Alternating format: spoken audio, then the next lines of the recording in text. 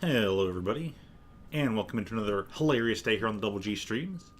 And today, we're going to be starting up Chrono Cross Radical Dreamers Edition, starting off with the Satellaview Radical Dreamers, the kind of in-between game for both Chrono Trigger and Chrono Cross, and then we'll jump into Chrono Cross itself.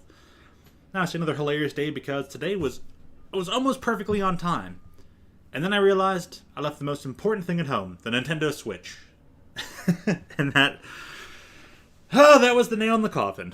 So, right, I'll probably be putting this thing into a full view, so I can go ahead and read and probably be eating breakfast too at the same time. Nothing like General Tso's and some egg rolls for breakfast. So I hope you all are been doing good up till now. Let's continue to keep doing some good and get right into it.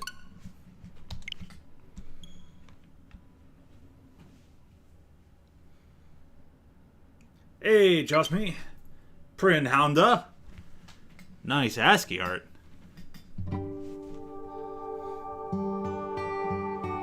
Dreams of the past, memories of my soul. Ooh. Here.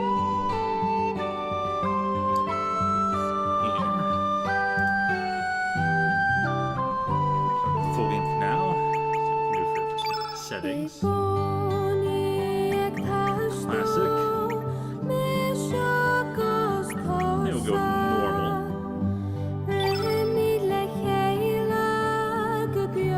Tad loud. Yeah, I see that. It is coming up extremely loud. This game is very loud.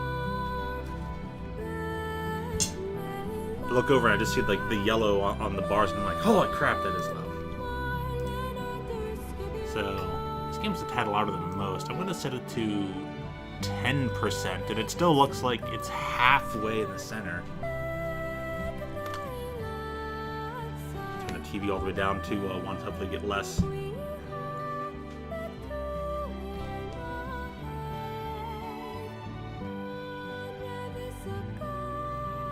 Man, even just sitting at the 2, it looks like it's picking up on the microphone a bit.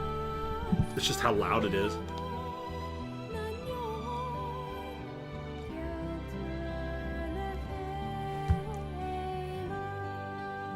Alright, looks we're all set then.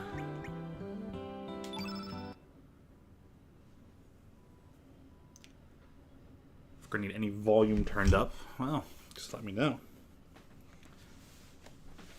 Maybe just that front screen is that loud. Nothing else is. Radical Dreamers came out about a year later.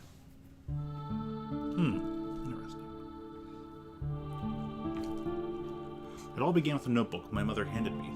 She told me she found it while cleaning out the closet. This old notebook, covered with mold, was a diary that belonged to my grandfather who passed away years ago. It contained his distant memories.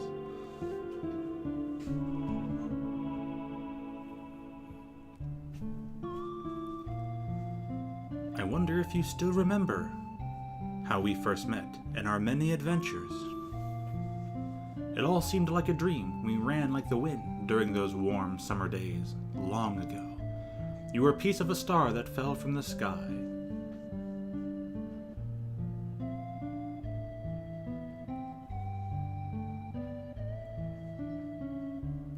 I can still relive the memories of those days long past, just by closing my eyes like so, and whispering your name into the desolate night. Kid. Kid.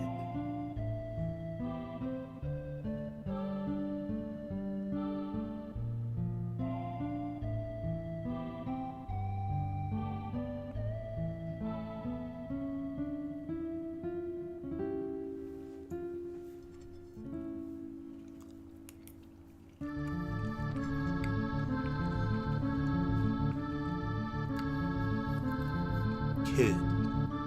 Hey, kid.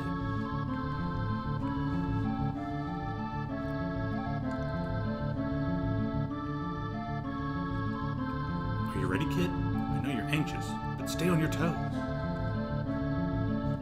Yeah, likewise, mate. You mess up and I'm leaving you behind. Got that, Surge?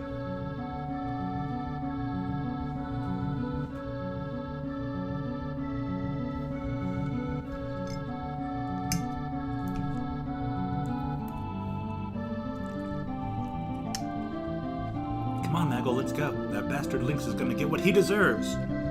Say your prayers. Not that it'll do you any good. Ha ha ha ha ha! Now, you can barely make out their silhouettes at the bottom right.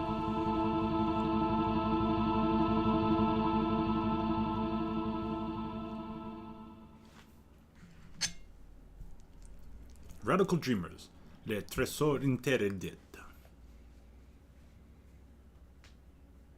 Ooh. Controller controls. Confirms and cancels. X for menu. All the shoulder buttons and plus. Return to launcher. So that would be like returning to like the main screen where the super loud music was.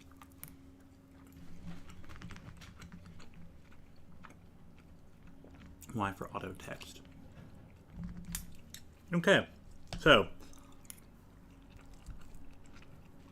for anyone out there who doesn't know, the Radical Dreamers game is mostly a visual novel style, and it has sort of branching pathways, the storytelling, like most visual novels, and it'll have a few different endings. Or they're kind of just going to go with one playthrough, see what happens, and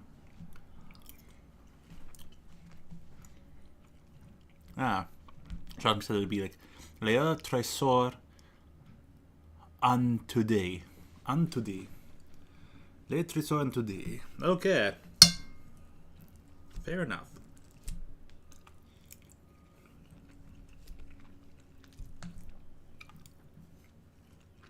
Something Greek.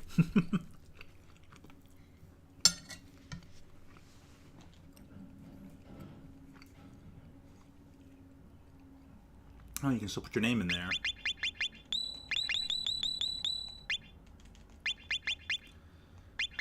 Fei.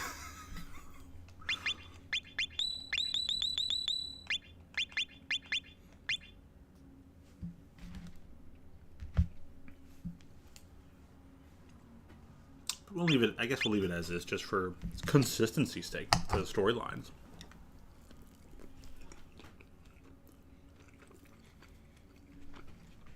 You can always self-insert if you want, or change things up, make it hilarious.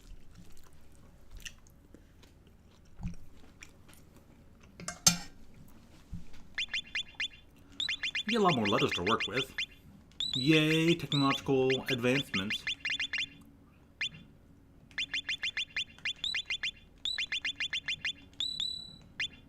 Hey, 8 letters. Nice.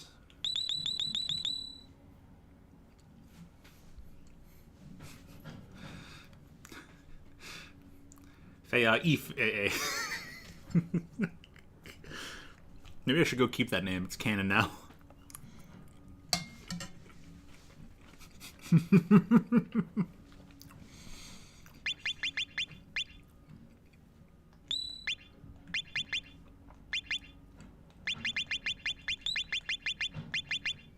Okay, one more goof off. Why not?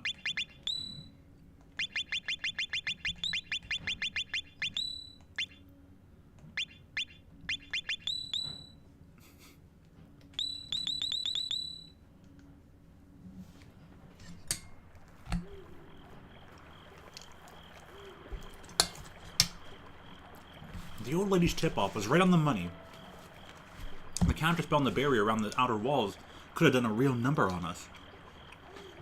Kid's plain, unadorned braid flicked back and forth across her shoulders as she walked. We picked our way through the elaborate lattice of the manor's magic shields, moving in closer and closer to Lord Lynx's stronghold. There were 3 of us, Kid, Maggle, and me.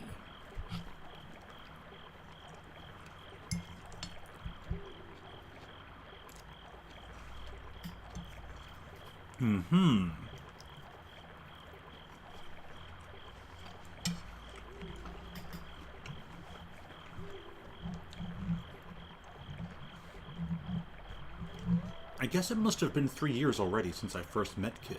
Back then, I was just a wandering musician, traveling wherever my feet would take me, and wherever a few tunes would pay for a warm bed.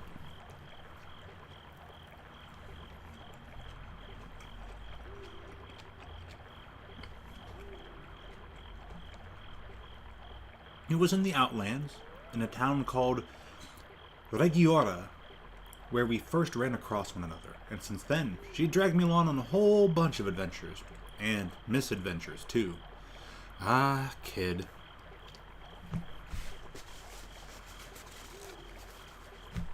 Hey, Han, what's up?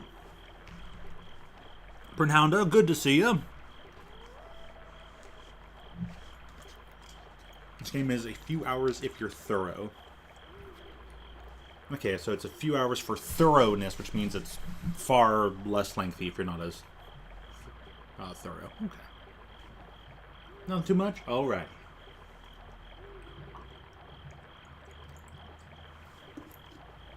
Alright, so I'm going to get a few more chomps on and we'll have this visual novel. And I've got all my hydration saws at the ready because reading all this stuff will definitely dry out the mouth.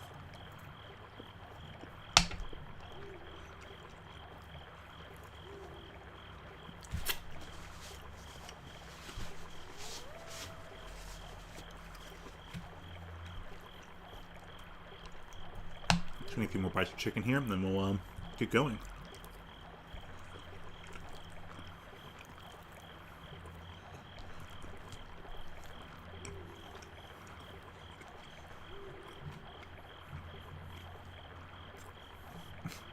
Right, the ceiling.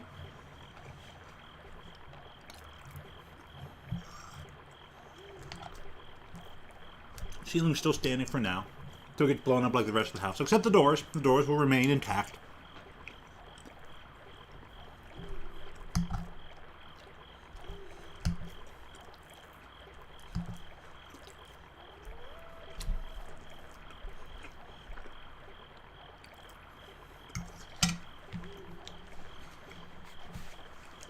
She was a thief, and not just any thief.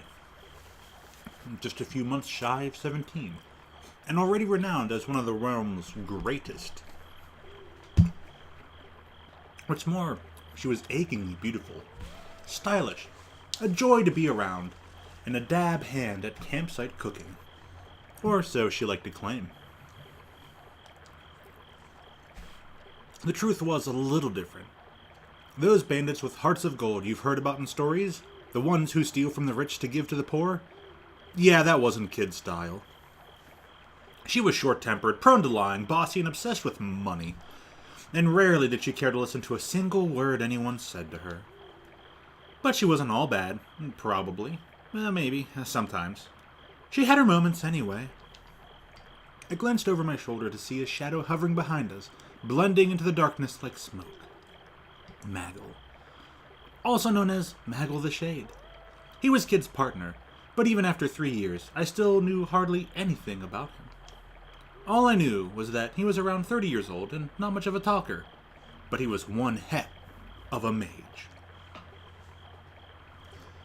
I heard that he and Kid had started working together way before I met her.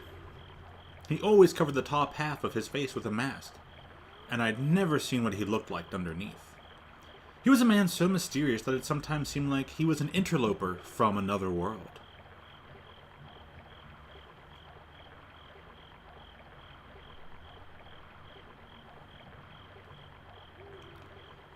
I'll do what I need to do, Han, especially if you're doubting yourself.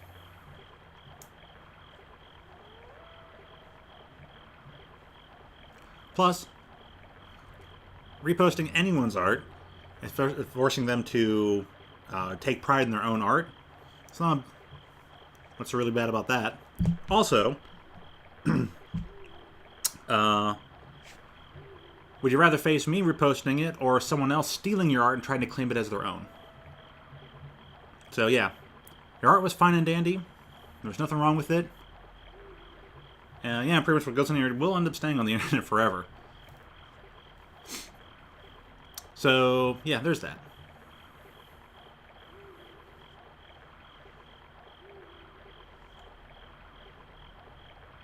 Why did you hate that piece so much? I mean, don't bother answering that. It's a rhetorical question, but it was a funny piece. It was great. Made everyone smile.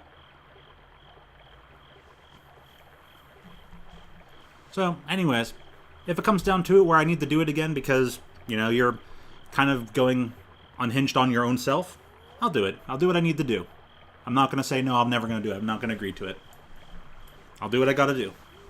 But I doubt any moments like this are going to happen again anytime soon anyways. So with that being said, I'm not talking about it anymore. If you mention any more, we'll go ahead and delete some comments or, you know, maybe time out or anything, alright? So this conversation is done. Except for this part. It looks, it looked like it was a pile of shit. Well, anyway, yeah, Trust Me says, why'd you post it if you hated it so much? I have to agree with her there. You hated it, but then still posted it, which means you liked it at first. I don't know what made you change your mind, but it was a great piece. So, you want to hate on it? That's your problem. Everyone else liked it. Tough. Alright, I'm going to get back to this game. I don't want to hear about this artwork you hate so much anymore. If you hate it, be done. Be done, hon. Let's enjoy this game.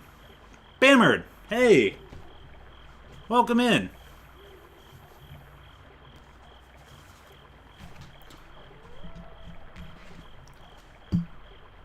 How are things for you on this fine, I would say this morning, it's probably nighttime for you. Getting close to like midnight, if it isn't already. Sorry. It wasn't like Kid was exactly big on details about her past, but Maggle, he might as well not have had one. And Kid didn't seem to know much about her partner in crime either. What kind of man was he? What kind of life he'd lived before? Nothing.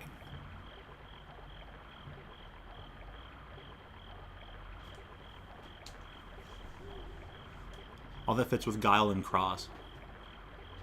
And it is midnight? Ah, I hear you. Hey, I had a late night yesterday. I was up till like 2 a.m. A little bit past that. I was up till 3 a.m. So you might ask how exactly I wound up being a part of this merry band. Well, it's complicated. I guess you could say that life doesn't always turn out the way you think it will. Kid, who was heading up our little raiding party, suddenly stopped dead. Look lively, boys, we've got company!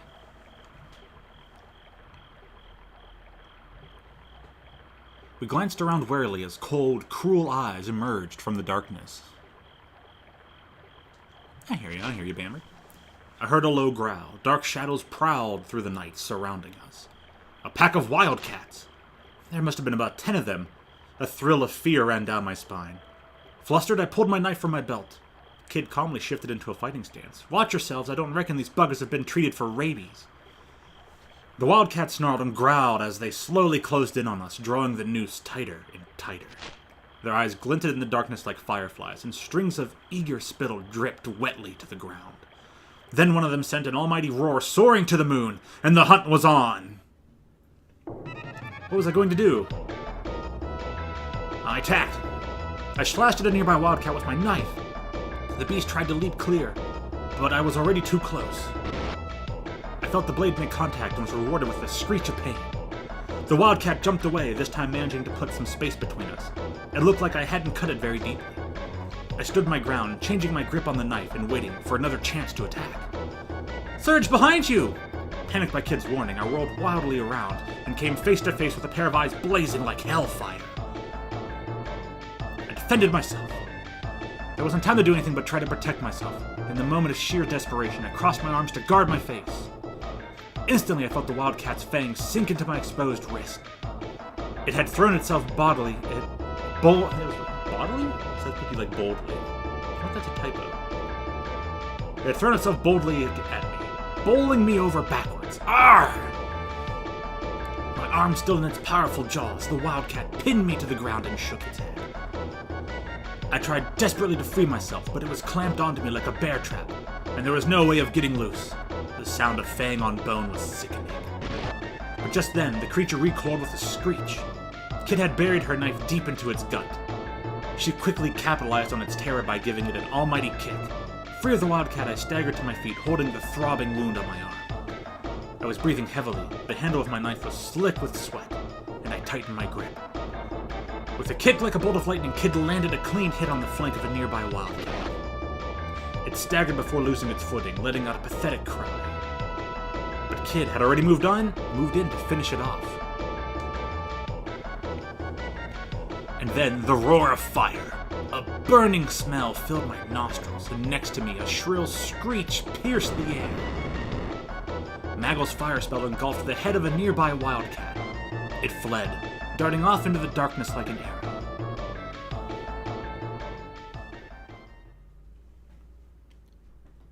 I scanned the area. Only moments ago we had been surrounded, but now there wasn't a single wildcat left.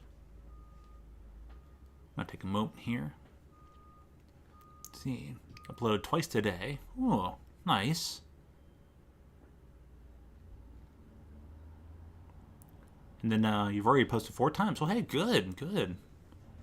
Make sure to keep a steady pace. Don't burn yourself out. Take your time if you need to.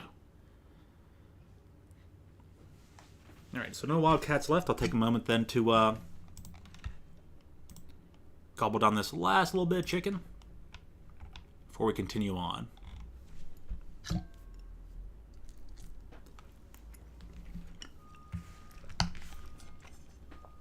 Because you kind of can't read with mouthfuls of chicken.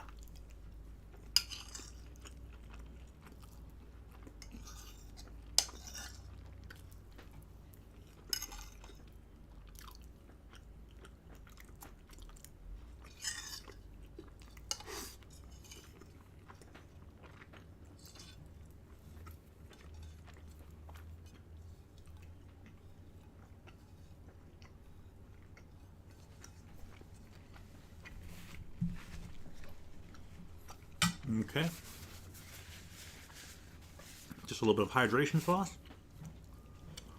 And the chase is on, just like that wildcat fight.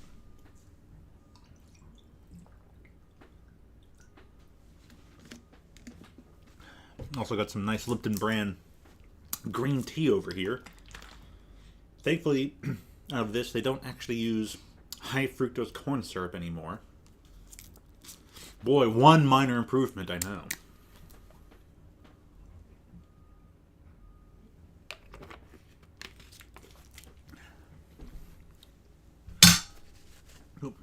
Alrighty. Kid and Maggle had either sent the rest off with their tails between their legs, or put paid to them once and for all. You're dreaming if you think a pack of flea-bitten moggies is gonna stop us, Lynx. Kid crossed her arms and flashed a triumphant grin. Meanwhile, I was panting heavily and it felt like my legs were about to give out from under me. I collapsed to my knees, overwhelmed by what I had just been through. Phew. I'd taken a few hits, but I was fine otherwise. A couple of scars to talk about later, maybe, but nothing that would stop me carrying on. Are you hurt? Maggle looked down at me, his face expressionless as ever. No worries, Mag, he'll be alright, said Kid, barging in to get a better look at me. He may be a whinging sook, but it'll take more than a few scratches to kill this one. She was nothing if not sympathetic. But she was right. This was no time to be bemoaning my lot. We hadn't even reached the manor yet. I dabbed at my wounds with a tincture-soaked cloth and wrapped them with bandages, then looked up at the other two.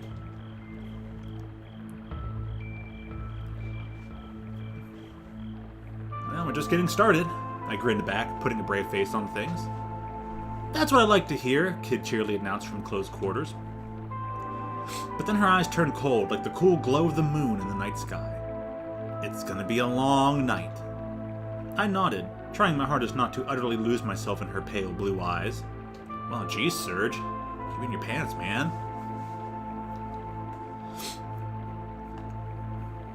Wacky time signs, yeah. 11-8 time signature? What?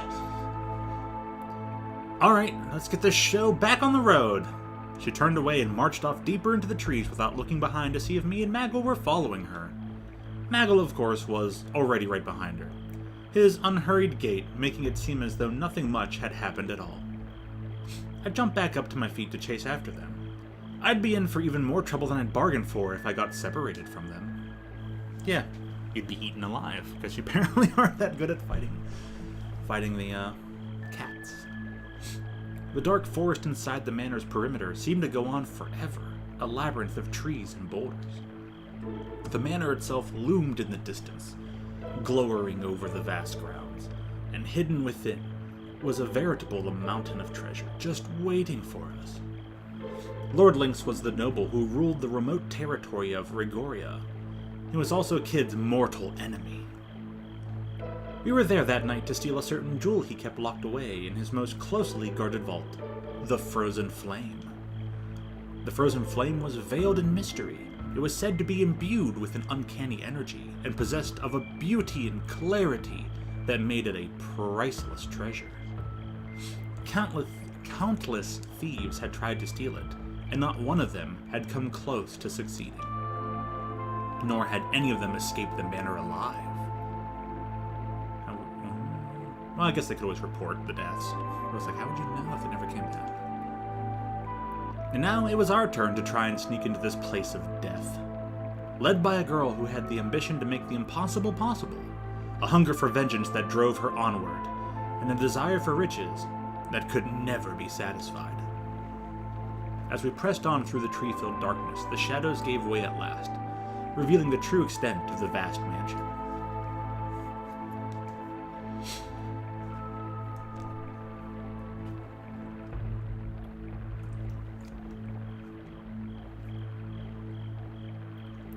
Finally! Say your prayers, Lynx, 'cause we're coming for you! Keeping to the overgrowth and the shadows of the trees, we made our way around the manor walls in search of a means of entry. Eventually, we came to a terrace overlooking the garden. There was no sign of any guards nearby. The only thing surrounding the manor was an uncanny stillness. This will lead us straight into the West Wing. Just as well.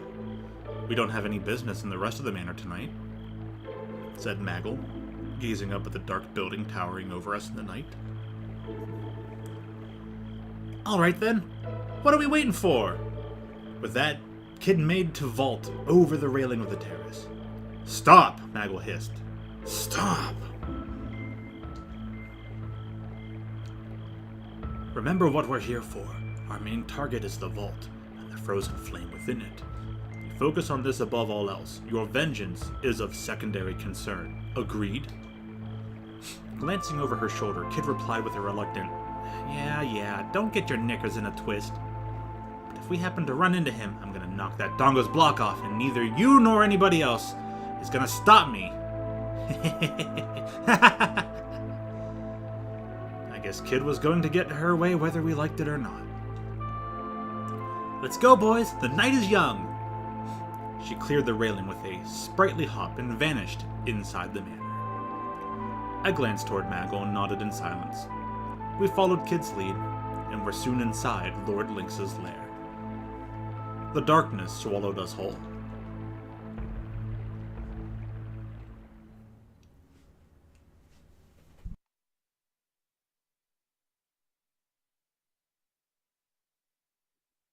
The corridor stretched off to the left and right from the terrace. It seemed equally dark and chilly in both directions. I'm gonna go left. We pressed on through the darkness, down corridors that turned and twisted snake-like, this way and that. Everything around us was still and silent, and felt strangely like we were being watched. It was as if countless eyes were staring silently from the shadows, looking on with curiosity and pity. We continued, creeping cautiously down the corridors. Kid moved proudly and stealthily like a cat stalking its prey, while in the shadows Maggle followed, gliding swiftly and silently like a sinister breeze. We pressed on, to the embrace of the Weaver of Fate. Suddenly the darkness felt opaque. Something like a thick haze floated in the air in front of us.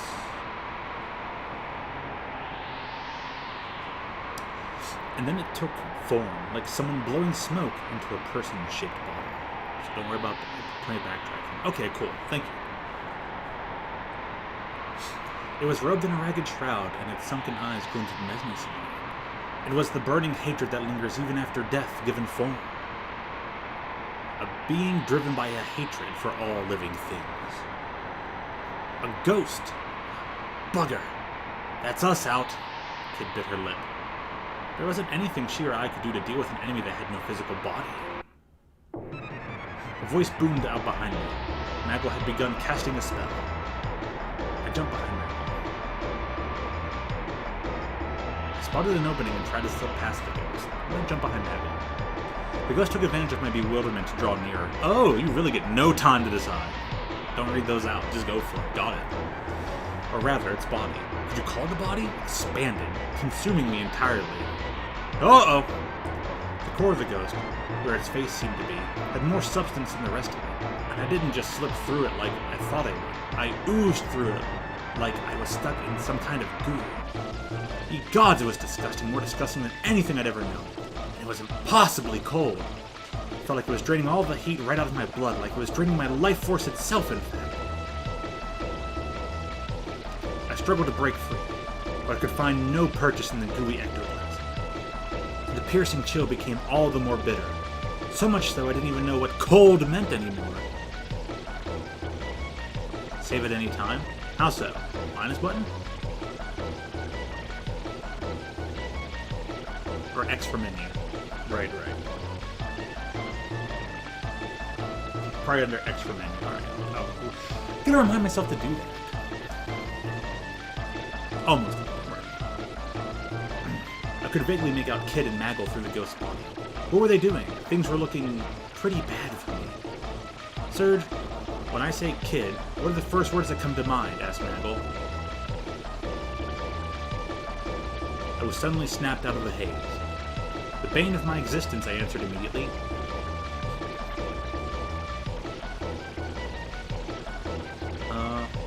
Hard! So cold. I could feel the life draining out of me with an almost audible sigh. I should have just said the bane of my existence. You get really tricked into reading those, and then like, oh, stuff's going on. But that's actually kind of interesting because you're in the middle of a fight. My consciousness became more and more hazy. I wonder how things are back home. Serge, what would a washerwoman wish for? Maggle had come out with another strange question. A wishy-washy wishy wish, I murmured this minute. What are you, bloody 4 years old? Kid sighed with disgust. Whatever Maggle was planning, I hoped it was going to be worth it. The piercing chill had became all the more bitter, so much so that I didn't even know what cold meant anymore. So we're back to that one again. Search, when I say what are the first words that come to mind?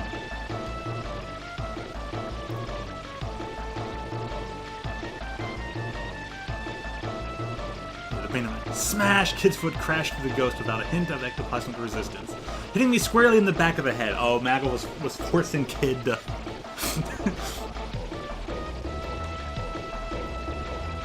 Don't make this harder than it needs to be, Serge. Well, someone was still themselves, at least. I could feel the life draining out of me with an almost audible sigh. My consciousness became more and more hazy.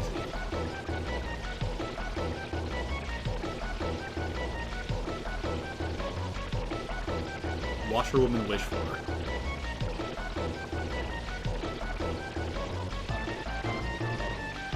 It's currently 14.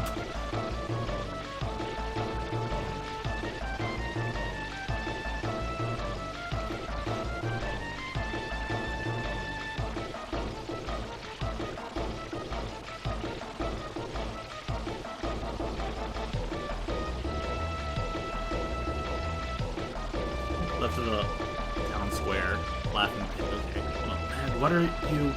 It was no good. I was trying to find out what on earth Maggle was on about, but I couldn't even move my mouth to form the words anymore. I could feel the life draining out of me. Hazy. Take us back home.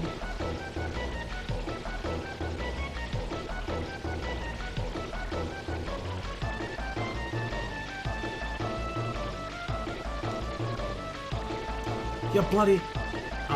I'll thank you not to go and count me undies, you filthy perv! And I'll thank you to stop making me wash them every week! Maybe when we got out of this mess, she'd do her own laundry for once.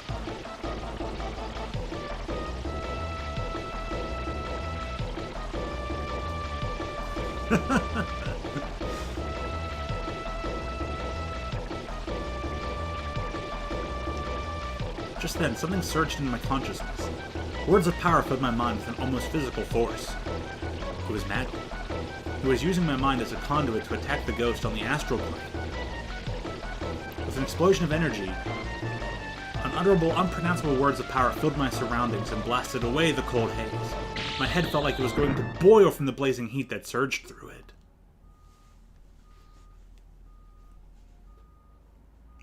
Surge! Oi, Surge! You still with us, mate? Someone was slapping me around the face. Someone who seemed to be enjoying it immensely. Kid, stop it, damn you! I leapt to my feet, wide awake again in an instant. Mag, did you really have to use me like that? When dealing with foes who attack the mind, it is simplest to lure them in with bait, then use their intended prey's consciousness as a conduit in order to make an assault from the astral plane. A direct magical attack would have meant a lengthy battle, a far less elegant solution, he replied, without a trace of guilt. Alright, let's keep moving. Kid gave the order to continue, seemingly completely oblivious to my brush with death. I was starting to feel a little worse for wear. I was going to have to be more careful from now on, or this was going to end badly. Maybe you ain't such a drongo after all. Just goes to show any old weirdo can make something of themselves if they put their mind to it. Kid's eyes glinted with mischief. Oh, not a text. We took the corridor leading from the left-hand side of the terrace, eventually arriving at an intersection with some stairs. Aha, so this is how you save.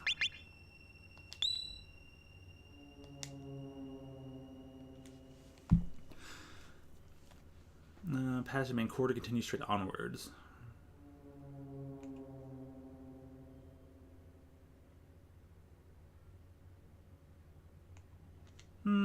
Side passage. We headed down the side passage. At the end of it, we came to an old, immaculately polished door. We went inside. Kid gently pushed the door ajar and peeked into the room. The next thing I knew, she'd slipped inside. Maggle and I followed. Looks like a study. The room was lit by the moonlight coming through the long, slender windows, slanting down in pale beams through the darkness. It was pretty big for a study, with an immaculate antique desk dominating the center. There were rows of bookshelves aligned with thick, dusty old tomes. The wall to the rear of the room was decorated with paintings, and shelves and vases and painted plates stood before it. They all seemed to be curios from foreign lands. I checked out the paintings. I stood in front of one particularly prominent painting on the wall and examined it closely in the pale moonlight that shone through the window. It was a watercolor of a landscape that could only have come from some feverish dream.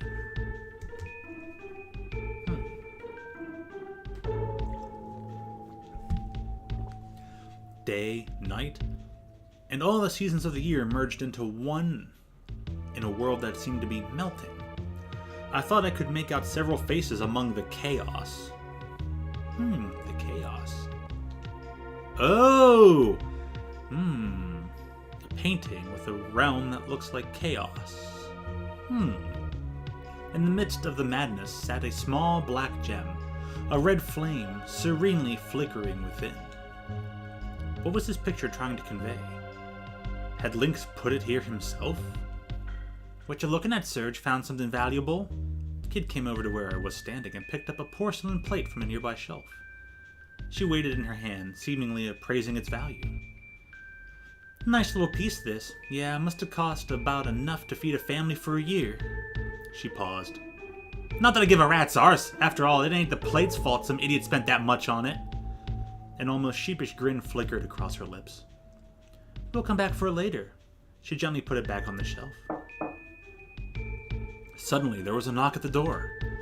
It wasn't a loud knock, but in the bottomless silence of the night, it might as well have been a thunderclap. Kid and I stood bolt upright and turned towards it.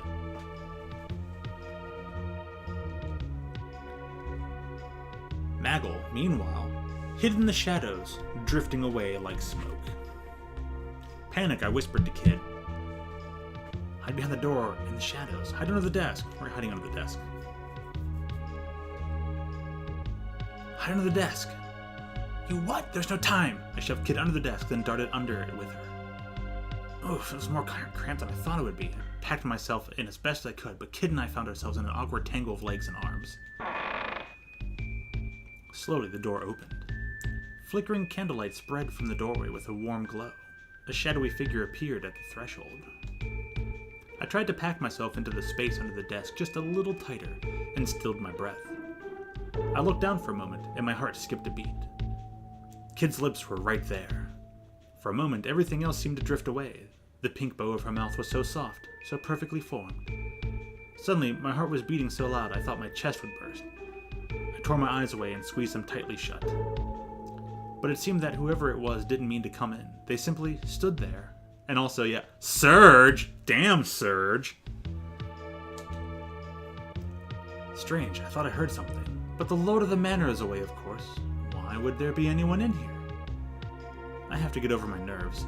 Everything was fine until we heard the news that Poor was on the move. The figure quietly closed the door, plunging the room back into darkness. The voice trailed off to a whisper. We remained motionless, keeping our ears pricked for any sign of an unwelcome return. All we heard were footsteps moving away. As I stayed hidden, listening for trouble, a thought began to cross my mind. Kid. Sure does smell nice. Oi, Surge, you gonna move your arse or what? She whispered into my ear, her breath tickling as she spoke. Sorry. I rushed to my feet in a panic, smacking my head right into the top of that desk. Ow! Ooh, cradling my head in my hands, I crawled out from underneath. Oh, that stings! Kid followed right after and stood up looking down at me on the floor. Not your most heroic moment. You alright? Yeah, I'll live. She took a look around the room. No sign of that dirtbag Lynx. Lucky for him, she snorted. So Poor has made its move. So Poor has made its move. Nagel emerged from the shadows, contemplating the news we'd overheard. Kid, if the rumors are true, we might well be about to find ourselves in a very difficult situation. This seemed to set her thinking, too. Poor was a powerful nation that ruled the southern continent. I'd heard it was a prosperous land whose recent and sudden development had pushed it far ahead of its neighbors, which made me wonder, what would its inhabitants want here, out in the sticks? They couldn't be after the Frozen Flame too, could they? As valuable as it might be, a jewel was just a jewel in the grand scheme of things. I couldn't imagine it being an item of national interest. I mean, ultimately, it was just a pretty rock, right? Let them do what they want. If everyone's busy playing soldiers, they won't be bothering us. Come on, we got things to do. She headed for the door. We left the room and made our way back down the side passage.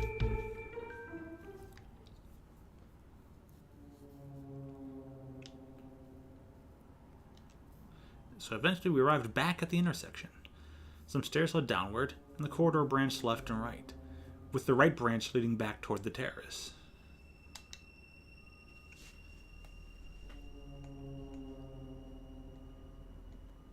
I'm going to go down the stairs. Slowly, we crept down the staircase, descending deeper into the blackness as we went. At the bottom, the path split. The way to the left continued on to an atrium that resembled a sort of plaza, while the path to the right was a winding passageway that trailed off into the darkness. Go the passageway to the right.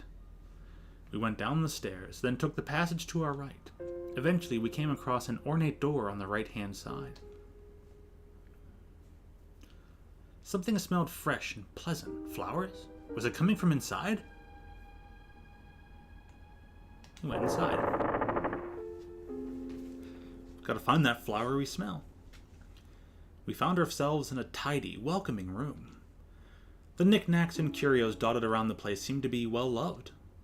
The stately desk and the cozy-looking bed nearby, meanwhile, suggested the room's occupant was no stranger to luxury. Though the room was richly furnished, somehow it still felt awfully lonely. Kid took a quick look around before commenting. It's Lynx's girls' room. A half-written letter on the desk and a teacup, still warm, suggested that the lady of the manor was still nearby. But it didn't seem that anyone was here now. We decided to search the room. Some charming flowers, a discarded cotton handkerchief, a small bottle of perfume. Nothing that meant much to me, nor anything that seemed particularly valuable.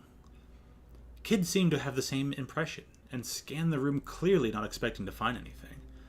The only item of note was a small antique box, which bore a crest resembling a viper. I decided where to look next. I picked up the little box. I picked up the small wooden box in the bookshelf. I gently opened the lid and was greeted by a soothing melody. A music box? There was something about that song.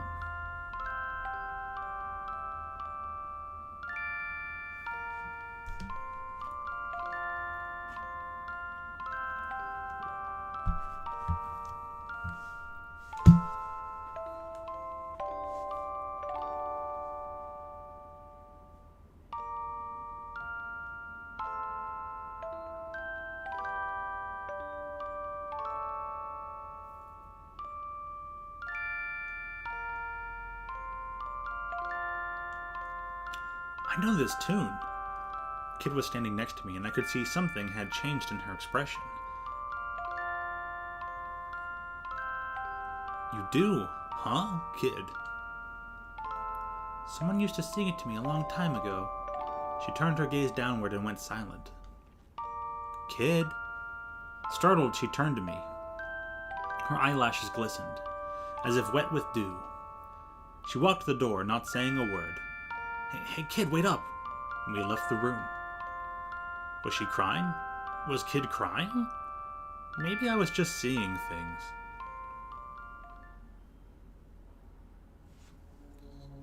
The passage outside the room continued to our left and right. Path to the right led deeper into the darkness of the manor, while going left would take us to the Atrium and another branch. Let's check out the Atrium. To the intersection. Stairs going upwards. We went into the Atrium. Kid poked her head through the arc-shaped door and took a look around. Huh, it's big in here. Must be some kind of hall. We took a cautious look around, then entered one after another. The Atrium was like a beautiful plaza, complete with a statue that doubled as a fountain. Pillars and arches lined the wall, and in the center was a small pool of clear water above which the statue stood. On the other side of the room, I could see another arched entrance, like the one we had come through. Ooh, that's cold. Kid was scooping up water from the fountain. I went over to her and, resting my hand on the edge of the marble basin, peered into the pool beneath. Shadows flickered under the water's surface. You reckon those fish are rare, as in valuable? Kid leaned right over the edge. I couldn't see the bottom. I wondered how deep it was. The shadow of one of the fish grew larger and larger. Whoa! Sensing danger, Kid leapt back from the edge. Clack! A fish leaped out from the water and snapped at her, its jaws bristling with razor-sharp teeth. Its mouth closed shut on the air, where she'd been only moments before, and with a splash, the fish darted back under the water. Piranodons. Deadly, carnivorous fish with razor-sharp teeth and powerful jaws that could snap a monster's horn in half.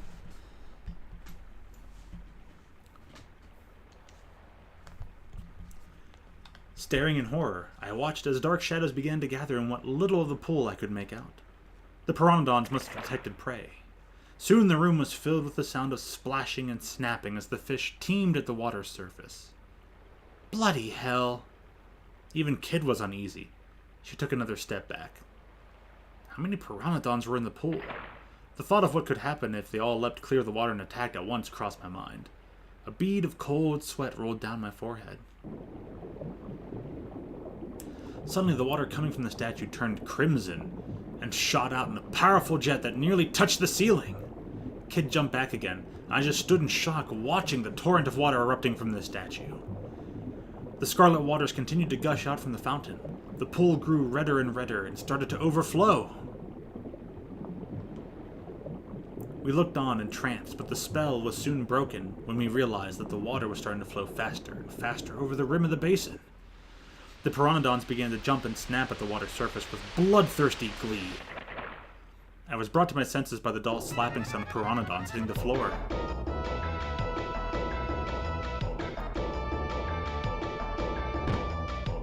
Arg! I was like, maybe we should go across. Arg! A bolt of pain shot up my calf, and I came close to fainting. I stood my ground as best I could, flicking away the pteranodon that had bitten me. But soon a horrible ring of shadows began to circle the water around me. I was surrounded! What was I going to do? Rush to the exit on the other side. Quick, there's an exit on the other side. I pointed at the doorway opposite we'd come in. I tried my hardest to rush across the red pool, sending up great gouts of prison water. But it was as thick as blood, and I found myself struggling to move. I felt sharp jabs of searing pain as countless pteranodons snapped at my legs. Kid gritted her teeth in pain. Sarge, we've got to do something before we get turned into mincemeat! What was I going to do? Push back the way we came. Kid, let's get out of here. In a panic, Kid, let's get out of here! In a panic, we splashed through the water back to the corridor we came from. The fangs of the pteranodon snapped at my legs, and I felt the searing pain. But I had to endure it if I had any hope of reaching the entrance. Breathing heavily, I finally found myself back in the corridor outside.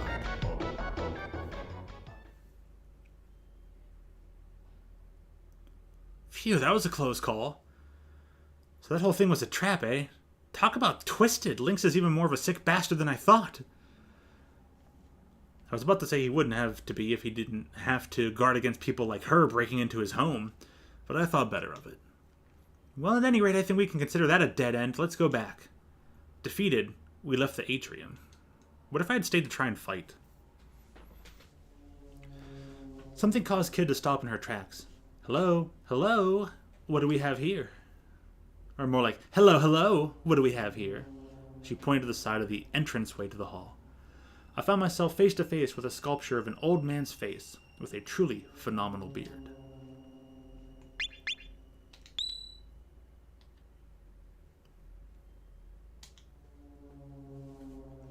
The sculpture's eyes seemed to gleam with life. For a piece of marble, it seemed almost too realistic. It's a mouth of truth, announced Maggle. An enchanted statue that can tell when you're lying. If it catches you out, it'll bite your hand off. Maggle kept his explanation simple so that Kid wouldn't drift off before he got to the important part. Huh? So what's it doing here then?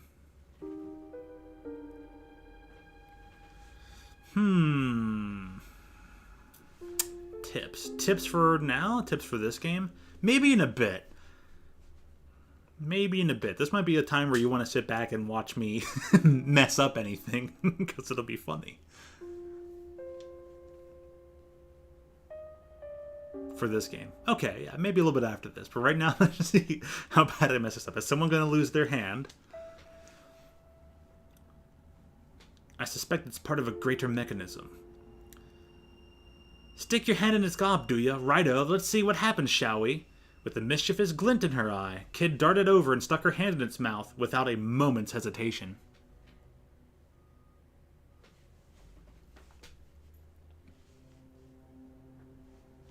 Okay, when it comes to finding new events, yeah, sure, that sounds like a good idea. Just so we can kind of have a steady pace getting through this game. So if it seems like there's a part where I get stuck and we need to find the next thing, then we'll go for it. She stood there for a moment waiting. But it didn't take long for her to get bored. Huh? Nothing. Suddenly, I had an idea. Hey kid, who's the greatest thief who ever lived? Ha, me of course, you drong, Kid answered without a moment's hesitation, and then suddenly her face twisted with pain. The teeth of the marble sculpture had clamped down on her hand. It bit me, she cried. Knock it off, everyone knows it's the truth. Ow! The sculpture bit her again as soon as she spoke.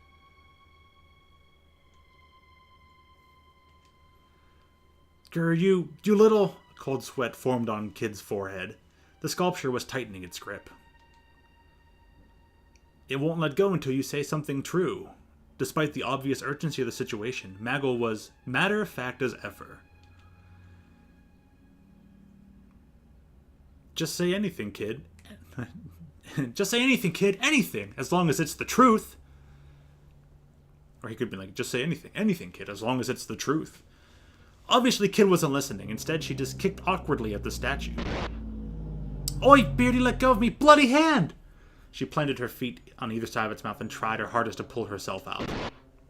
She heaved, kicked, and stamped, grunted and strained. And then finally her hand popped free. I was taken aback by what I'd just witnessed and couldn't say a word. "See? Told you it was the truth." Kid raised her hand in the air triumphantly as if to demonstrate. I could see heavy bite marks. The sculpture hadn't come away from the struggle unscathed either. Kid's attempt to break free had left it cracked in several places. "Huh!" Maggle pointed silently at part of it. I went to take a closer look and saw a pale, flesh-colored tongue. "I expect we're supposed to put something there," commented Maggle. "Something? What exactly?" I replied. Kid stood there for a moment, lost in thought, and then she started to unload all of the knickknacks she'd been carrying. It was a strange collection of odds and ends, pulled out from her pockets, her boots, and even from her braid. "All right, Serge, now it's your turn to have a go at that stupid statue." Kid grinned at me, holding her assortment of knickknacks out on the palms of both hands. I guess she decided that whatever further horrors the statue had in store, she'd rather not face them herself. Nice kid, real nice.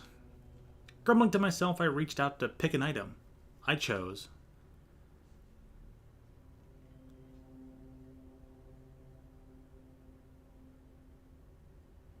to not waste my time on this.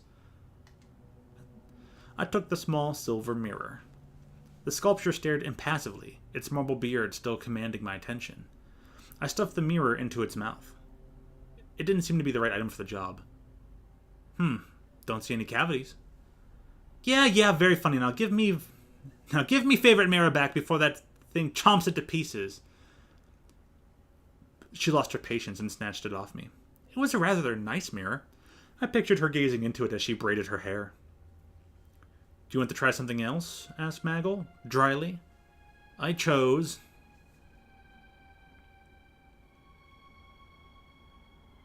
what is a petard? I picked up the sizable petard. Anxiously, I shoved it inside of the mouth of truth. But nothing happened. "Let the professional handle this, Serge." Kid shoved me aside. She was holding a match.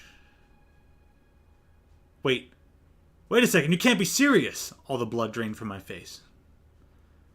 "Deadly serious, mate." Before I could say another word, Kid lit the fuse! An explosion followed, accompanied by a puff of white smoke. When the smoke had cleared, the mouth of truth came into view once more, still intact, but now very badly cracked indeed. Not quite enough oomph to knock its block off, eh? Should have brought a bigger one." Kid stood there with her arms folded, calmly commenting on the mayhem she just caused. "What do you think you're doing? I can't believe you just set that thing off like that!" Kid shot me a look. "What do you mean? What else are you going to do with a bomb?" She was a complete and utter liability. "Well, any more ideas, Serge?" asked Kid, breezily. I chose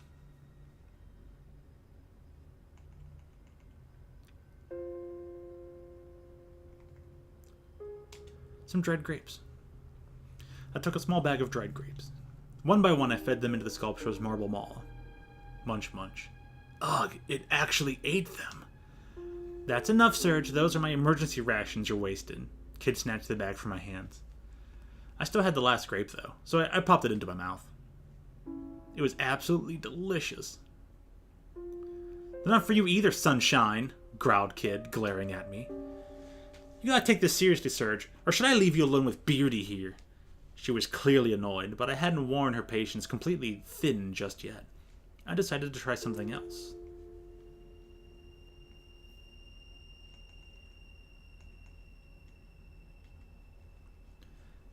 I picked up the peculiar piece of parchment. Braced myself, I shoved it into the mouth of truth. "Ha ha, nice one, Mr. Master Thief. You think it's a magic scroll or something?" Kid doubled over with laughter. Guess that didn't work." With a sheepish chuckle, I pulled it out again. Oops, my hand slipped and the scroll unfurled. It was filled with strange symbols. Noticing the confused look on my face, Maggle spoke up. It's a decoding chart used for the Imperial Guard's field reports. Huh. Well, it's all gibberish to me. Wouldn't be much of a code if it wasn't, would it? Oh, wouldn't be much of a code if it wasn't, would it? Kid muttered witheringly. I was too embarrassed to reply. Once I clawed back some of my pride, I attempted a recovery. You'll have to walk me through it sometime. She just pouted and looked away. Oh. So you can't read it either. Boy, can I pick my moments. Fine, if you're not going to take this seriously, we're leaving you behind. Sometimes she could be as cold as ice. I'd really done it now. She made to leave, but I grabbed her gently by the shoulder. Look, I'm not messing around. I'm sure this next idea is going to work. I'll believe it when I bloody see it. When I bloody well see it. Kid didn't seem convinced. The stakes were high. I looked again at her collection of knickknacks and chose.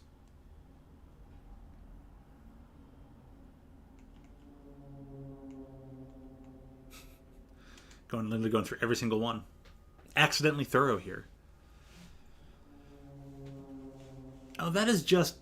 What are you doing walking around with a centipede in your pockets? I reeled back in disgust. This isn't your pet or something, is it? Don't be thick, Serge. It's a toy, not a pet. A toy? You could have picked something nicer. It is nice. Nice for giving people nasty surprises. She seemed to think this was an entirely reasonable attitude. Entirely reasonable to her, maybe. What was she doing with all this stuff? I reached for the rubber centipede, trying not to think too hard about what I was doing. I stuck it into the mouth of truth, only for it to fall down the back of its throat. Serge, you'll pay for this, growled Kid, staring daggers at me. Yikes, I'll get it back, I promise. Stealing my nerve, I reached into the mouth of truth. Suddenly, my hair stood on end. It was licking my hand. The giant, uncanny tongue slopped back and forth across my fingers like it was a lollipop. Ugh, I'm gonna puke. Keep it together, Serge. Do it for the centipede. Kid's support didn't do much to help me, but I somehow managed to pinch the centipede with the tips of my fingers and pulled it out. You must really love this thing. Not really. I just hate to see stuff go to waste. I'm sorry, what? Why had I even bothered? Well, no luck there either. Want to try something else? Asked Kid. Almost like this was a game. I just wanted this to be over with.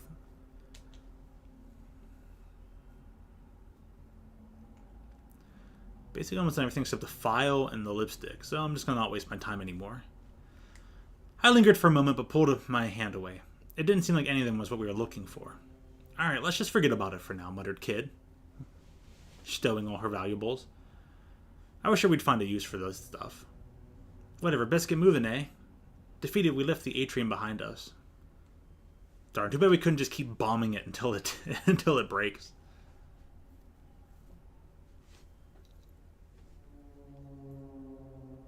Or maybe we can.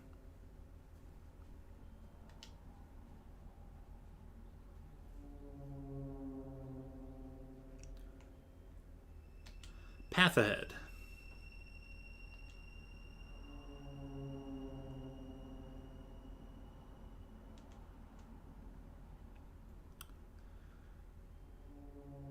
It was Riddle's room, Lynx's daughter.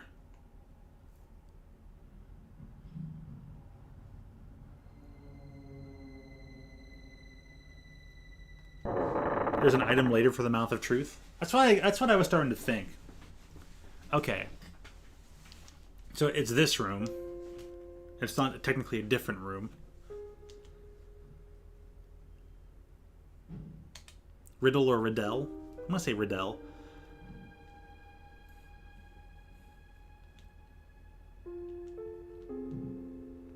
The window was slightly ajar, bringing in some much-needed fresh air.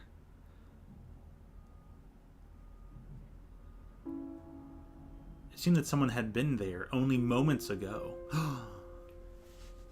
So Riddell has actually been to the room again now. Let's come back later. We left Riddell's room for now.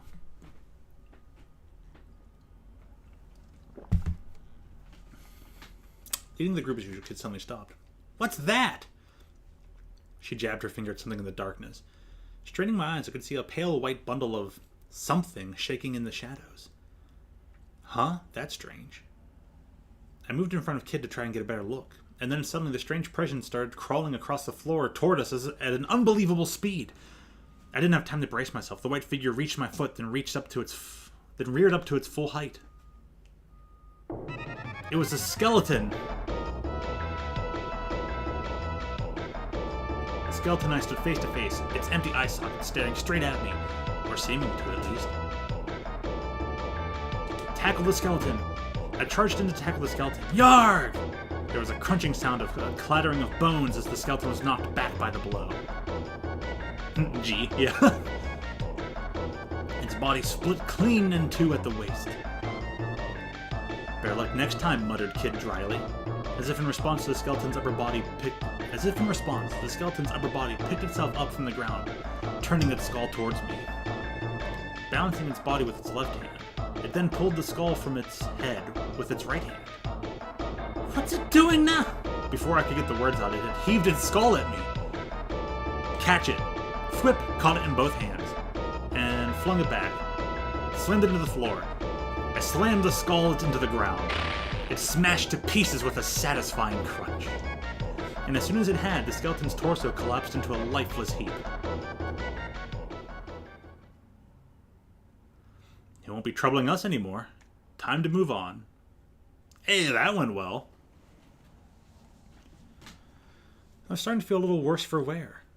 I was going to have to be more careful from now on, or this was going to end badly. What are you talking about? That one went pretty well. I tackled it and then smashed its skull. Ah, so it's a repeat of the text from earlier. The passage outside the room continued to our left and right. The path to the right led deeper into the darkness of the manor. Meanwhile, going left would take us to the Atrium in another branch. Alright. We save here. We'll go to the right. Because we're into the Atrium. Unless we can, like, fight all the fishes. We went down the dark passageway, eventually finding ourselves at a sturdy-looking, immaculately polished door. Just as I thought, something stinks here. I reckon we found the beast's lair, lads. In the darkness, Kid's lips twisted into a grin that turned my blood cold. Kid opened the door and slipped inside.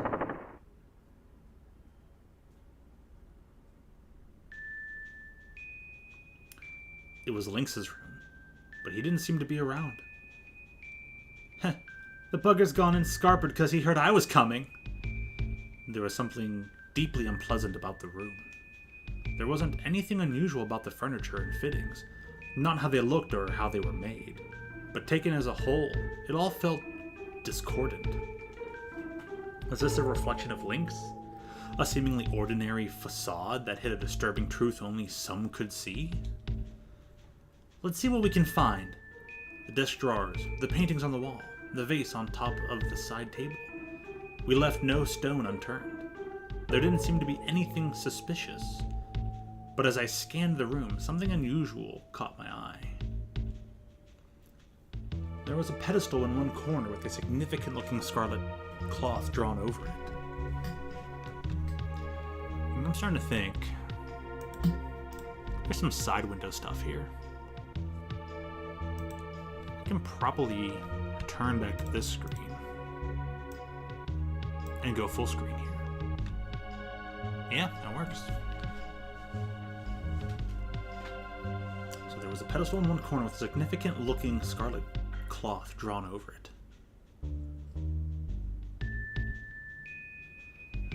I don't know.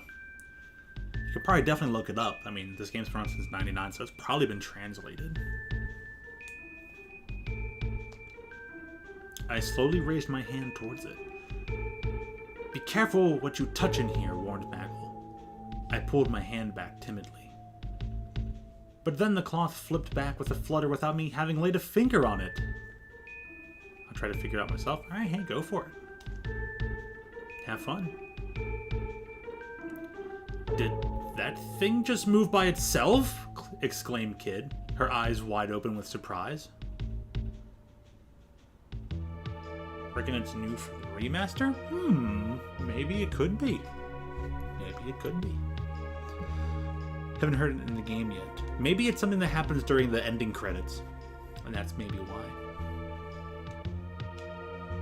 Gripped by curiosity, we moved in to see what it had been hiding. It was a large antique mirror of an elaborately decorated style I'd seen before. It wasn't the kind of thing that would normally seem out of place in an old manor like this. And yet... Wait, something ain't right, said Kid.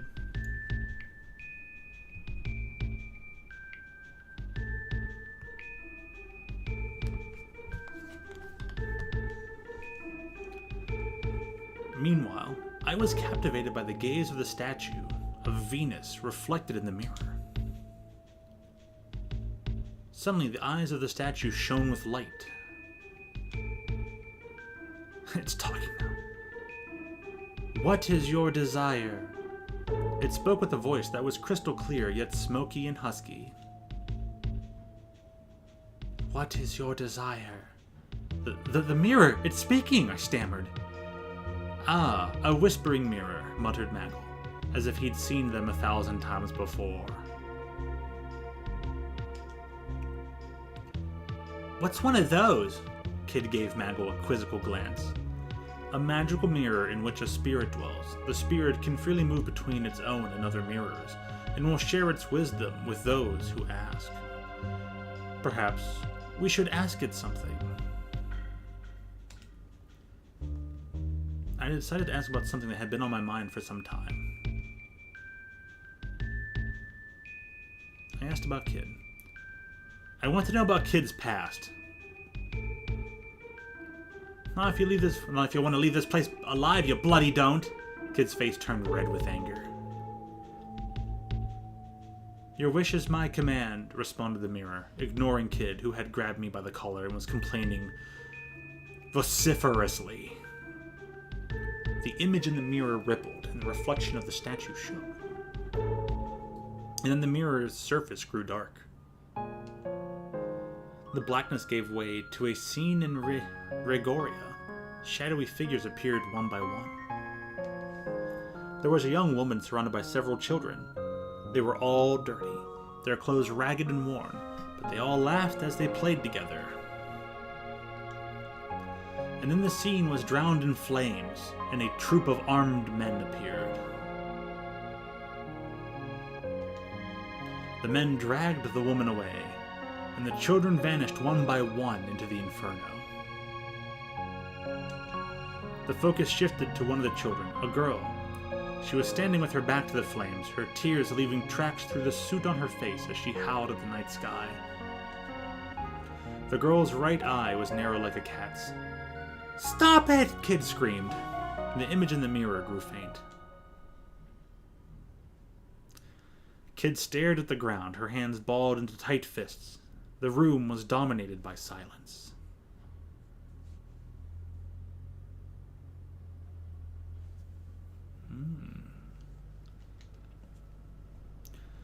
Worried about her, I broke the silence. Kid, I'm sorry, I'm leaving! She spun on her heel and made for the door. Wait! I cried sheepishly, and sheepishly darted after her. The corridor stretched out beyond the door. We retraced our steps. Eventually, we came across an ornate door on the left-hand side. We'll go back in there, because why the heck not?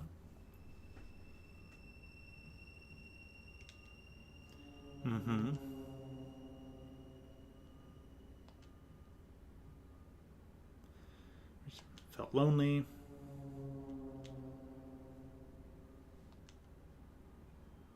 Fresh air. We'll probably just be leaving this room automatically. Yeah.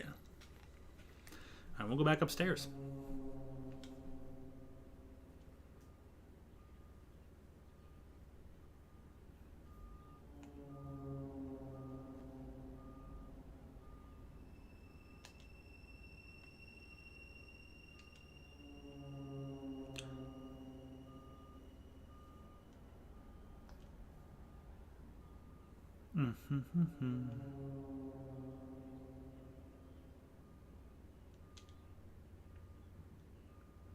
Alright, the passage to the stairway. So we're heading back upstairs.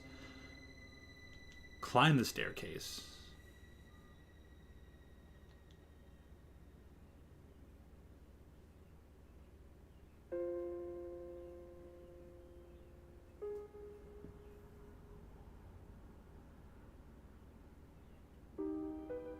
So you figured it out, Jasmine? Nice.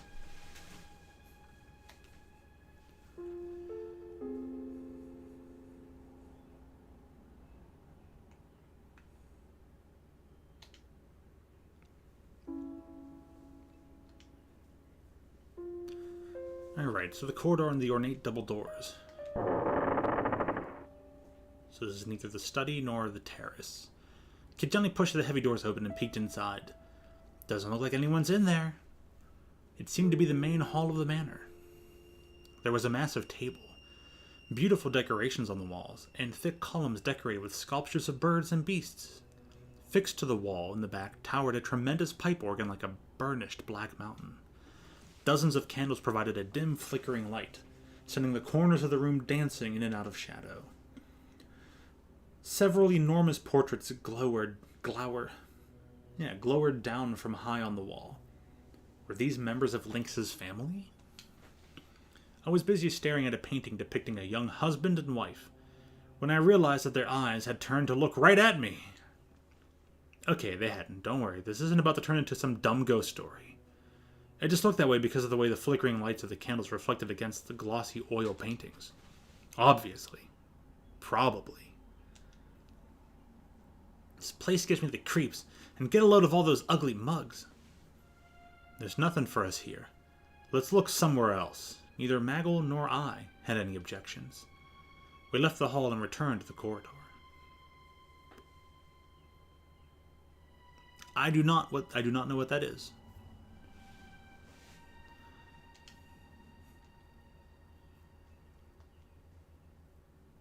So we're going to go back to the terrace, I believe.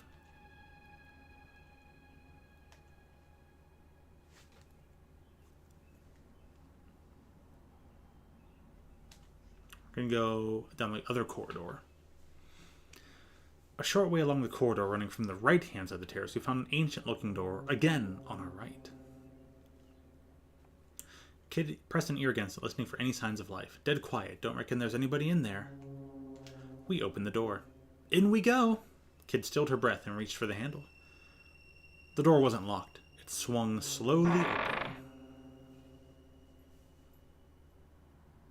It's Irish.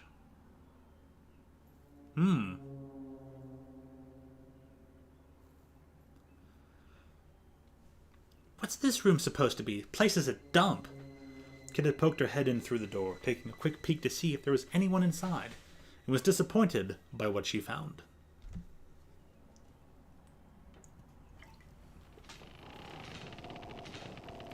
The room was large and littered with peculiar-looking machinery and knickknacks, all of which were covered in dust, and had seemingly been dumped there haphazardly.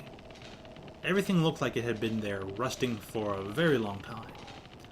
The ends of the room were completely dark, and it was impossible to tell just how big it was, or even what the walls and floor looked like. It seemed the manor's inhabitants had turned the old clock tower into a makeshift storage space some time ago. I stepped warily inside. Leave that alone. I looked over toward Maggle and saw a kid trying to pull something from the shadows. It was a huge sword that appeared to be very old indeed. You don't need that old bludgeon. It'll only get in the way. And as much of an antique as it is, it won't fetch much on the market in that condition. Yeah, reckon it might, there's plenty of collectors who just love old bits of junk. Well, some old bits of junk. Pouting, Kid left the sword where she stood. At least she put it back down gently. It was then that we heard a voice from the shadows. And exactly what are you doing here, I just about jumped out of my skin. Who's there? Kid and Maggle turned to face the voice, ready for a fight. A wizened crone emerged from the shadows. She was hunched over and wore a hood draped over her face. I could tell at a glance that she wasn't just old. She was positively ancient. It's just some doddery old bag. What do you think you're doing sneaking up on us like that? Kid's shoulders relaxed as the tension left her body. Maggle, however, continued to give the woman a piercing stare. Oh, what an impish little thing you are. Here to visit a friend, perhaps? Not in the dead of night, I suspect. The crone narrowed her eyes. Let's get a closer look at you. Ah, yes. You must be here to get your revenge on Lynx. How did she... My heart jumped. She seemed to know exactly who we were. We were in trouble. What if she sounded the alarm? We'd have to give up on the treasure and run for our lives. What were we going to do? Defiantly tell her, which was right. So what if we are? Kid narrowed her eyes right back at this crone. What's it to you if we're here to get our revenge on old Lynxy boy? You gonna do something about it? You never change, do you? The crone chuckled madly, her small frame shaking. Ah, the boldness of youth. Yes, that's the spirit. You what? Kid looked at the crone, completely confused. I was no less mystified. What the heck are you on about? Oh, it must have been 4 or 5 years ago. Yes, it was around then that an innocent young thief stole into the manor, looking to singe Lord Lynx's whiskers. She couldn't have been much older than 10, now that I think of it. Shocked, my gaze turned to Kid. A wet glint had appeared in Kid's eyes, but her glare was like ice. It certainly felt as if the temperature in the room had suddenly dropped below freezing. With a chuckle, the crone continued her story, pretending not to have noticed the change in mood. She was an orphan, you know. Came after Lynx to avenge a woman who'd loved her like her own daughter. But all the vengefulness in the world couldn't change the fact that she was only a little girl. She was no match for Lynx's men, sadly, and they quickly captured her. Lynx is the kind of man one would fear to have for an ally, never mind a foe. Had it not been for the timely assistance of a friend of hers, the girl would have certainly been executed. The way the people of the manor told it, the very shadows pitied the girl and rushed in to spirit her away. I wonder how much of the tale could be true. I have nothing but sympathy for those who know failure. Of course, you can't win all the time. And sometimes, against all the odds, fate really can be foiled. The clockwork of history sent into disarray. No, the ones I have no patience for are those who do not recognize their failure, or who fail and choose to give up as a result. The crone looked up from under her hood, stared Kid directly in the face, and grinned. Kid's anger faded, giving way to a dumbfounded expression. If you wish to steal the jewel from Lynx, if you truly wish to triumph, you will have to let go of a treasure of your own, Kid. For as long as you cling onto it, the hands of your clock will never move. They'll stay exactly where they came to rest all those years ago. Who are you? Oh, me? Why, I'm just an old bag, like you said. I do apologize. I must have taken up a lot of your time with all my babbling. I'll leave you in peace. Oh, but before I go, the crone turned to face me. You seem to be injured, young man. If you wish, I can take a look at your wounds. With all the attention suddenly turned toward me, I panicked a little. Alright then, please do. What? Alright then. Please do.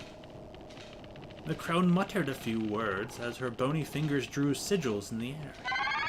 A pale, gentle light began to surround my body, filling me with a strange warmth. Strike a light, that's no ordinary spell! Kid was impressed.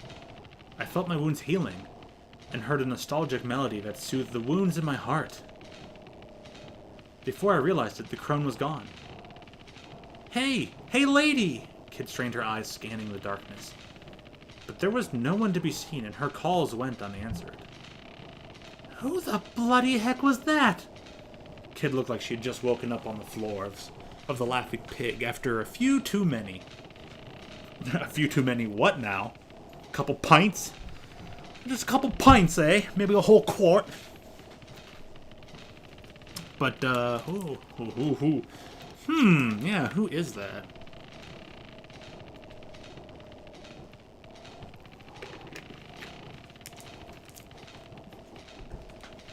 Could be one of our famous time travelers from the previous game. Don't know. What did she mean about you having to let go of a treasure? Well, we won't find any answers here. Time to move on. We won't find any answers here. Time to move on. Nagel brought us back down to Earth, emotionless as always. It almost seemed as if he thought nothing had happened at all. Yeah, I guess you're right. Kid walked quickly to the door, keen to move on. You know the tiniest bit of Scottish from that Duolingo thing? Yeah, glass is which color in that language? Hold it, you! Just as I was about to follow Kid out of the room, she jabbed me in the side with her elbow. They're mutually intelligible. You sting little bugger, Serge. Why didn't you tell her to share some of that healing magic with the rest of us? Classic Kid.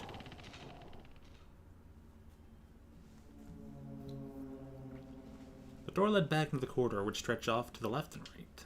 And I'm going to save.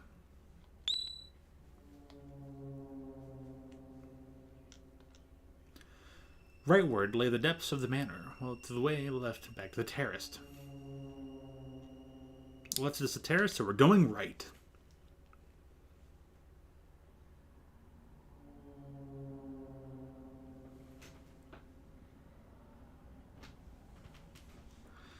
I mean, woman in Irish is being... It looks like in English, is being me. I'm sure the pronunciation's going to be different, but it's kind of funny just looking at it laid out like that. I guess the Irish and the English aren't that different anyways. Beans everywhere. Continuing on down the corridor, we came across a rather sturdy-looking door on our left. A little further stood a stairway leading upward. Well, this door is clearly meant to keep something safe. If there ain't some kind of treasure behind it, me name ain't Kid. Yep, that's the smell of cold, hard cash, all right. She muttered to herself as she began to inspect the door more closely. Well. Bah, what am I, stupid? Of course it's bloody locked. Kid had tried the door handle a few times before giving it a grumpy kick. Bloody door's got a magic barrier on it. And the bloody barrier's got a barrier of its own to boot. It'll take more than me putting the boot in to get through all that. I see. Then unless we find the key, we don't have a hope of getting inside. Reckon I can handle a key hunt, especially if it's that idiot Lynx who's hidden it. If we can find his room, I'll sniff it out in 2 seconds flat. Just you watch. If we can find this room. Well, we already found it.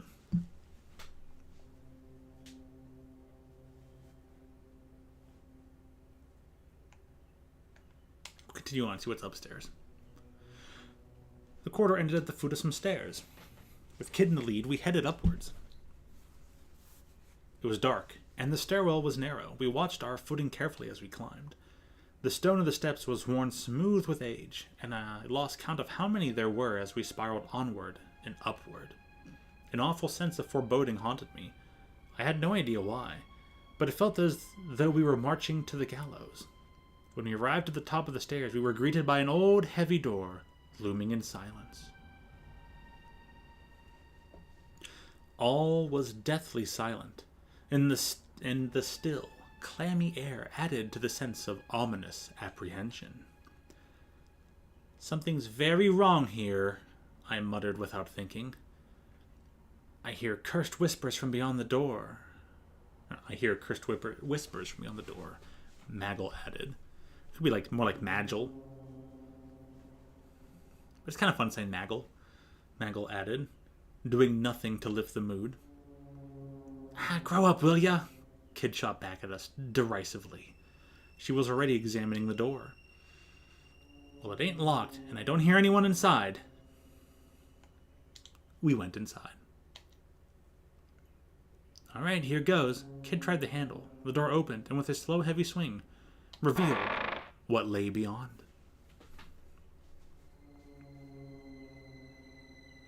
It was a small, cylindrical room that appeared to be the inside of one of the stone towers. It was completely deserted, and there were no windows. What's this supposed to be? Something about this place gives me the creeps. Still standing in the doorway, Kid seemed suddenly taken aback. There might be something here. Let's take a closer look. There might be something here. Let's take a closer look. A closer look at a bloody empty room. Pah! Might as well, I guess. We did climb all them stairs.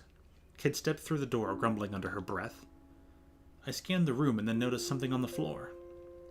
The flagstones were covered in dozens of narrow scratches, and in places there were thick, black stains. Something in the stains spoke of a horror that no amount of scrubbing would ever wash away. A malice and a sadness beyond imagining. There's something written here. Crouching in front of a wall, Maggle was inspecting some brownish markings that looked like more of the same stains. Someone's carved letters into the wall and scrambled them using blood magic? Kid had gone over to take a look. Looks pretty old. Hard to read, too.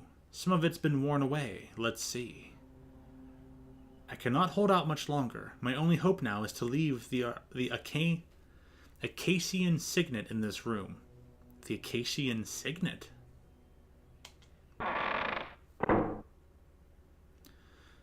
Suddenly, the door slammed shut. We jumped to our feet with a start. From above us, we heard an unsettling creaking sound. The walls and floors began to tremble. The hell's going on? Kid's eyes darted around the room as she desperately tried to figure out what was happening. The creaking sound from above continued and the ceiling moved ominously closer. Up there! Oh.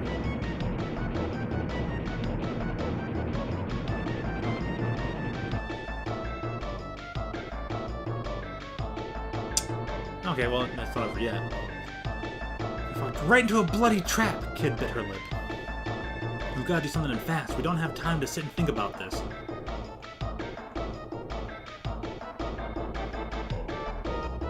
It's like, yeah, what was I going to do? Surge! Kid shriek rang in my ears, and then... Skunk, arg! The edge of one of the descending blades sliced in my forehead.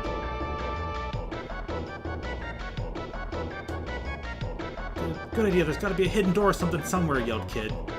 Panic, we tried thumping the walls to see what we could find.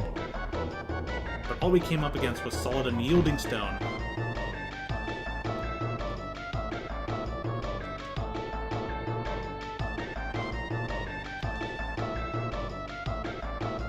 Yarg! Kid sprang at the door like an arrow, slamming into it shoulder first. But it was far too heavy, and her light frame bounced right off it. Damn it! Naga raced toward the door like the wind, smashing into it with a ferocious force. It made a creaking sound and shook from the impact, but stood firm. Desperately, I hurled myself at it too. The shock of the impact rushed through my body, but it was no good. Meanwhile, the rusty creaking from above continued, as did the ceiling's inexorable journey downward. And to make matters worse, now countless blades were popping in and out. Surge! Maggle, this is gonna take the three of us! Timing our blows, we all charged the door at once. Once. Twice. A third time! And then the door was open, and we were collapsed in a heap in the corridor outside. What? Behind us, we heard the sound of the bladed ceiling grinding the stone floor of the tower room. The metallic scraping noise it made was awful. We could only look on in silent horror at the fate we'd so narrowly evaded. The machinery continued for a short while, before slowly coming to a stop. It seemed the ceiling trap had finally finished its grisly work. Bugger me, talk about a nasty surprise. Is it some sort of execution chamber? Maggle continued, seeming to be deep in thought. In any case, that writing mentioned Acacia. Yeah, what was that all about, I asked. The Acacia Dragoons, the elite knightly order serving General Viper, who once governed the territory of Galesborg to the west. Former knightly order, I should say. Acacia Dragoons.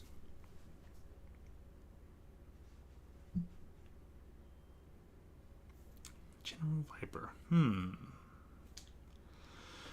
They were wiped out more than a decade ago by the lord of this very manor, no less. Uh-huh.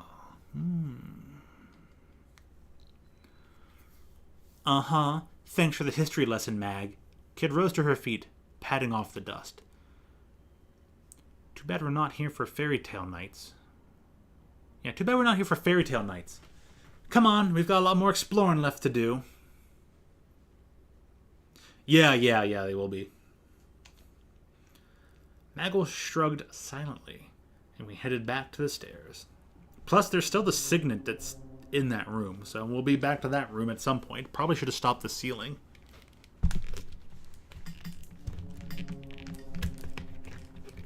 Not in this game, though. Right?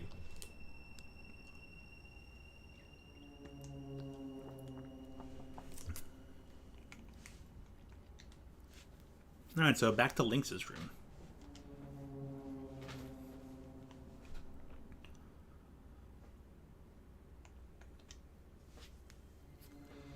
Get something. Something's there.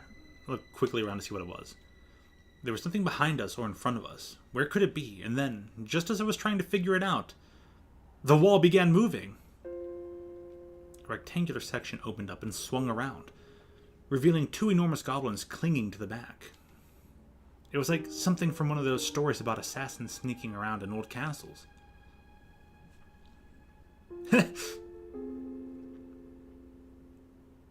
You goblins? Screamed Kid.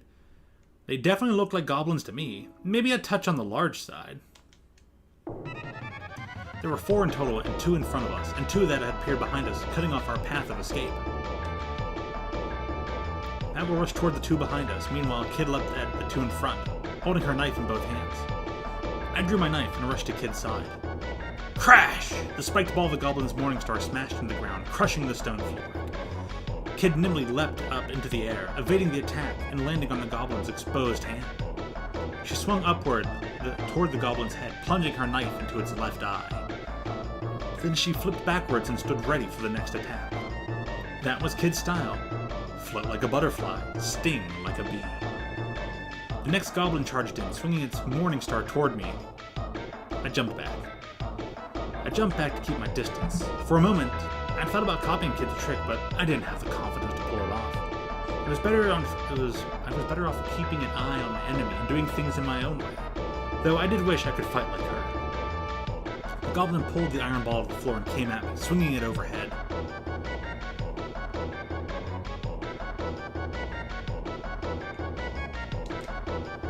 I deflected the goblin's driving strike up toward the ceiling, and aimed an almighty blow at its face with my foot. My momentum unbroken, I turned full circle in the air and landed perfectly back on my feet, immediately moving in to thrust my dagger deep into its chest. Shunk! The blade sank in up to the hilt. What the hell? I leapt backward, trying to put some space between us. The goblin grabbed me by the scruff of my neck and threw me bodily across the room. I slammed into the wall, then slid unceremoniously to the floor, the wind completely knocked out of me. I was still gasping for air when the creature's enormous form crashed unexpectedly to the ground beside me. Well, if you're going to do that, why didn't you do it sooner? I thought through the pain. I thanked Maggle for his timely intervention. "Struth, your gutless wonder surge," grumbled Kid. Business as usual had resumed, it seemed. Sometimes I really did despair. Would it have hurt her to offer a "you hurt, mate" just once in a while? If only to mix things up a bit. I'm a grown man, you know, I have feelings. But as ever, I said it only to myself. Trying to tell her that for real would have been a swift route to an early grave, and nothing else. So I let her words wash over me, and did my best to stay strong.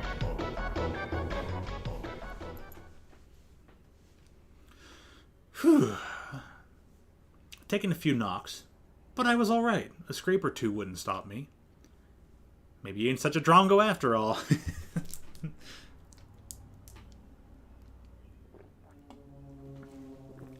Okay. Take that, you goblins.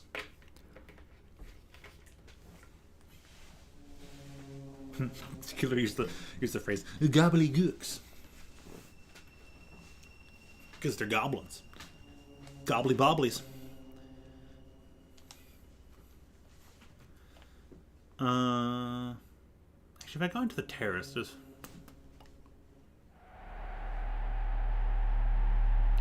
We returned to the quiet terrace overlooking the garden, and then I talked to Kid. Alright, Serge, you're finally starting to learn how to get your hands dirty, ain't ya? I guess people really can change if they put in the effort. Kid's eyes shone with an impish playfulness. Well, she hadn't seen anything yet. We should go back inside. We're not here for fun. We should go back inside. We're not here for fun, muttered Maggle. Well, he said that, but I talked to Maggle. You seem to be coping better than I expected, Serge. Told you before we left, you can count on me. I might have taken a few knocks, but I was alright. Nothing that would get the better of me anytime soon. Right, dust yourself off and let's get moving. We've got work to do, said Kid. Alright, so we're going to the left. And then down the stairs.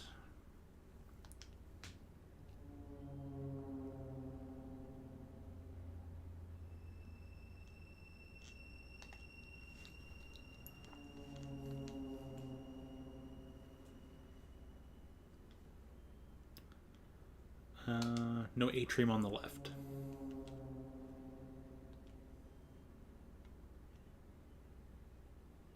Yeah, Lynx's daughter. Continue on our way to find the other. Yeah, here we go. Lynx's room. Kid's eyes lit up, gleaming in the darkness with savage anticipation. She said she'd sniff out the key, so alright, get to sniffing. I knew he wouldn't be in here. Start looking for any signs of... Yeah, any signs of the key to the vault. Maybe she can help, said Kid, thrusting her chin toward the mirror. I gently pulled the soft cloth from the mirror and stared into the glass. It was dark, like the surface of a lake at night.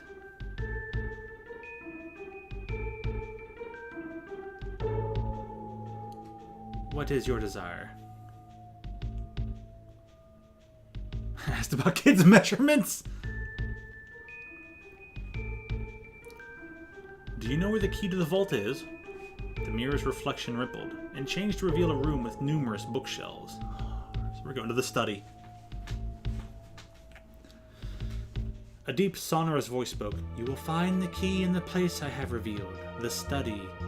It is inside a book with a purple cover in the furthest bookshelf from the door.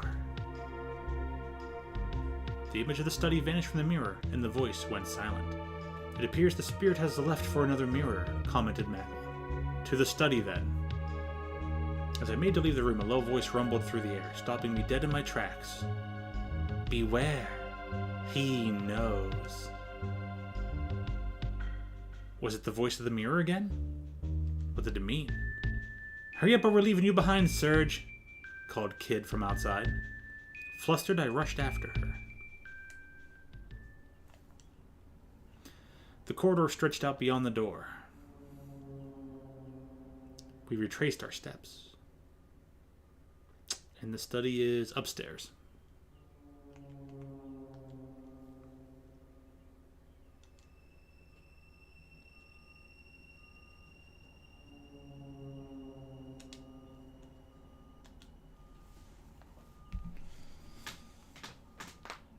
Ooh.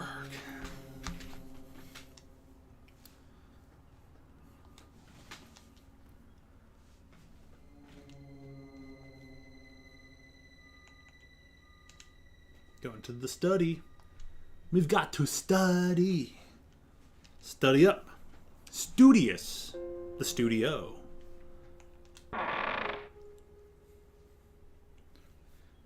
We came to the study, but decided to turn back and have some coffee in the terrace.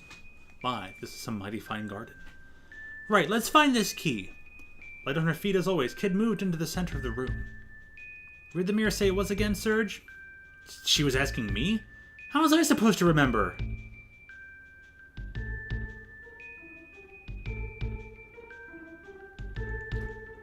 Purple cover in the far bookcase. I think it was supposed to be one with a purple cover in the furthest bookcase.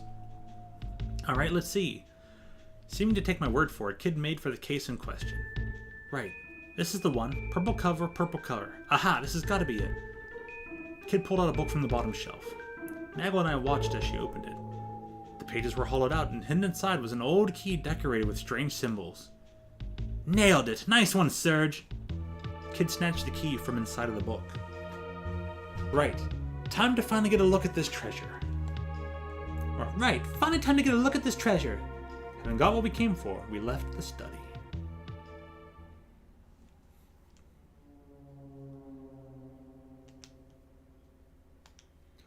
So we're going to continue down the hall, going towards the terrace. Terrace.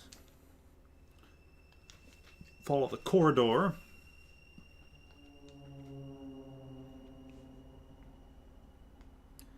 Into the clock tower.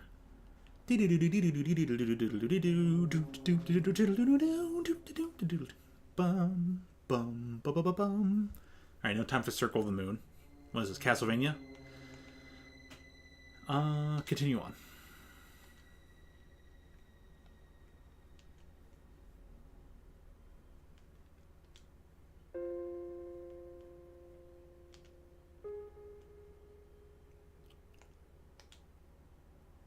This should do it. Kid slipped the key we'd found into the lock. Lines of magical light flashed across the surface of the door and vanished as various magical barriers were dispelled. Up, down, left, right, blue, red, green, every color under the sun, and then all was quiet, and the darkness of the manor returned. Right, we're in. With a creak, the heavy door gently swung open. As soon as I saw what was inside, I gave a gasp. Kid stepped inside. Whoa! We've hit the mother lode! Out of the darkness loomed a veritable mountain of gold, silver, priceless works of art, and exquisite trinkets. Kid looked as if she were on the verge of drooling at the sight of it all. But what thief wouldn't have been? After all, this was the kind of hoard that few people would ever come across in their lifetime. The smallest fraction of this vast amount of riches would have seen even the most careless spendthrift set for life. Our goal is the frozen flame. Ignore the rest. Nagel spoke with an icy dedication to our mission. He had not even batted an eyelid at the sight that greeted us.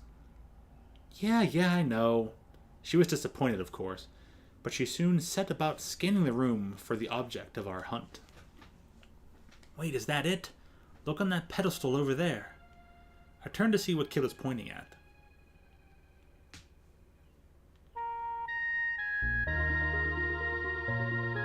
There it was, a small yet perfectly formed jewel that gave off a pale red light. A jewel that looked like a flickering fire suspended in time. The frozen flame! Silently, Magel walked toward the pedestal. I called out. Wait, we have to be careful. You're right. This is Lynx we're dealing with, after all. It may very well be trapped. We should be on our guard. We need to be quick about this, but fine. Have it your way, grumbled Kid, looking away. Magel examined the pedestal for a short time, then paused. We were wise to be cautious.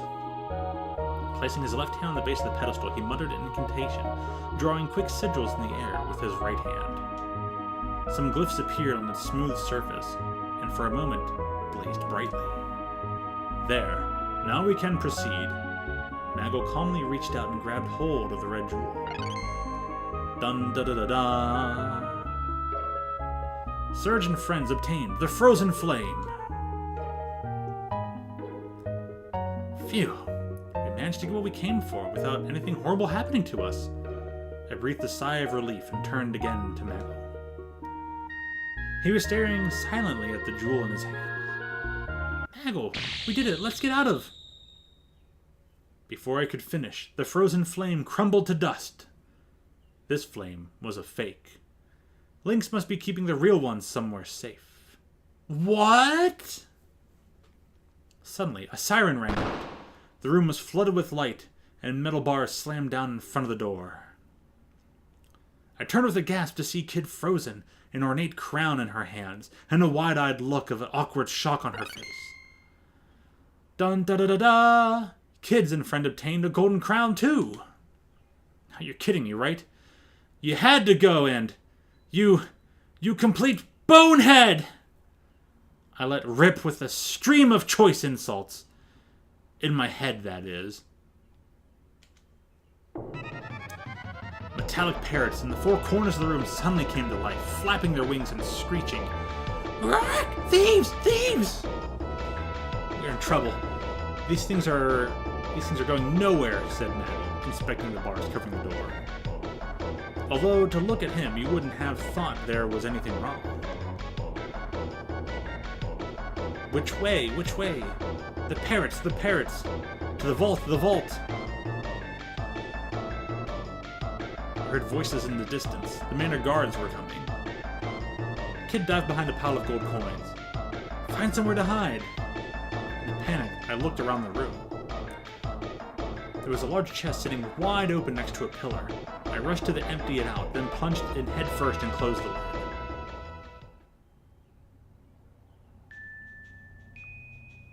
Captain! Captain! There's no sign of anyone in there. No sign.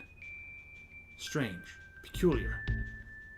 No one has ever escaped before. None have ever fled the mousetrap's clutches.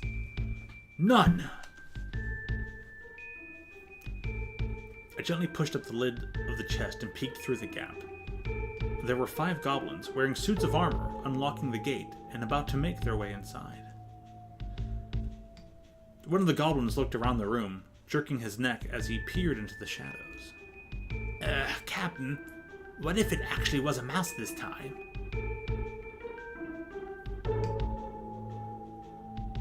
Chef was grumbling about mouses the other day, Captain. A mouse? A rodent? A rat? Would a teeny tiny thing like that really have sprung the trap? Replied a stocky, plump-looking goblin, who must have been the captain. He didn't seem convinced. That was when I heard a strange but oddly familiar sound from a corner of the room. Squeak! Squeak! It was coming from where Kid was hiding. Startled, the troop of goblins stopped and looked at each other. For a moment, none of them spoke.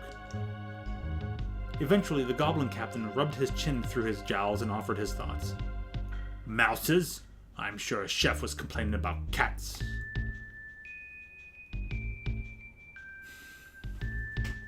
Meow, meow. That voice again. Again, silence. The goblins only looked at each other.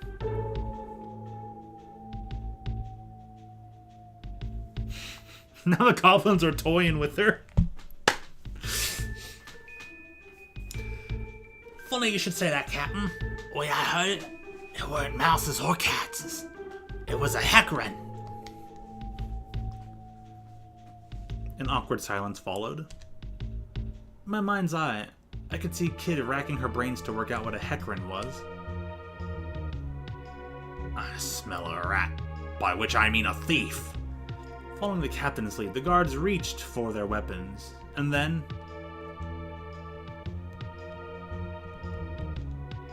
Heck, heck, heck, heck, heck, heck, heck, heck, heck, heck, ran, heck, ran. Listen, it really is a heck ran by heck. That proves it. The goblin guards grinned and nodded to each other.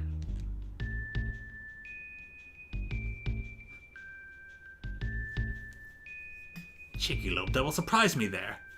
Let's get out of here, boys.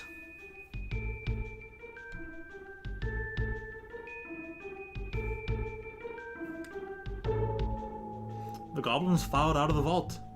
I breathed a sigh of relief.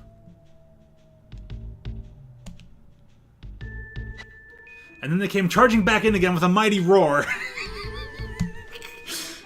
There's no such thing as hack-runs! What, you sneaky little buggers, roared Kid, leaping out from behind a pile of gold coins. You're one to talk, thief! Brandishing their weapons menacingly, the goblins moved slowly forward, forcing Kid into a corner.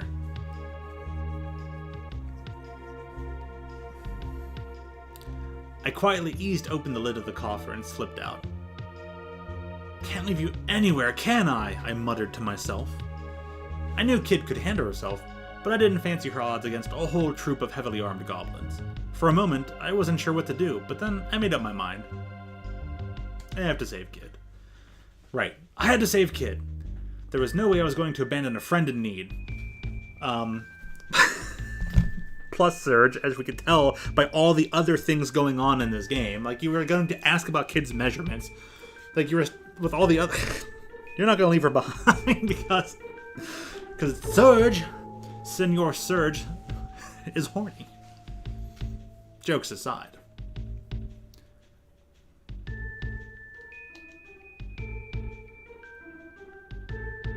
Now, granted, he probably would also help his friend in need. He just happens to particularly like this friend.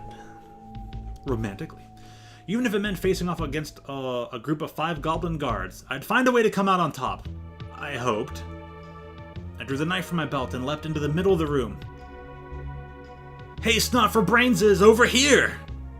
The goblins all turned to look at me at the same time. 10 beady, cruel little eyes all staring daggers at me. Fool, in a hurry to die, are we?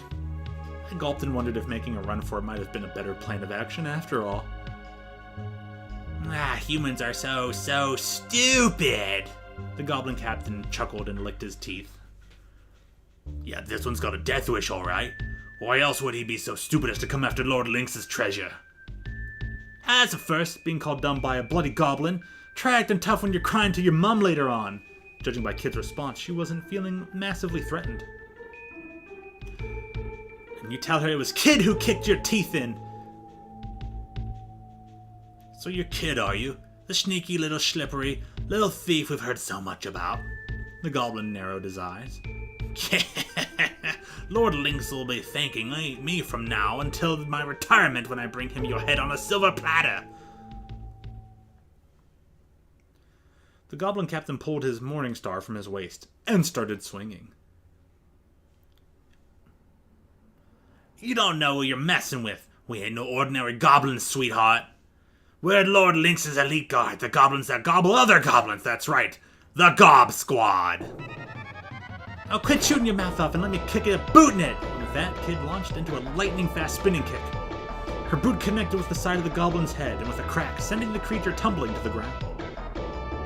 Get him, lads! The boy looks scrawny. Start with him! The goblin captain spun the heavy metal ball of his morning star in the air. Glorious Gob Strike! Aye, aye! The goblins charge across the room in response to their captain's command. Gob Strike incoming!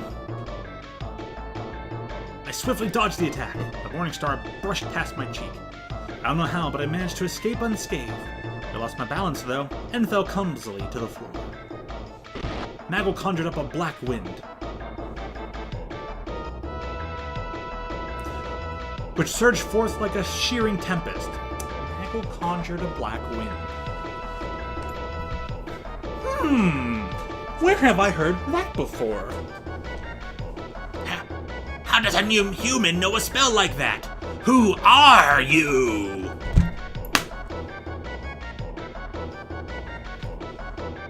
Well, that extra line made it all the better.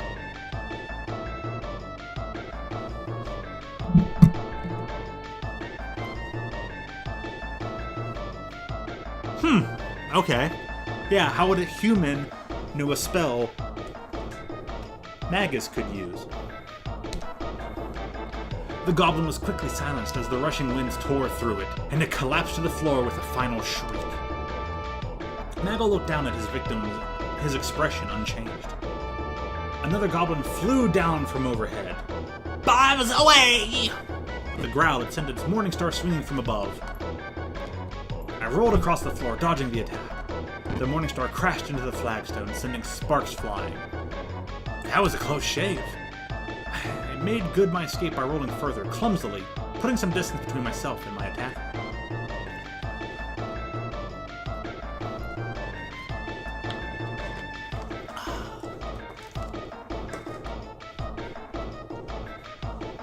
Glob strike incoming!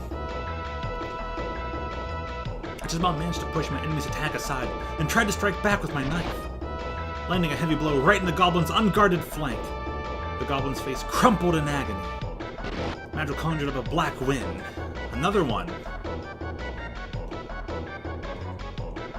Well, he's just one of the best mages out around, that's all. A black wind.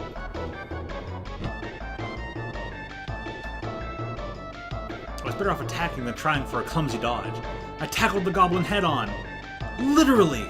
I smashed my skull into the goblin's grim visage as hard as I could. A shock ran through my neck and shoulders like I'd been brained with a hammer. But it was worth it. Teeth and spittle flew left and right as the great ugly brute rolled stunned across the floor. A blazing pain seared through my mind, and I fell to my knees. Glob strike incoming!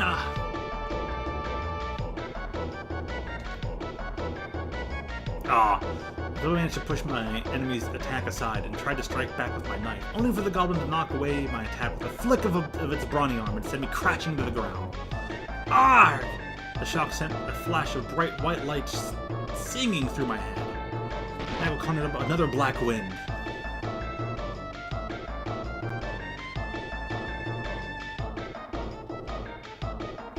Long live Lord Lynx! Glory to the Glob Squad! With these final words, the goblin collapsed. That was the last of them. We made it.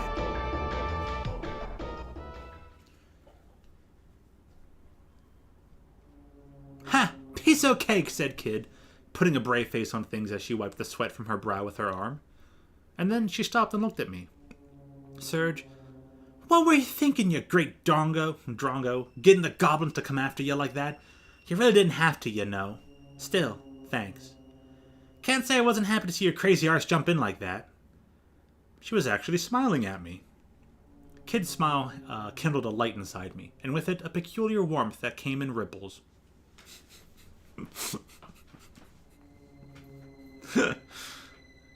and then Magil stepped in. Save the chatter for later. We can't waste any more time here. Yeah, it's like, that's his way of like, get a room, you two. Surge down bad. Right? He's like, it's basically like Brock. Oh, my sweet kid! Oh!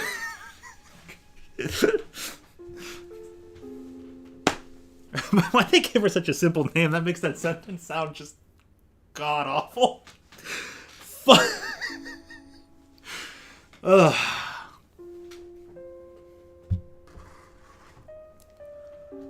But yeah, he's Serge has got it bad.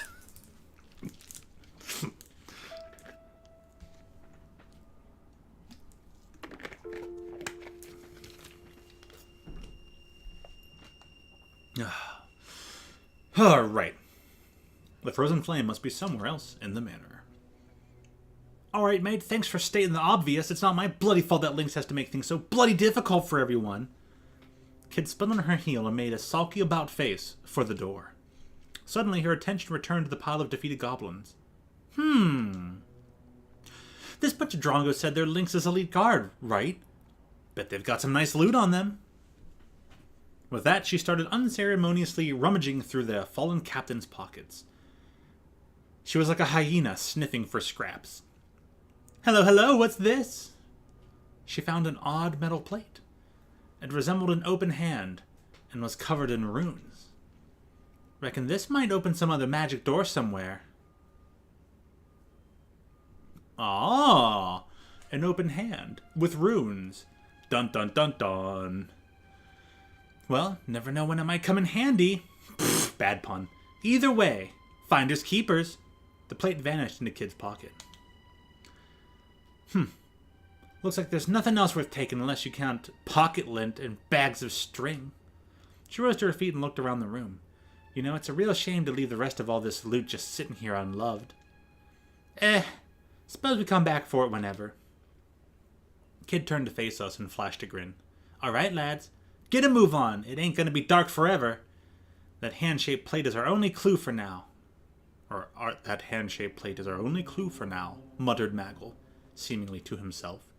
And with that, we left the vault in search of the real frozen flame.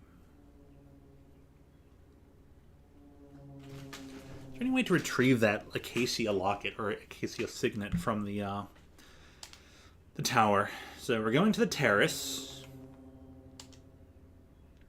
We're on the right side of the thing.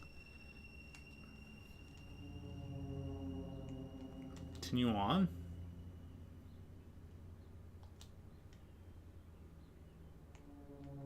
Follow the corridor, so now we're on the left side. And go down the stairs.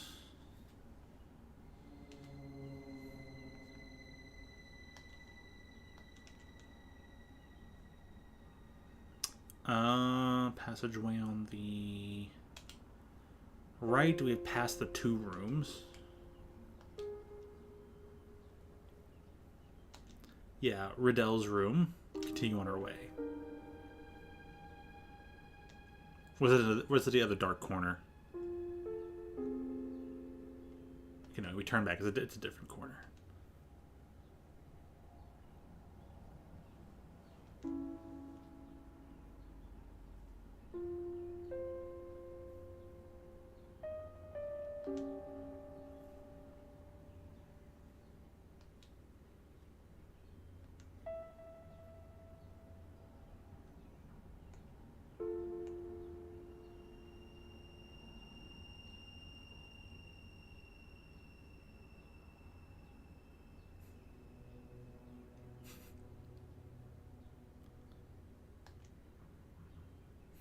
You gotta be kidding me, shouted Kid, glaring at me. Are you telling me to swim through a bloody lake of pteranodons? Yeah, you can count me out, mate. How am I supposed to charm me victims with big chunks bitten out of me? I guess she had a point. Here's a better plan. Why don't we go back to Beardy and try sticking something down his gob? Okay, so you have to go towards the Atrium to get there. I was like, maybe if I just try the Atrium. I'm not looking for the extra hallway that has Beardy. But yeah. Sure enough, she pulled out her bundle of odds and ends. Do I have to? I asked, knowing the answer. Which was probably just as well, since Kid only glared at me in response. I chose the hand-shaped plate. I took the hand-shaped metal plate that we'd found. After taking another look at the runes, I was no closer to working out what they might mean. Well, here goes nothing. I stuck the plate into the mouth of Truth's marble maw. As soon as I did so, its eyes rolled upward, and the wall gave a light judder. That's why it was licking his hand. It was trying to lick the runes. A low rumbling sound came from the sculpture's mouth.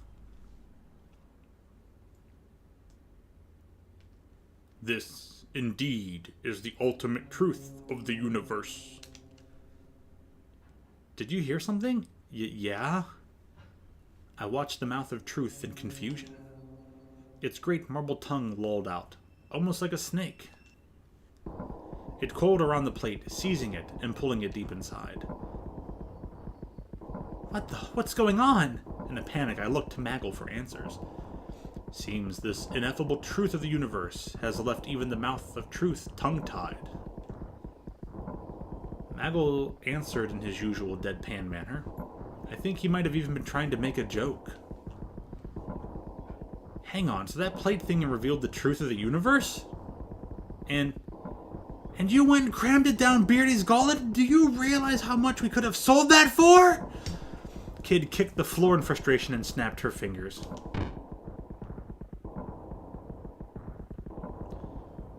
And then the drains on all sides of the room suddenly opened wide. The red water formed eddies as it sank away. Helpless, the pteranodons were washed away with the current. Soon only trickles of water were left, slowly dripping away. Well, that's a stroke of luck, ain't it? Guess we won't be sleeping with the fishes tonight, grinned Kid, looking at the empty pool. We crossed the drained room, making for the exit on the other side, and pressed on. Ooh-hoo. We went through the atrium and continued down the corridor before finding ourselves at a fork in the road. The corridor stretched off to the left and right. So we have a left and a right. We'll start with left. An old, rather sturdy-looking door. Bloody marvelous! Another bloody door with a bloody magic barrier on it. Wonder what's inside. Me sixth sense tells me it ain't treasure. Kid whispered back to us as she examined the door. I suspect that this is the Manor's dungeon. I suspect this is the Manor's dungeon, replied Maggle, and his eyes closed in concentration. I can hear the sound of someone moaning in the darkness on the other side. Yeah, but there's nothing we can do, and thus is of little concern to us now. Let us turn back. With no way of getting through the door, we retraced our steps down the corridor. After making our way down the dark corridor, branched in the path. We continued straight on.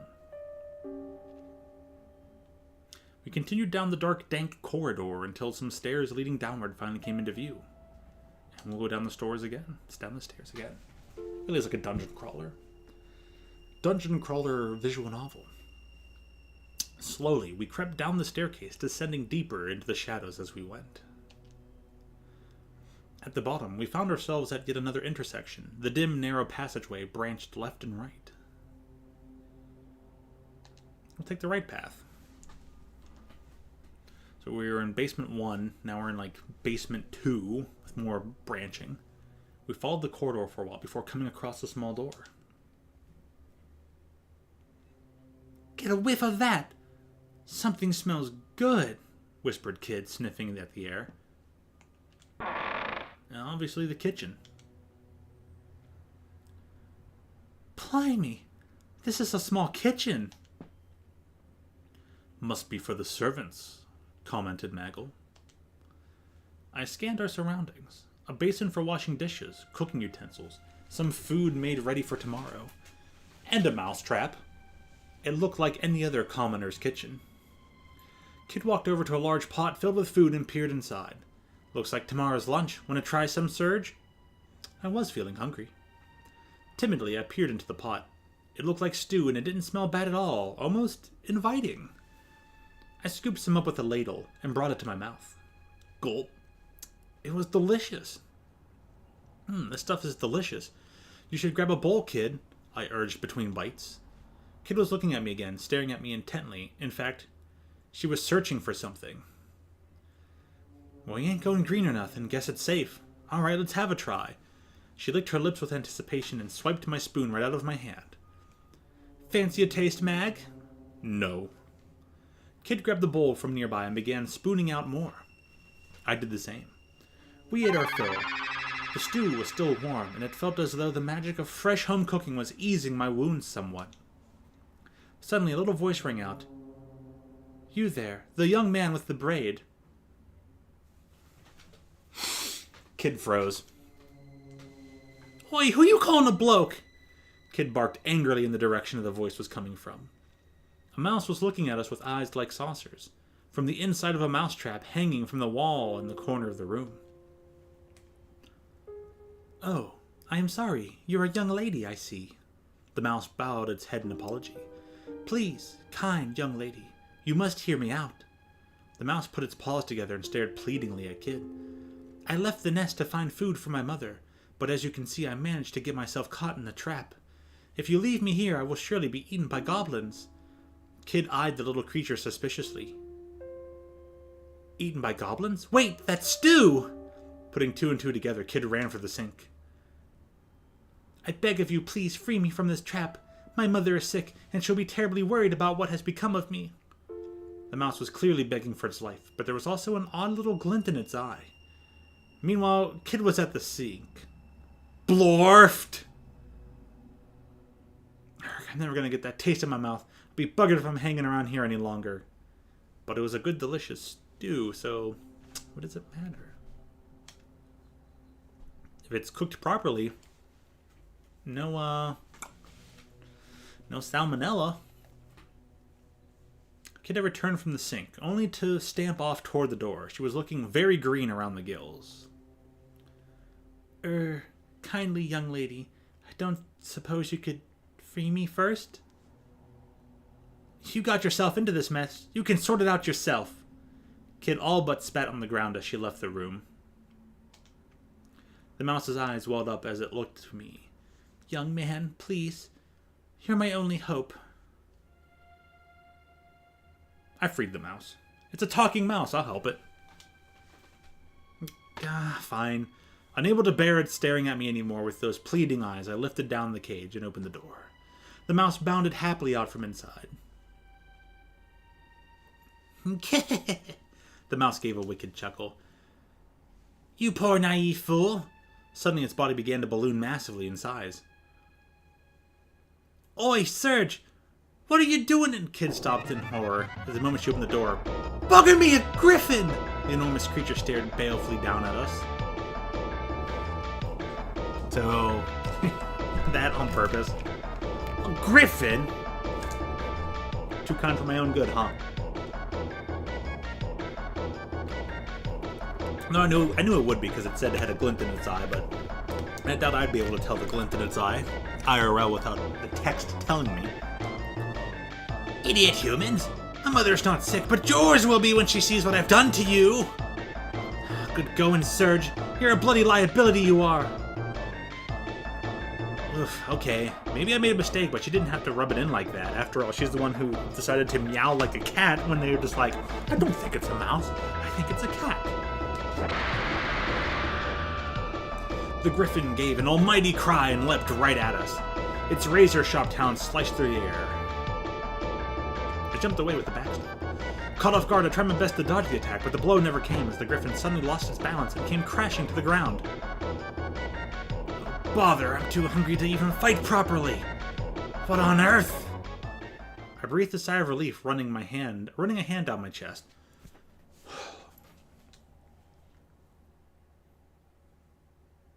Alright, little mouse, now it's time for the real show to begin. Kid walked up to the griffin, cracking her knuckles. Did I hit X? I'll save here. I literally hit A and it was just like, by the way, go save. Go. Please, kindly, young lady. This is all a misunderstanding. A terrible misunderstanding. Panicking, the creature leapt to its feet. You can't kill me. I have useful information. If you let me go, I promise I'll tell you everything I know. Everything! Yeah, I know how much of a promise from the likes of you is worth. Kid took another step toward the griffin, not skipping a beat.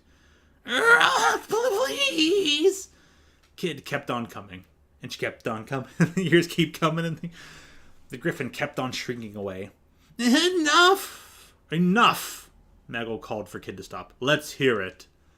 Oh, thank you, kind sir. The griffin was beside itself with relief.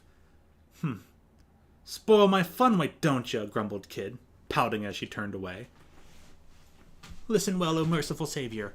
Right thrice, left twice. Right twice. Should you find yourself trapped in one of Lynx's swirling snares, remember my words. Right. Right 3, left 2, right 2. 3, 2, 2. 3, 2, 2. 3, 2, 2. With that, the griffin returned to its mouse-like form and disappeared into a small hole in the wall. So it's a griffin that knows transform. Also, take some of the soup with you, right? With that, the griffin returned, trapped in Lynx's snares. Ha! As if I'd be thick enough to walk into one of his traps. Walked into like 5 of them already. Let's get out of here. We've wasted enough time already. Kid turned on her heel and made for the door. We left the kitchen. Well, hey, I got information out of that, so it was worth it. Leaving the room behind us, we took a right turn down the corridor. We followed it for a while before coming to an intersection.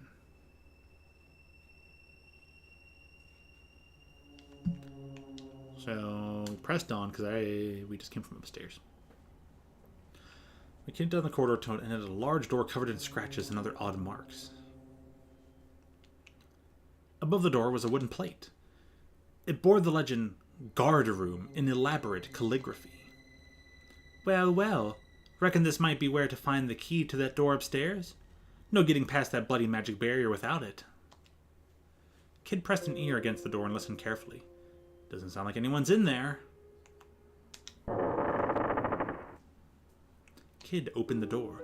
The room had seemed completely silent from the outside, and so we had thought it would be empty. But there inside was a lone goblin. It was sitting in a chair with a book in its hand. A light steam drifted from the teacup on the table in front of it, and with it, a delicate aroma.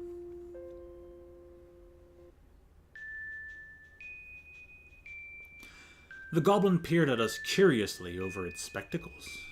There was something different about this one. I could tell as much at a glance. Heavens, how rare it is to have guests. Heavens, how well spoken for a goblin. I could only feel dread and suspicion at the sight of him nonetheless. Sorry, mate, but we're not your guests. Cough up the key to the dungeon if you want to live. Kid slammed her knife into the table to illustrate her point. But the goblin didn't so much as flinch. Ah, you must be Kid. What a pleasure this is. I have always so wanted to meet you. Why, you're even more ravishing than the rumors would. Before the goblin could finish, Kid's knife flew through the air. With a quick flick of his wrist, the goblin caught the blade with the back of his book, a mere inch from his face.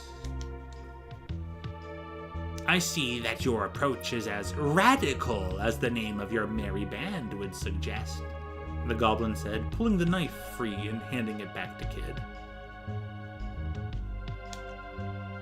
She took it without a word. But her gaze had changed. She was like a cat cautiously studying its prey.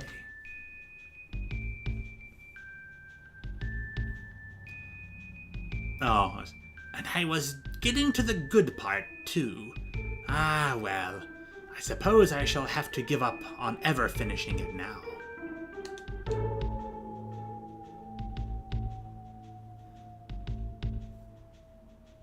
Faster than... Wait, what? Huh? Okay.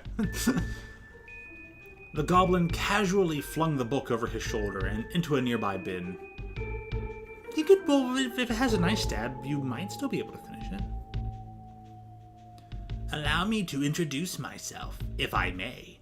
I am Grismeld, and I am the guard on watch. No need to stand, please. Do take a seat.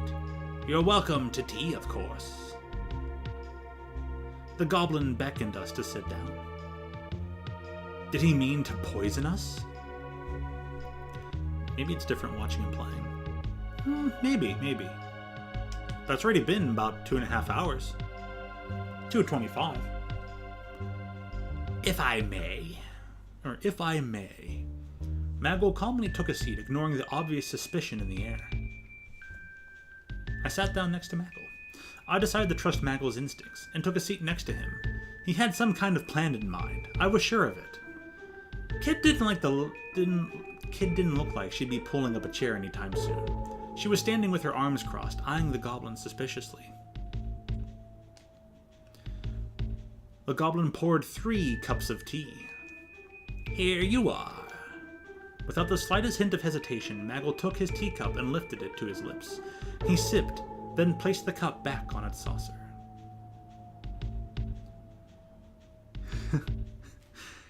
Like instead of Himalayan tea, Himalayan tea. Not a blend I'd expect to find here. What a pleasure it is to encounter a fellow connoisseur. Yes, it is a rare blend, and one mainly enjoyed by the noble classes. I couldn't believe the conversation I was hearing, but I also couldn't help wondering what this rare tea might taste like. My eyes rested on the cup that had been poured for me. I couldn't shake the fear that it might be poison, but I also couldn't ignore how delicious it smelled. Before I knew it, the cup was in my hands. Oh, this is great, I blurted out. I never had such a delicious brew in my entire life. My aches and pains faded away. So much healing. I glanced over at Kid, who was blowing maniacally at the liquid in her cup. I'd forgotten that she was paranoid about burning her mouth on things. Now that we're comfortable, let's get round to brass tacks, as they say. The game is making me auto-save again.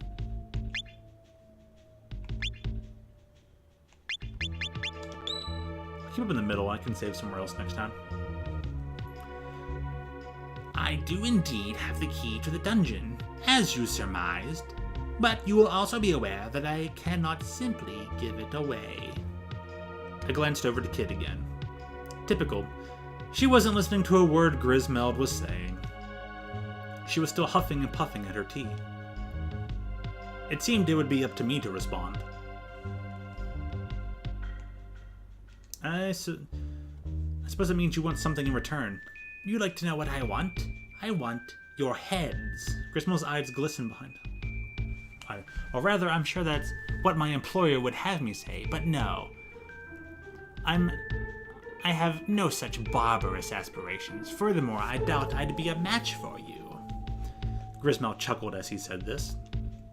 What I live for is the joy of conversation, which I fear my compatriots are ill-equipped to supply.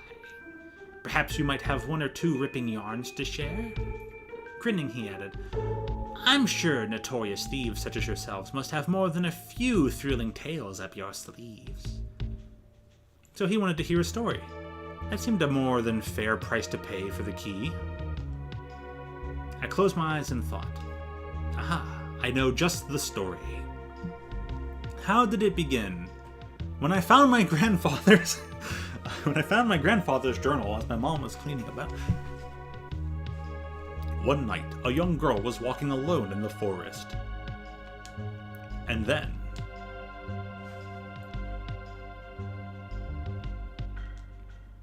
she was searching for a golden sunflower in a way to cure her mother's illness. Then she walked and walked, but the sunflower was nowhere to be found. The fragments I remembered seemed about right. There was only one way the story could end. I took a breath and began my tale. One night, a young girl was walking alone in the forest. She was searching for a golden sunflower, the only way to cure her sick mother's illness. She walked and walked, but the sunflower was nowhere to be found. And then, in her moment of darkest despair, she saw a brilliant light. It was none other than the golden sunflower she sought.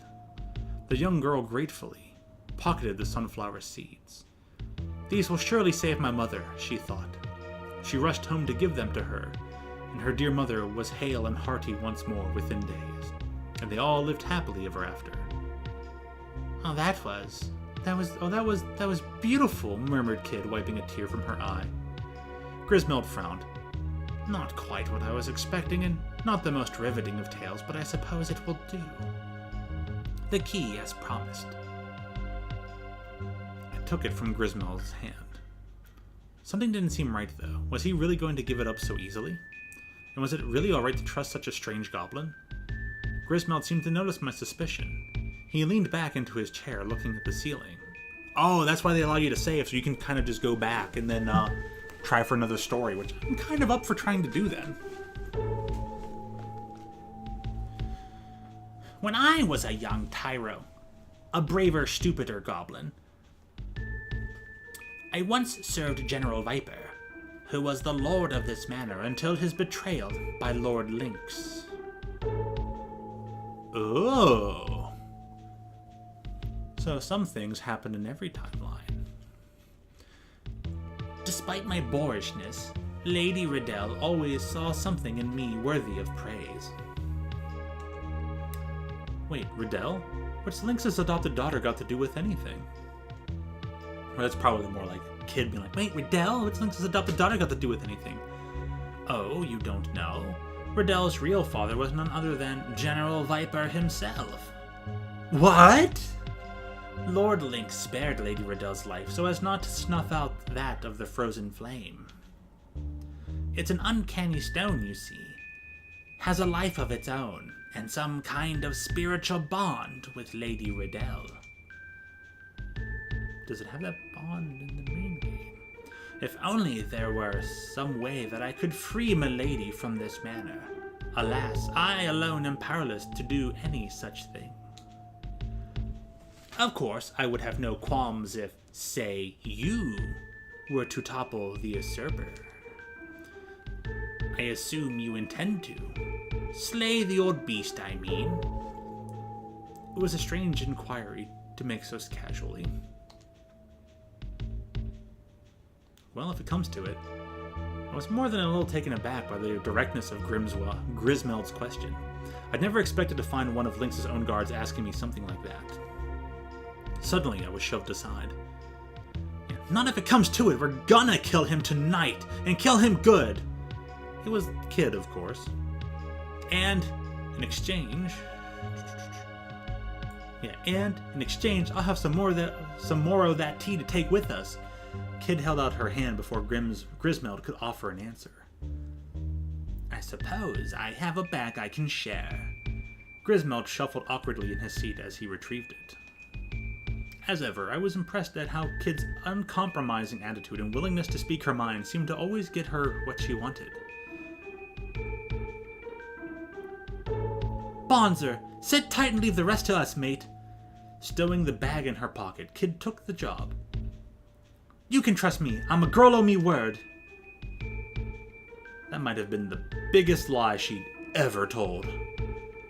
Right, let's get moving. She made for the door with a spring in her step. We left the room and Grismeld behind. I kind of want to tell him a better story, though.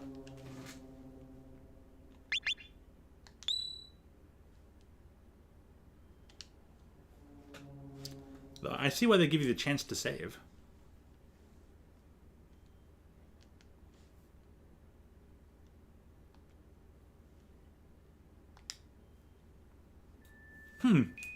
Okay.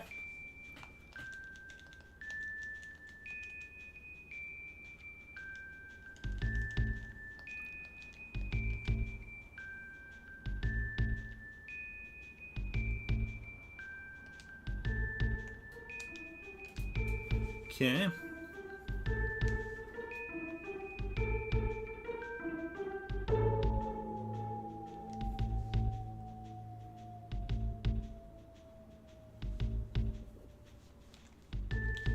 Okay.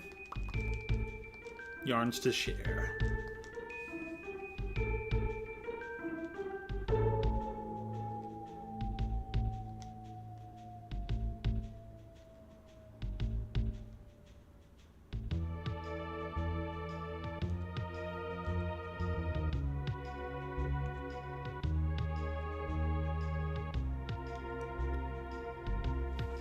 So yeah, one night a young girl was walking in the forest. She was searching for golden flower, the only way to secure its illness. The poor girl went without food for 3 days and 3 nights. And then, in her moment of dark despair, she saw a brilliant light. Something the golden sunflower she saw. Takes the seed, saves the mother. This will surely save my mother, she thought. But it was all a dream. With a smile on her face, the girl drifted off and dreamed forevermore.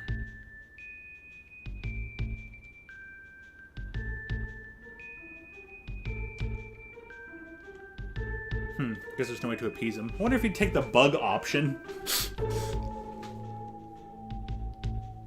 Let's find out. I'm curious. I'm absolutely curious. I have to know.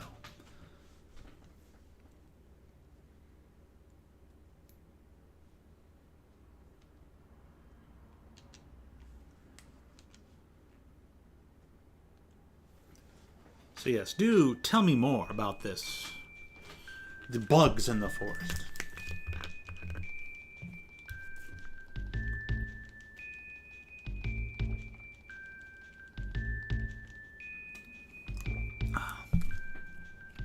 Oops.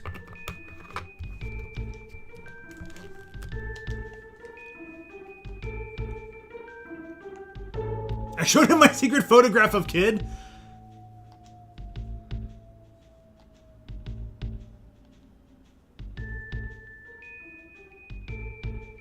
This treasure would clearly bring more trouble than enjoyment. Damn, he just burned the heck out of her. Ooh! Ooh! Also, Serge is holding on to a secret photo of Kid.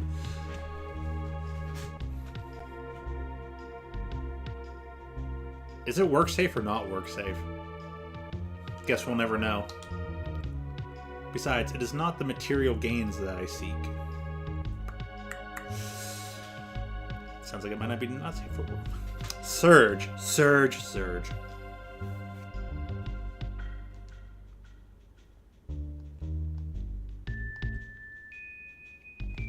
Glad I accidentally clicked on the other option by accident.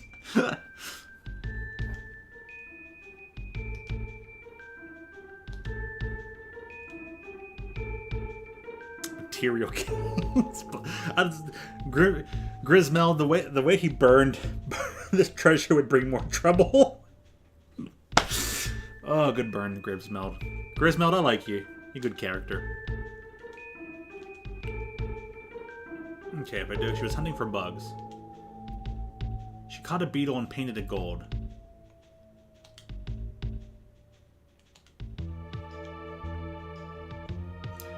One night, a young girl was walking alone in the forest. She was out hunting for bugs. She caught a beetle and painted it gold. The next morning, she set off to town to sell her catch.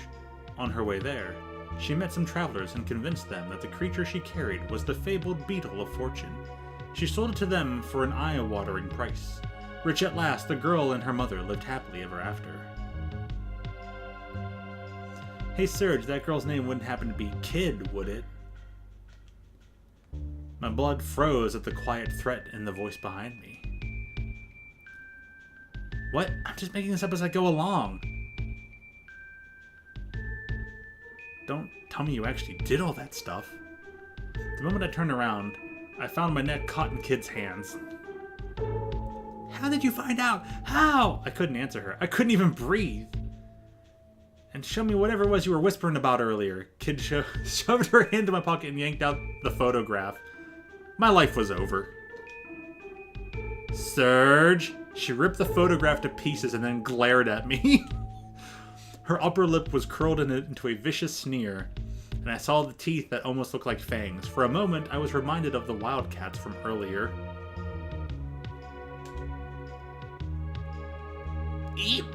Save me! Realizing I was in mortal peril, I begged Maggle for help. No reply was forthcoming. Thump, crunch, crack, pow. Ah! Not the face! Pow, clonk, snap, biff. Ah, my spleen! Crash, rip, splat. Curse whack! Somehow, I still seem to be alive after all that. Quark! She gave my broken body one last kick and made for the door. We're leaving. Maggle peeled me off the floor. Oh, and don't forget this, said Grismel before we hurried off to catch up with Kid. The key, as promised. I took it from Grismel's hand. We left the room, the goblin's inscrutable countenance following us as we went.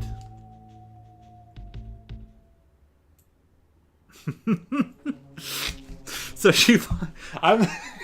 you know what? You know what? That was very anime. That's extremely anime. I'm gonna go ahead and save over it now. That's the canon ending. That's the canon ending to that scenario. There we go. Done. That's the canon ending.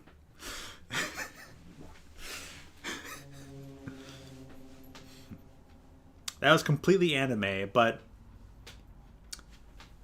sorry, Serge. You gotta live without your little single image porn stash of Kid. You weirdo.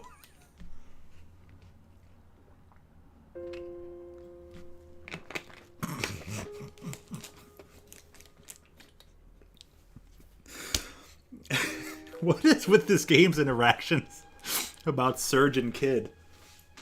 Asking the mirror about Kid's measurements. And a few other things.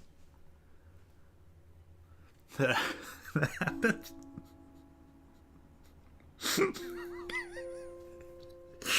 I can't believe that, like, the threatening Grismeld thing leads to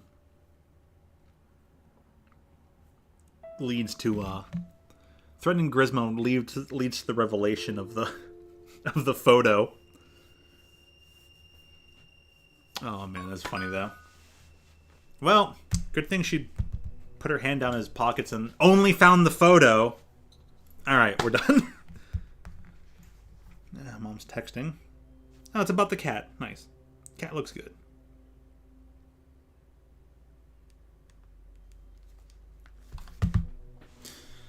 But yeah, whew. Oh man, this game's funny. But yeah, there you go. You made stuff up. Turned out something Kid actually did. And she beat you up for it. And ripped up your photo of her.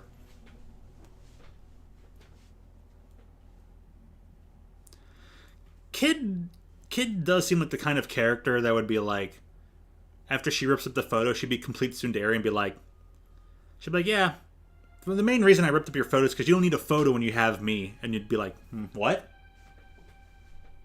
Yeah, that seems like the interaction.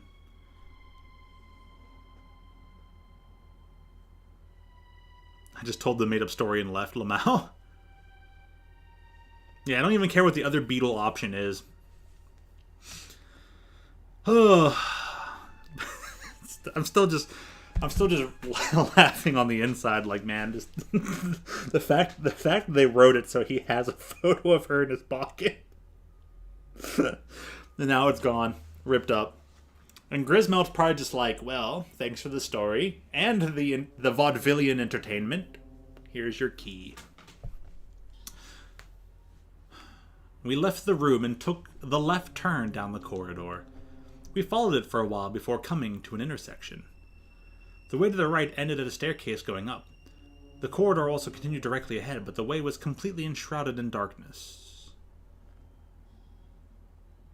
Yeah, the other way was the darkness was the kitchen.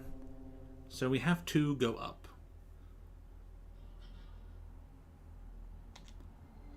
Is it possible to go talk to Grismeld some more?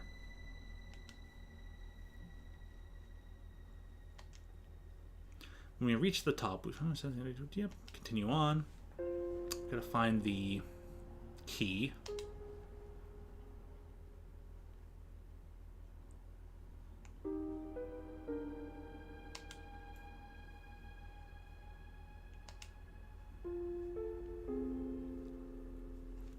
Right, the key we got from the creepy old goblin should do the trick. I have to turn this off then.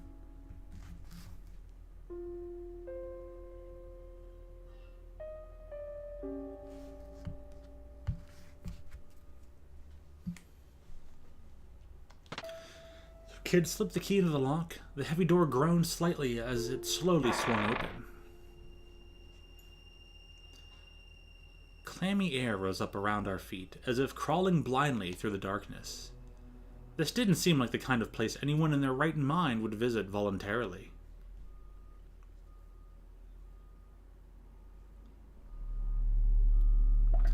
We pushed the heavy iron door the rest of the way open and stepped into the darkness. There was a row of cells, all locked behind iron bars. 1, 2.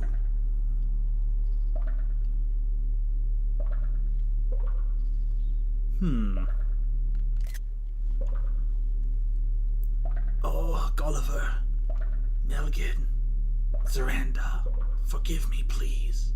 Please forgive me. We heard a voice from the third cell, whimpering and crying pathetically. I strained my eyes to look inside. Faintly in the darkness, I could see something that looked like a man sitting on the floor. So this was the source of the voice. Oi, you alright, mate? Kid called out to the figure. Forgive me, it's all my fault. It's all my fault.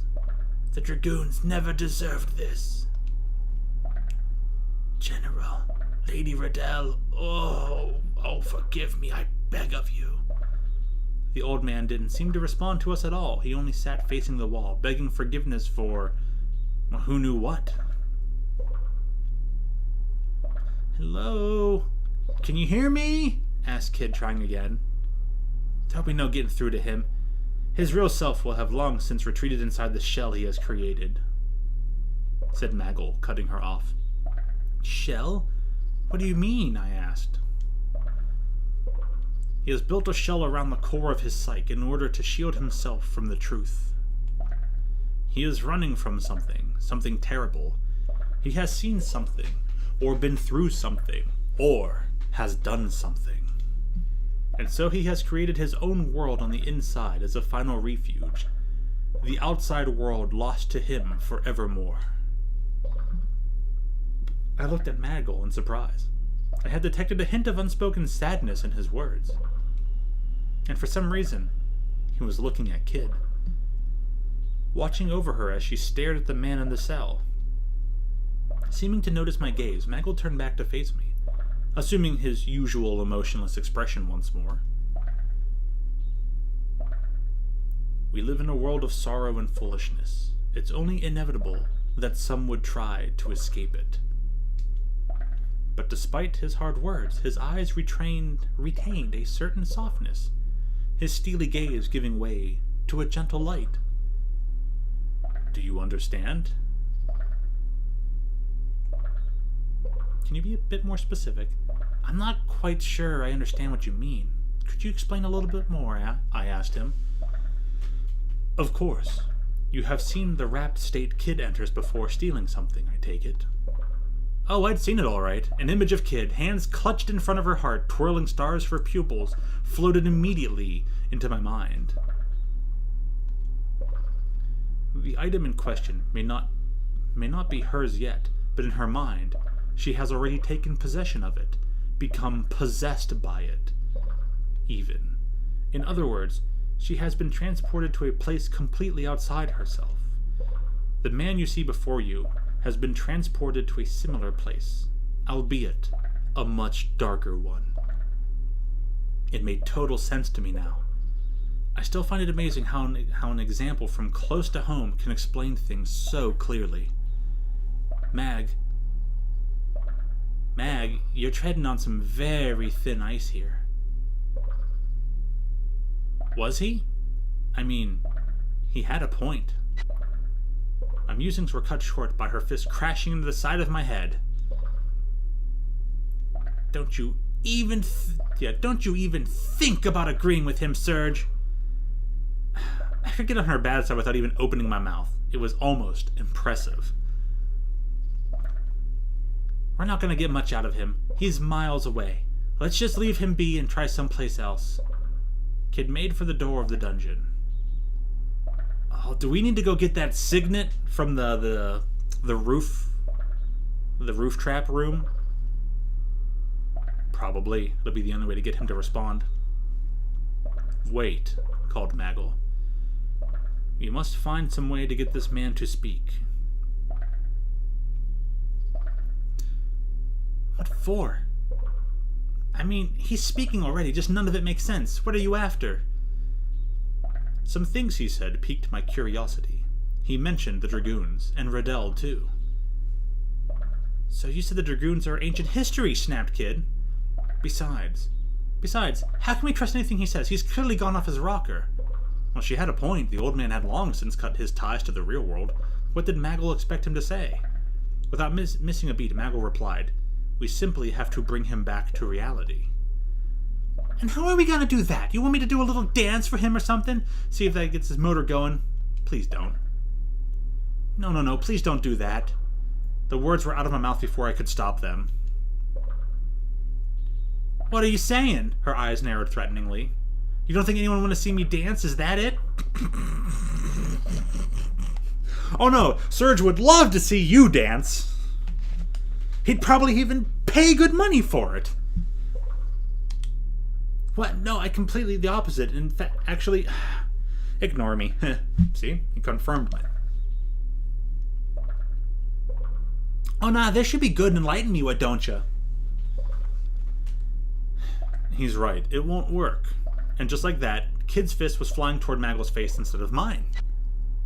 He dodged the blow with ease and carried on as if nothing had happened. We must break through the shell he has created and drag him back to the real world. And in order to do that, we will need some kind of key, something that will reach him even through the barrier he has erected. Yeah, and where are we going to find this key? Asked Kid suspiciously. I don't know, came Maggle's simple reply. But there is someone in this manor who can tell us. You don't mean... You're not talking about Riddell, are you? I am, Maggle replied with a nod. Alright, fine. Don't know what the heck you expect her to tell us, though. Kid turned on her heel and made for the door. We left the gibbering old man in the dungeon alone with his sorrow. Alright, I followed them back onto the corridor.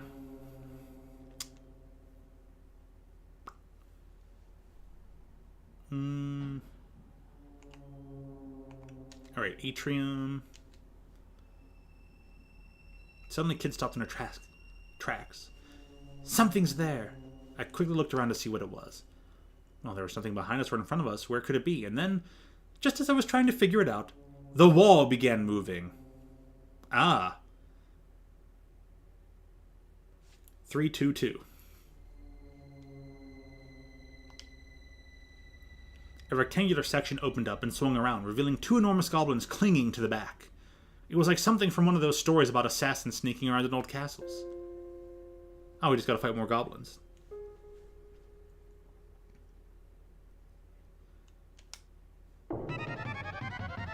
Yeah, so just like last time.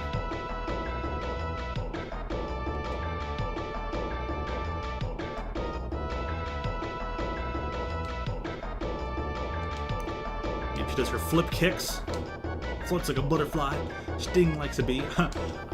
If she can do it, so can I. I jumped the moment just before the attack landed. The Morning Star crashed into the stone tiles. All I had to do next was land on the goblin's hand and finish it off with my knife. Whoops! I messed up my landing, tripped up on the hand instead, and wound up flat on my back. That's not quite how I meant for it to happen, I thought, and then I looked up. The goblin was towering over me, swinging its Morning Star over its head once more. I'm done for! My life was flashing before my eyes, but then a knife shot through the air, plunging into the back of the goblin's hand. This was my chance. I buried my knife deep in the creature's heart. While the goblin was distracted, I seized my chance and leapt toward it, aiming my knife directly at its heart. Thud. The blade disappeared into the goblin's chest, but then, clunk! Something struck me squarely on the head. Oh wait, I know what happened. It slowly dawned on me as I faded out of consciousness. The dying goblin had dropped its Morning Star on me. I darted through the darkness. And again, and again. Surge! Oi! Wakey, wakey! No sleeping on the job, mate! Kid was slapping me back and forth across my face. Ow! Ow! Hey, quit it! Talk about a rude awakening. Ah, shut your pie hole! You should be thanking your lucky stars you woke up to see a ravishing beauty and not some goblin guard. Ravishing beauty? You mean raging egomaniac? Was what I wanted to say, but I knew better than to risk it.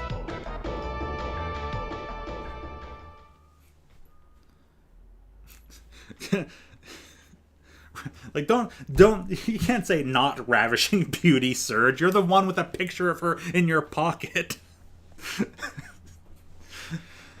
Oh. I was starting to feel a little worse for wear. I was going to have to be more careful from now on, or this was going to end badly. Well, that was another fine bloody mess. What did we even bring you for, Surge? Kid's cold stare pierced through me like a javelin made of ice.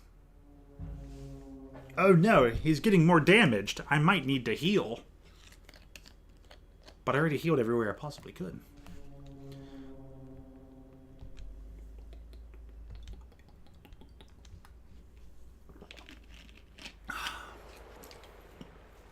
Atrium time again.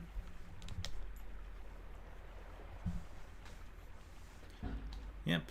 Continue on. There is a lot of back and forth here.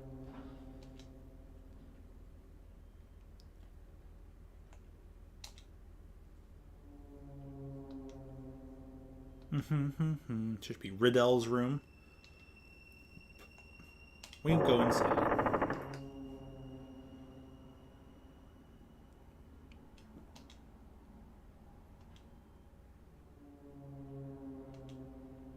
Yep, awfully lonely. Is someone there? Came the voice of a young woman, we shrank into the shadows. The woman appeared from deeper within the room. She was lightly made up, and had a gentle, unthreatening air about her. It was Lynx's daughter. Strange. I'm sure I heard someone. I was at a loss as to what to do for a moment, but before I'd had time to do much more than hold my breath, Kid had already darted over and thrust her knife out, stopping the blade only a hair's breadth from the woman's neck. "Where's the frozen flame? Answer me!" Her voice came out in a harsh growl. I rushed in to hold Kid back before she hurt the poor woman. "Kid, do we really have to do it this way? Shut your trap, Surge!" Riddell couldn't help but giggle as she watched us bickering. "Oh, what are you laughing at?" Kid shot Riddell a harsh look. "It's just you don't seem like thieves at all." You want me to cut you, girl?" I'd be surprised if that knife could cut anything. For a moment, I felt imagining Riddell on the floor covered in blood. But then, clang, Kid had thrown her knife to the floor, and I saw that it was only a letter opener. Hey, didn't think you noticed. Whatever. I'm not here to mess around killing the likes of you anyway. "I have no desire for bloodshed either," said Riddell in a voice that was almost a whisper. "I am not your enemy. In fact, I want to help you." There wasn't a hint of hesitation or deception in her voice. "Let me guess, you're trapped in the manor too?" Riddell only lowered her eyes sadly in response to Kid's question. The frozen flame should never have been allowed to fall into Lynx's hands. Riddell spoke quietly, but deep emotion clearly underpinned her words. The flame was once the property of an ancient kingdom to the north, who kept it for generations. Oh, the north of Poor. Nice. It was said to have the uncanny power to guide people and change history itself.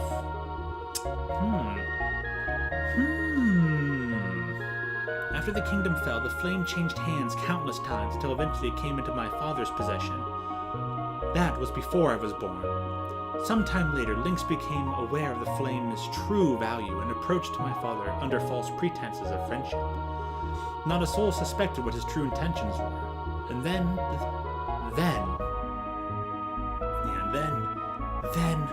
on that horrible day, he destroyed everything. He killed everything. Riddell shook her head, then buried her face in her hands. I don't care about the frozen flame. I don't care about that stupid accursed stone. It means nothing to me. I just want to take it away from Lynx and smash it to pieces right in front of him. And only we can make that happen. Riddell looked up with a surprise as Maggle spoke. And only we can make that happen. No one else in the world can seize that jewel from Lynx.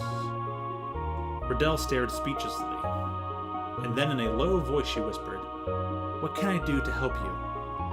"There's a survivor of the Acacia Dragoons in the dungeon who we want to help, and if we're to help him, we need your help," said Maggle, taking a step forward. "What? That man? That man is a traitor. It's because of him that Zoranda... Please, it's the only way. Please, it's the only way." Riddell turned her back to us and hung her head low.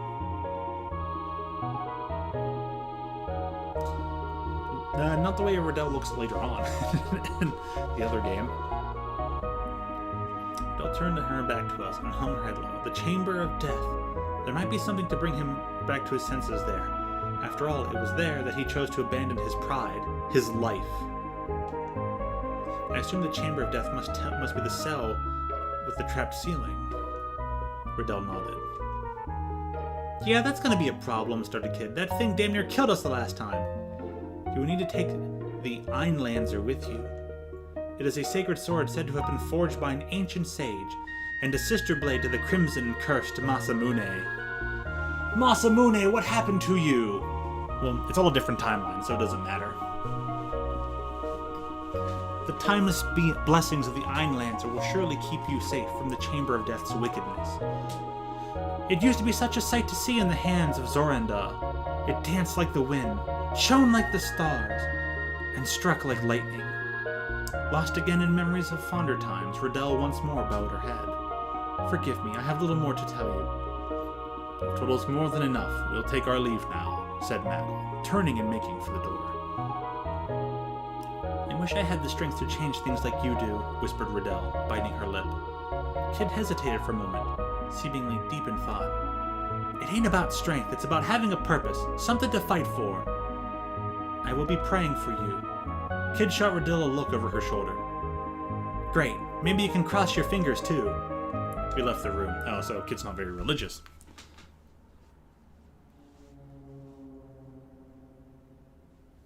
The Masamune draws its power from the will of the user. Did someone use it for something so evil that the sword was cursed? Yeah, that's actually a valid point. Because we see how it's purposed. We see how it's purposed in Yeah, we do get to see how it's purposed in Chrono Trigger.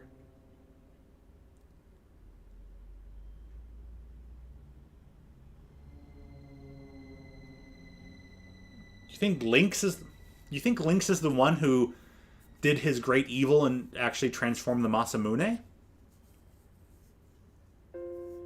Or maybe some other people. But yeah, no, you got a point there. You got a great point there, Josmy.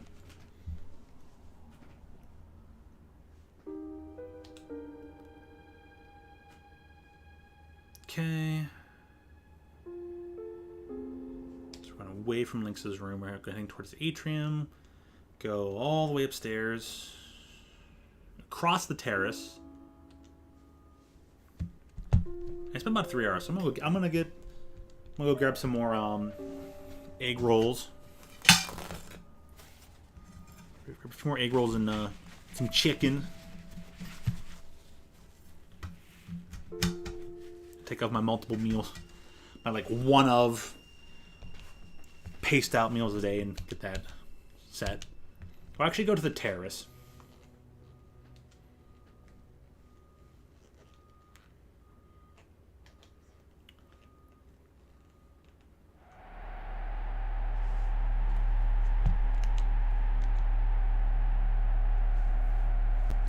I feel like talking to them won't change, but alright, so with that, I'm going to take a quick moment, refill some hydration sauce. So does anyone else out there get some hydration sauce, grab some snacks? I'll be in like literally just a moment. Yeah, you know, a good restroom break too. This already being 3 hours. We're going to be 2 o'clock. We're going to have about 4 hours left. So, alright. See you in just a moment. Yeah, let's scroll up all the way.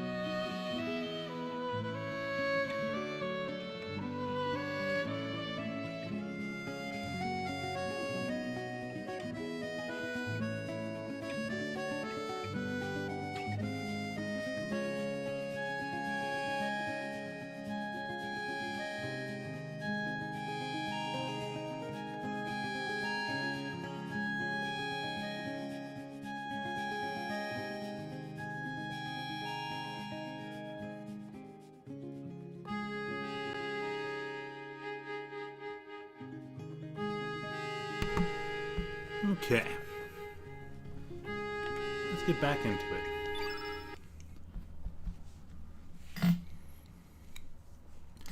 Boy, there's 9 people here. I've never seen this many people. Huh. Oh, cool. At least you got to join in on the Pogo raid. Nice.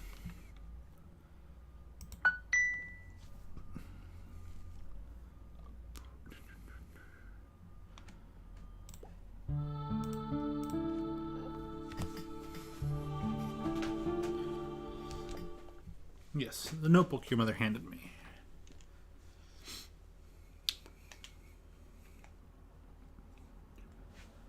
So we're out on the terrace.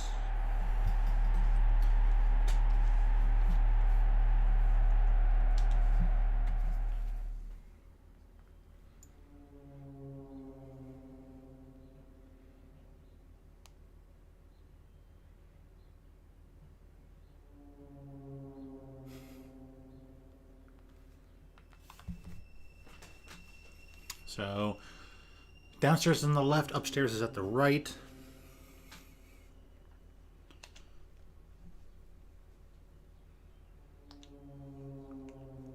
There was a sword in there.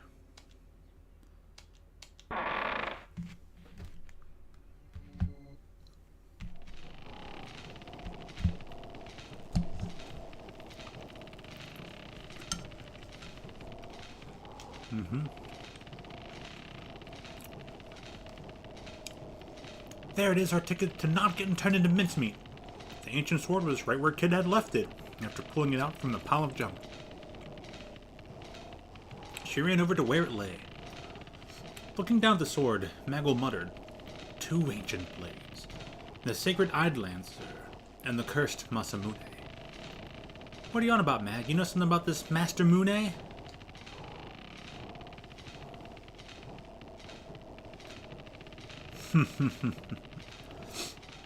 Maggle said nothing. Well, it seems to mean something to you. It does. Uh-huh. Something to do with old friends I don't know about? Not exactly. An enemy, then? Not exactly. You're being weird, Mag. Well, whatever. Oi, numbnuts! Grab this thing for me, will ya? I was still standing by the doorway when Kid called over to me. Who? Me? Yeah, you! Or were you just gonna make me lug the bloody thing around the place? I'm just a scrawny little girl, ain't I? Call yourself a gentleman? A scrawny little...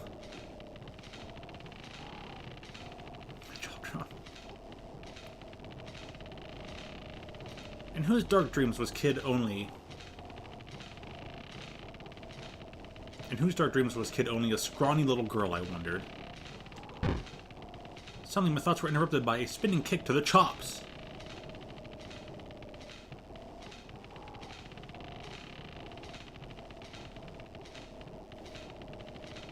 Probably yours, Serge, if I understand the sentence correctly. Gah! My body flipped over in the air as sparks flew behind my eyes. What the hell was that for? Kid only humped and looked away. Maggle also turned away. I was thoroughly left out in the cold. Pick up the damn sword, Serge. We ain't got all night. God, she was a nightmare.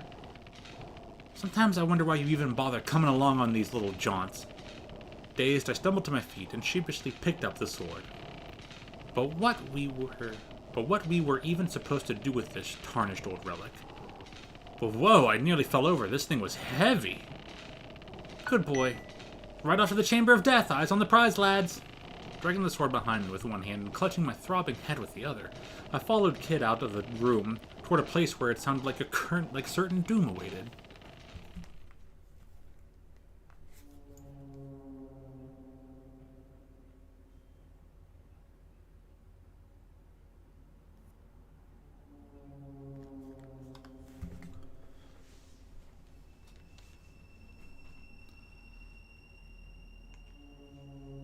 Left to the terrace.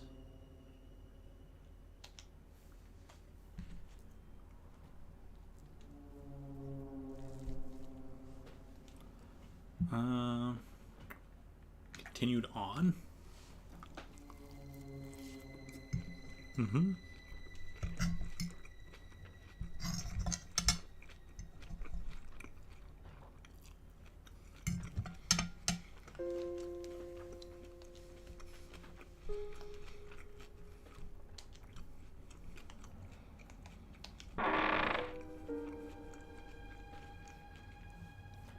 Alright.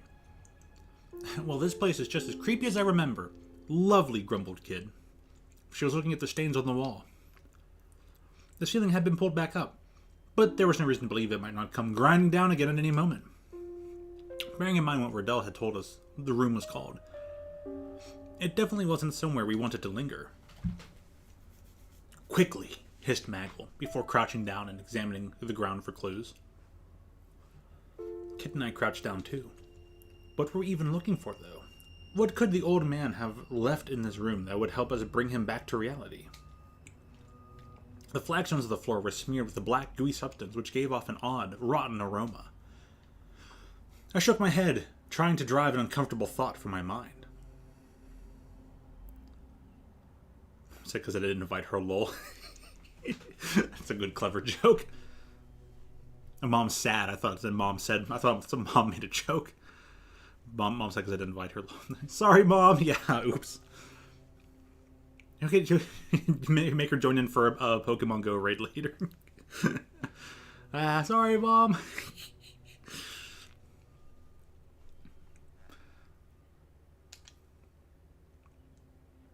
Kid saw me and clearly wasn't doing much better herself. She slowly turned, positioning herself so that she was facing away from the stains on the wall. And there was no point in thinking like that. I just had to try. But then... out of remote raid passes. Oh no. The door slammed shut and the gears ground into life. Here we bloody go again. We have to stop it. If we don't deal with the trap, we'll never find what we're looking for.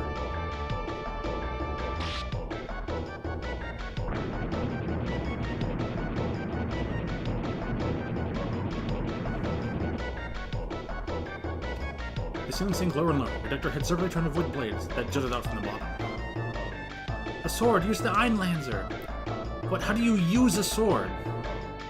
I plunged the sword into Kid! There! I drove the sword into the floor with all of my might. A shock ran through the room. Beams of light scattered from the blade, covering the floor and walls, then racing upward. The ceiling gave an almighty judder, then stopped. We made it. I sank to the floor helplessly, my heart racing.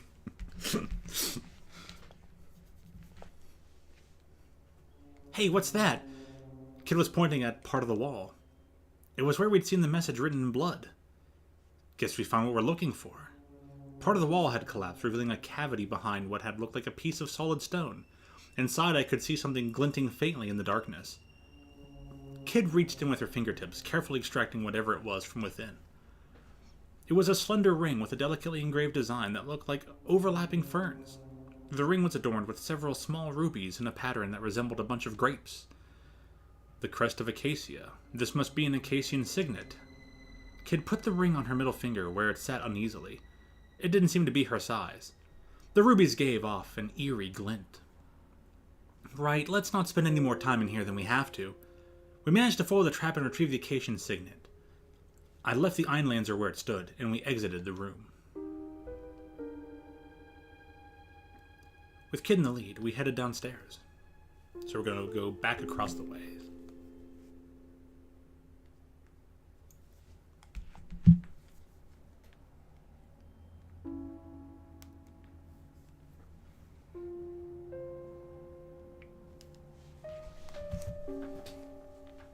So, alright. Across the terrace, down the stairs. Talk to the old man.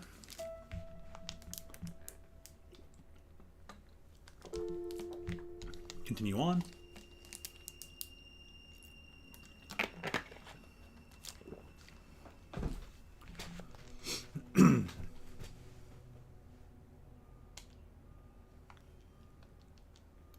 Continue on. Follow the corridor opposite the terrace.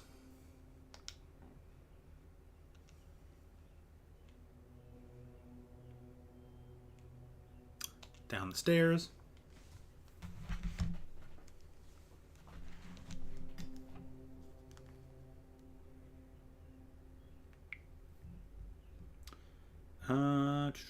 We have to go through the atrium.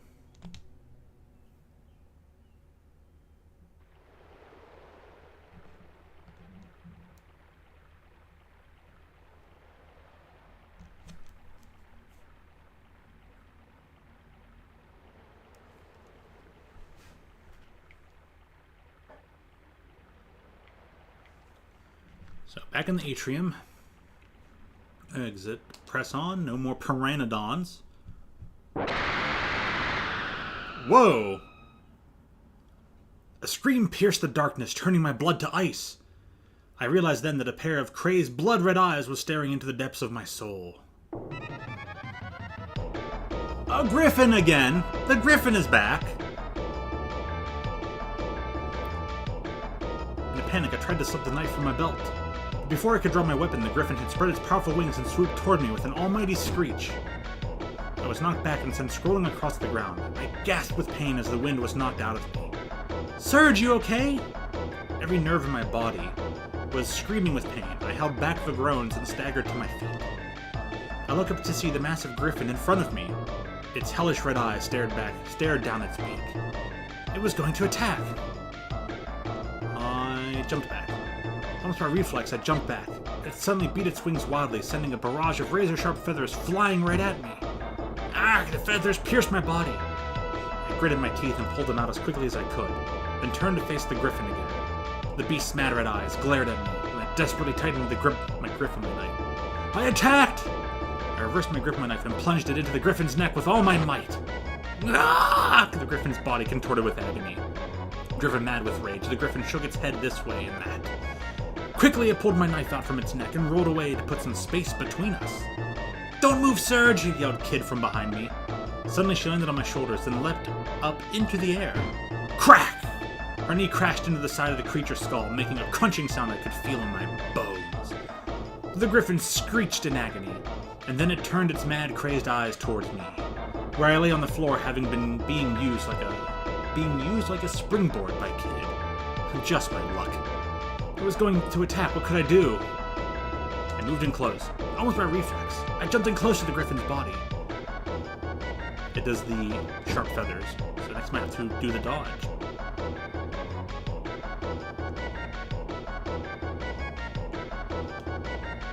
Keeping a safe distance from the griffin, I looked over to check on the others. Getting some breathing space allowed me a moment to refocus. My wounds didn't feel as bad as I had first thought. Oi, Surge, this ain't a spectator sport, shouted Kid. As she gracefully dodged an attack, the griffin left itself open, and she quickly moved in to land a decisive punch right on the base of its wings. The beast beat its wings awkwardly. She'd clearly damaged something vital. This was my chance to follow up with the clincher. It crouched down, circling toward its blind spot, only for the cursed creature to spin around and face me. It ducked. Almost by reflex, I ducked the attack. The creature lunged at me with its razor-sharp beak. Arg! A sharp pain tore through my shoulder. Clutching my wounded shoulder, I rolled away to put some distance between us, and then turned to face the griffin again.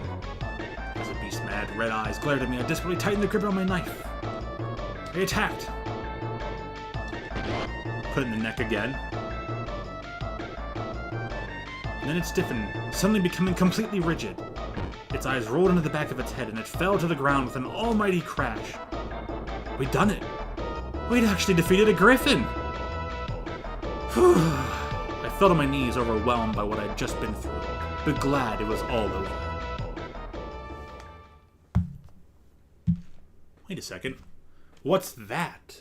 Which we'll check in just a second.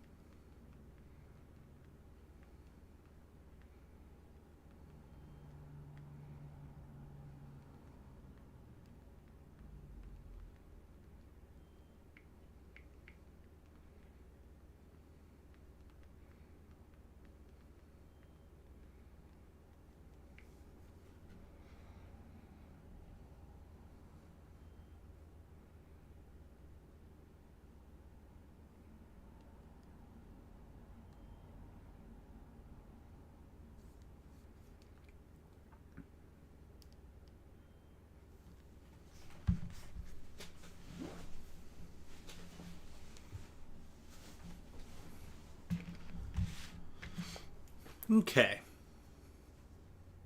Well, you know what? I actually got one more tale to tell.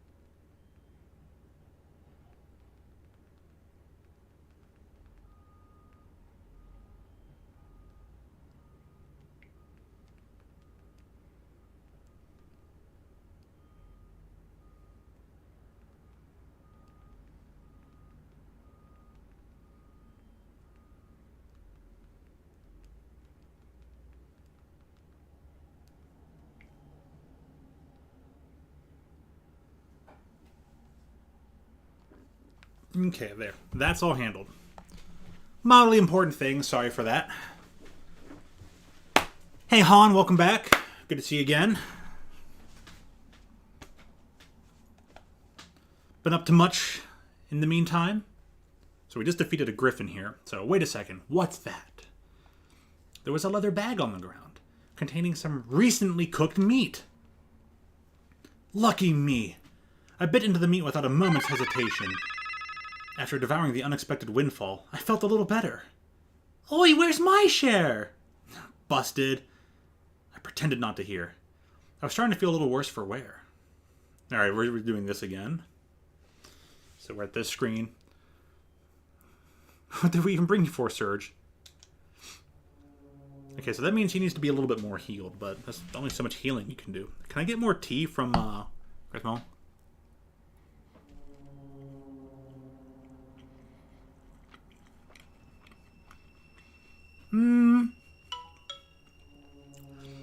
Not really. No, sadness itself is not contagious.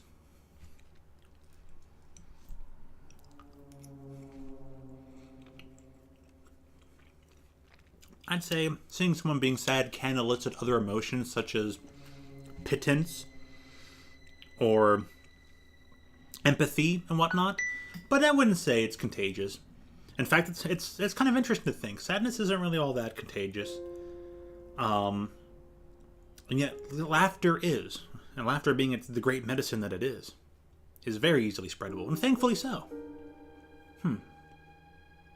But alright. So let's see. Fought the griffin, got the meat. Left towards the dungeon. Okay, yeah. The dungeon's where we need to be, just past the atrium. This place again. I hope this was the last time I'd have to come here. We go inside, into the dungeon, to speak to the old man. Oh, it's beginning. Oh no, he's doing a new video.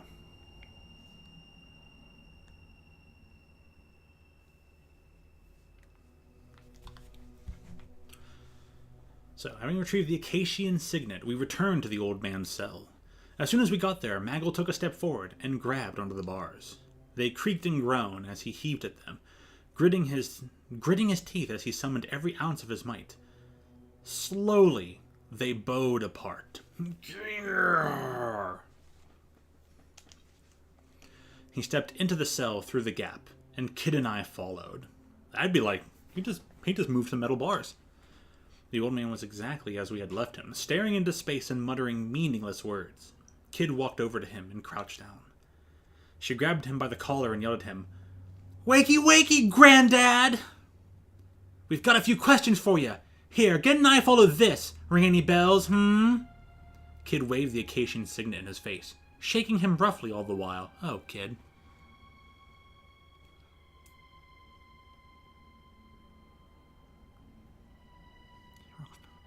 Do I want to walk? Not really. Can I? Probably. Should I? Depends if my mom wants. I mean, it's only going to be 7:30, which means it's probably still plenty light out because, days are getting longer now. Days are going to hit their maximum point of time for pretty soon. If not already. So, yeah, go for it. I'd say, yeah, try ask if your mom wants to go for a walk. It's plenty light out. Ask your mom if she wants to go on a walk. Hope she wants to go on a walk. Get a good walk in. But yeah, you were trying to make yourself loud a bit ago. Yeah, it's alright. It's alright. Give it another run in a little bit. Be able to find something else that generates a laugh or cheers you up. You'll get there. Just keep on. And if not, just sit back and relax and enjoy this story. The old man's head lolled as he limply allowed himself to be manhandled. I stepped between them and tried to stop her. I tried to get between Kid and the old man. She glared at me. "You're in the way, Serge. We're here for answers, remember? But if you really want to help him, you can't chicken out now. But look at him. There's no helping him anymore, surely. This all ended for him long ago." I would not be so certain. This is not over. It still means something. He has simply decided to pretend not to see it. Yeah, but it's not over, you say? Struck by the man's sudden interruption, we all turned to look at him. Ah, it's not over, you say? A faint glimmer of light had returned to his once vacant eyes. That's right. None of this is over until we make Lynx pay. His eyes began to cloud once more. So my former allies have finally come for me. I am to blame. It is because of my indiscretion that the frozen flame was stolen, and that all of the Acacian dragoons. Only I remain here in the manor. But now all is well, for you have returned. O Melgid, Zoranda, where have you been all this time? Did you all return to Lake Stoic? Never mind all that, Granddad. Where's the frozen flame?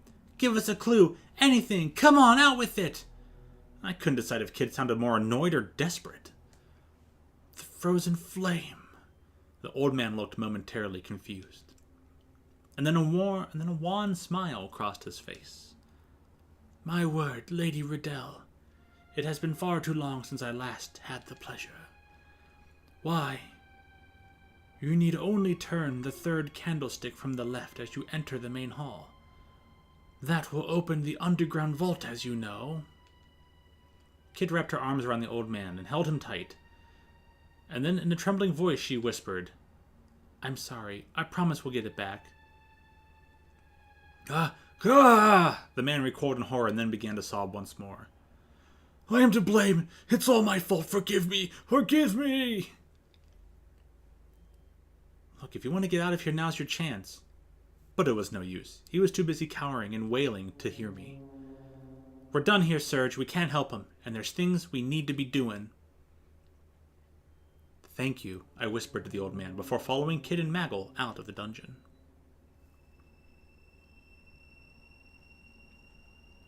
So we have to go to the main hallway. Go back across the atrium again.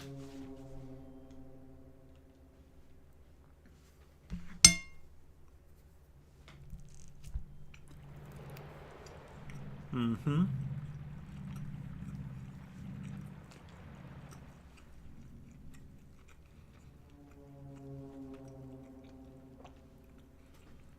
Go back upstairs.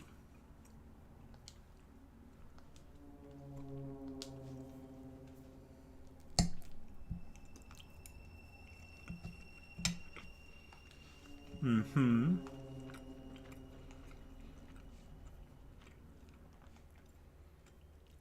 Toward the main hall.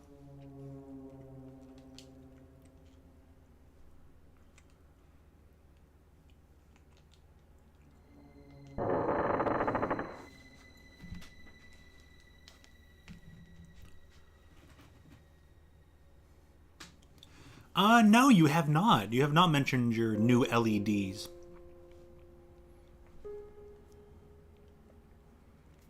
So, tell us all about your new LEDs. How'd you get them? What are they shaped like? How bright are they?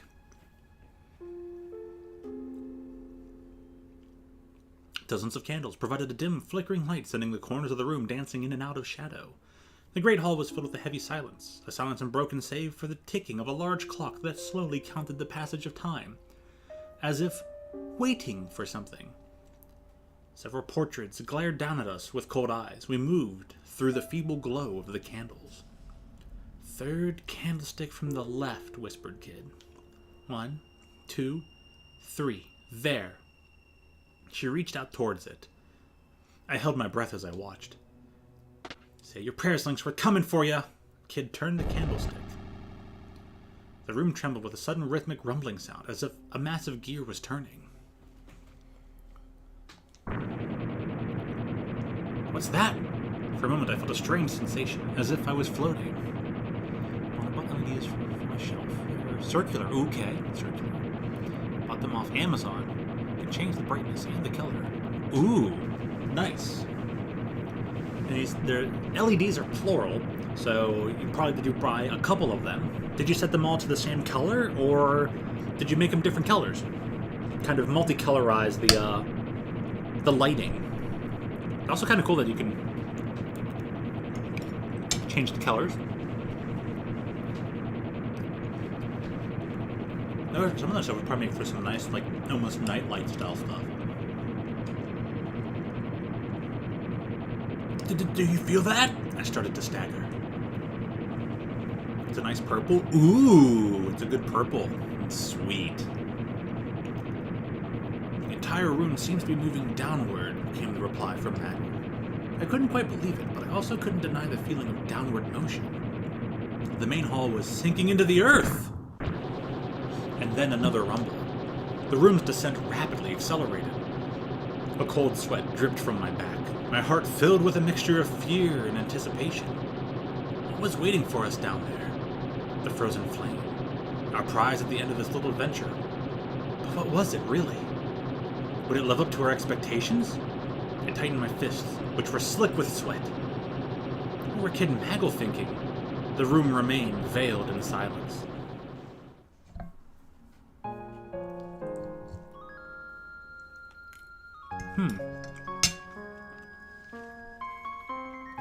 As if in response to my thoughts, a quiet voice came from next to me. It was Kid.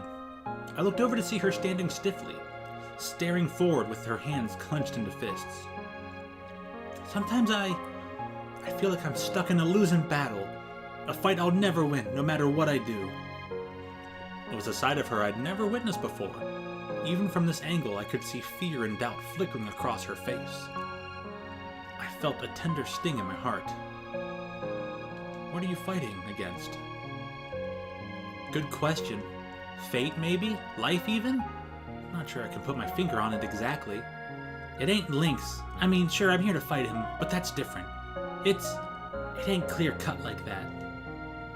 I feel like there's another me inside me, one that's just sitting there looking out at how empty and pointless everything I do is. That's the best way I can describe it anyhow. Listen to me. Load of bloody nonsense, eh? She smiled ruefully. I didn't know exactly what she meant, but I felt like I knew broadly what she was getting at. She may have talked, though, But underneath it all, she felt fear and uncertainty, just like the rest of us. I mean, that was no great revelation in and of itself, but hearing her say it out loud gave me a strange sense of relief. I stole another sidelong glance at her. Her expression was different, more mature somehow. Sorry, mate. You didn't need to hear that. Not exactly me trademark Brando carefree banter, eh? She stuck out her tongue. Normal service had been resumed. Or so it seemed for a second. Thanks, Serge. And you, Mag, she said, suddenly serious again. Couldn't have made it this far without you both. Listen, if we don't... After this, I mean, if we don't get another chance to... Huh? You know what, forget it. She closed her eyes and forced a smile. I wasn't sure how to respond, so, true to form, I just stared at her some more. Oh, Serge. I could have sworn I caught a flicker of a grin cross Maggle's face, too. He was standing just at the edge of my field of vision, arms crossed and eyes closed. But maybe it was just my imagination. A contemplative silence descended as the hall continued its journey down into the bowels of the manor. A crash split the silence, as if we'd collided with something. Scritch! A loud metallic scraping filled the air. The room rocked and finally came to a halt. I usually keep the lights quite dim, except if I use the color fade mode. You can't change the brightness in that mode. Oh. A nice calm purple glow around the room. That sounds really, really nice, really decent. Kind of decadent and luxurious. Nice. Nice. Rock on. Looks like the end of the line. All change! Whoa. The swelling grandeur of the organ suddenly filled the air. No one had so much as touched it, and yet the keys and the pedals were moving by themselves. The melody it played was both unsettling and sad. Funeral tune, is it? Way to greet your guests! Kid took a long stride forward, then turned to face me and Maggle. Come on, let's go. Maggle and I gently nodded our assent. Kid grinned, then turned back to the door. I like organ work. It's good. I'm coming for you, Lynx. This is the end for you. And with that, she led us from the hall.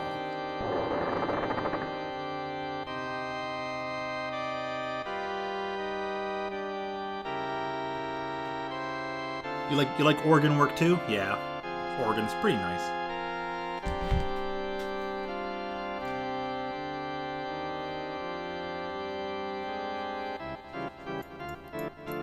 Ooh!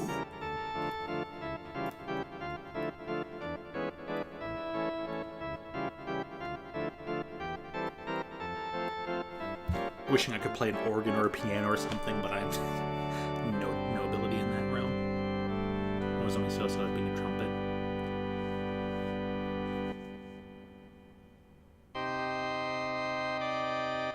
That one part was really... I didn't expect that, like, change of pace. It's good stuff. But yeah, you also got a dragon plush? Nice. Yeah, do mention if you want, but also enjoy the organs. We continue down a long, dark corridor, the walls slick with condensation. The air was thick and heavy, as though ripe with the stench of death. Were we really getting close to Lynx's hidden vault at last? And was there any turning back now, for any of us? There was something strange about Kid that night. Maggle didn't seem to be his usual self either. To begin with, it was vanishingly rare for him to speak so much, let alone to show any kind of emotion. What happened to make them change like that? Unable to take the silence anymore, I decided to speak. I had to ask the question that had been on my mind all this time. What is the frozen flame? Is the frozen flame really just a jewel? There was only silence in return. And then, when it seemed like no one would reply at all, Maggle spoke. His low voice echoed in the corridor. It is a sacred stone that cures all ills, heals all wounds, and grants eternal life. Or so some still believe. In truth, it is part of a tremendous rock that fell from the skies long ago. Part of a tremendous rock fell from the skies. It's part of Lavos? That rock was the source of a hitherto unknown power, with which mankind's hidden potential was unlocked. You could say that it was humanity's dreams made manifest. But it is not always good to have one's dreams come true. Be careful what you wish for, right?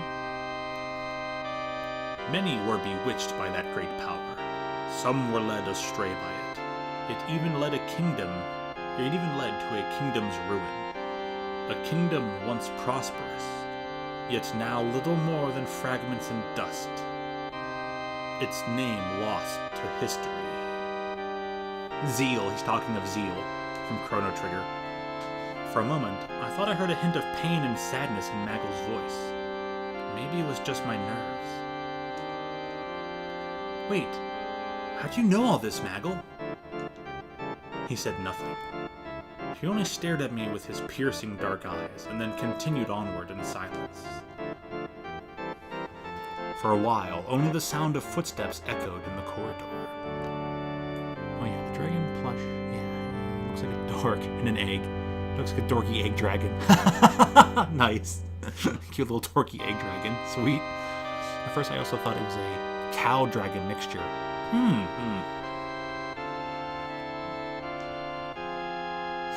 And then Kid gave a doubtful humph. Look, I don't know if all that stuff about the frozen flame is true or not. It's neither here nor there to me. She raised a fist. We're here to settle the score with Lynx by nicking the thing. That's all I know, and that's all I want to know. What had Lynx seen in the frozen flame? Why had it been worth risking so much for? For one reason or another, my mind was drawn back to the strange painting in the study. A black jewel with a burning red flame inside it. Was that what it really looked like? But what was the meaning of that strange depiction of a world where everything was melting and blending together? We trudged on down the dark passageway, each of us alone with our thoughts. Concentrating on my footsteps lessened the burden of my worries somewhat, and I felt a renewed vigor. To a degree. Suddenly, Maggle stopped in his tracks. Wait. Huh? Kid turned around, puzzled. Just then, a powerful light surged across the floor, and a ring-shaped sigil appeared. Damn it, a blood circle! Kid and Maggle were at least quick enough to try and jump clear. But they weren't quite quick enough. The three of us were trapped in a circle of blinding light. Surprise Pikachu face. But his tag had a biography for him, and apparently he likes steak, so I don't think he's a cannibal.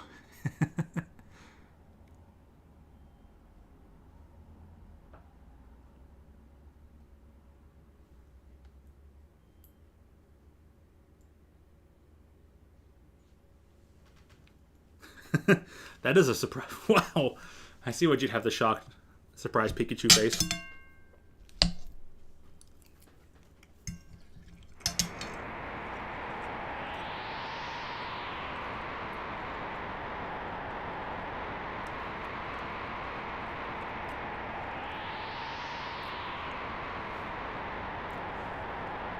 So their designs look different in this game. I wonder if their designs are supposed to look different intentionally, or they hadn't quite decided how they wanted them to look.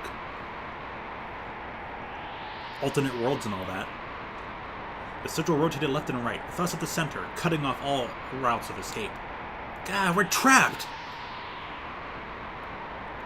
A wall of heat and wind blew up around us, and swirling lines and spirals of light assailed us wherever we turned. Yeah, I figured this was going to be the Griffin time, because that hadn't popped up yet. It's going to be 3-2-2. 3 to the right, twice to the left, 2 to the right.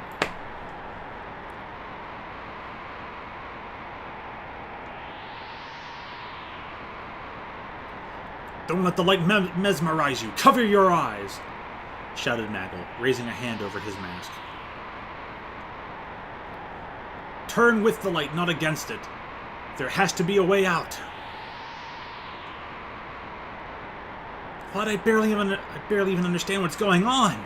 Kid's elbow brushed against the wall of light surrounding us, sending sparks flying. Be careful. Merely to touch it is more than enough to harm you. Stay well back. I slowly turned my body to follow the movements of the ring of light, looking for a gap to escape from. I turned right 3 times. 3 steps to the right. There, I see it. That's our way through. I found a gap in the wall of light and carefully walked through. Kid, Nagel, this way! We managed to get through the barrier unscathed. We weren't out of the woods yet. There was still another wall of light swirling with a great wind in front of us. Looking for that gap. I turned left twice. 2 steps to the left. There, I see it. That's our way through. Found a gap in the wall of light and carefully walked through. Kid, Nagel, this way! We managed to get through the barrier unscathed. But we weren't out of the woods yet. There was still another wall of light swirling with a great wind in front of us. One last time, to the right twice. 2 steps to the right. There, I see it. That's our way through. A gap in the wall of light and carefully walked through it. Kid, Nagel, this way again!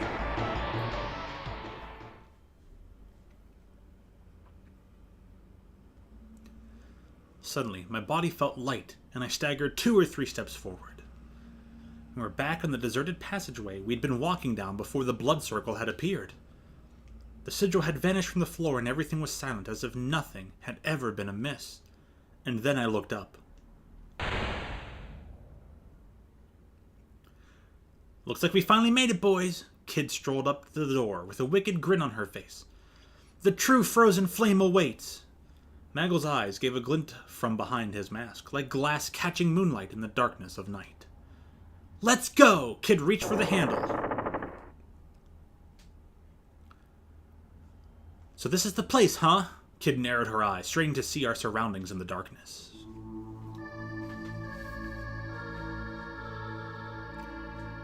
A vast, pitch-black expanse surrounded us whichever way we looked. It was as if we'd entered an impossibly vast cave.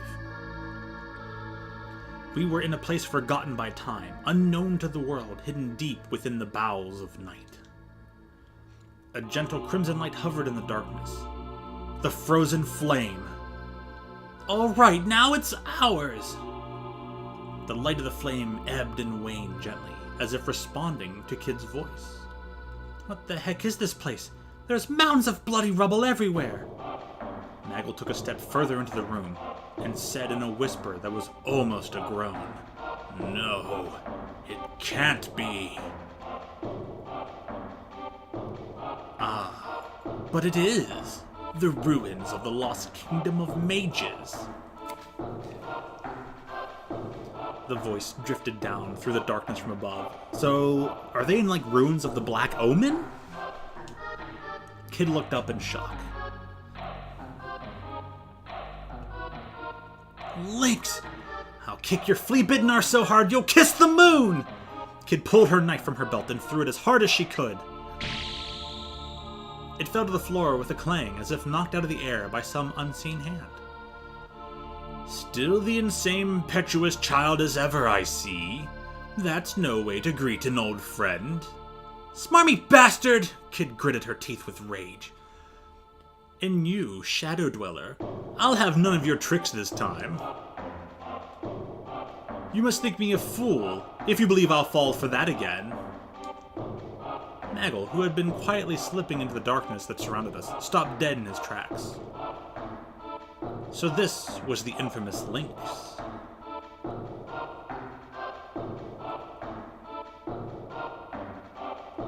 The lord of this deadly manor looks far different in this universe.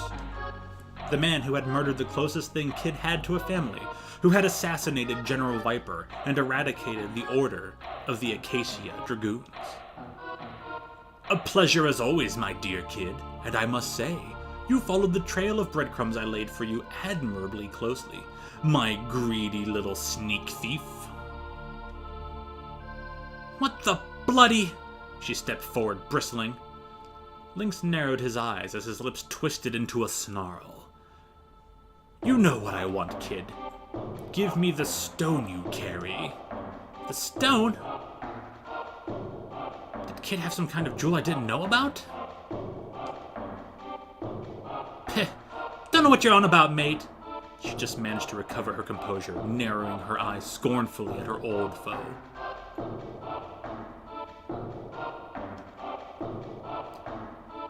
Spare me the act, child. I know that you have it. I know she gave it to you. Hand over the time egg. Now. The what? Whatever it was, I'd never heard of it.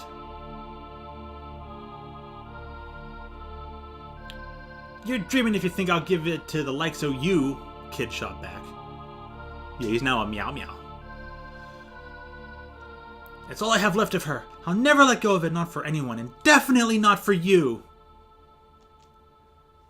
I'll tell you what's gonna happen, you bastard.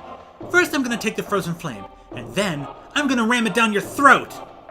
Incorrigible young fool. I was hoping this might be a civilized exchange. Alas, it seems my words will only fall on deaf ears, and you are determined to repeat your past errors. Lynx moved his hand to the grip of the ornate golden saber that hung from his belt. Last time, I showed you mercy and let you leave with your life. That was a mistake. One which I mean to correct. Surge, Maggle, stay back. Kid took a step forward, glaring at Lynx, her gaze unflinching. This ends here and now. You'll pay for what you've done. You'll pay for what you did to Luca! Well, that all but confirms it.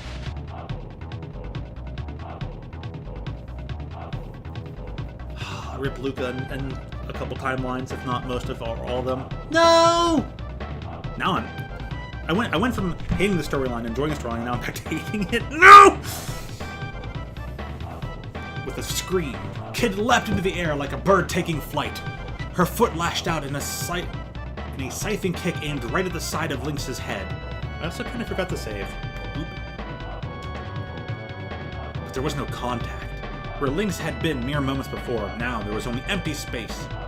Kid landed and immediately launched herself back into the air, putting the full force of her momentum into another kick. This time, Lynx leaned back, letting Kid's foot swing past, only a hair's breadth from his nose. And then it was Lynx's turn. He lashed out with his saber, carving an arc through the air in front of him. Kid was ready for him, however, and had already jumped back to a safe distance. The two glared at each other from mere footsteps apart. At least you had the decency to prepare a little better than last time, Lynx purred.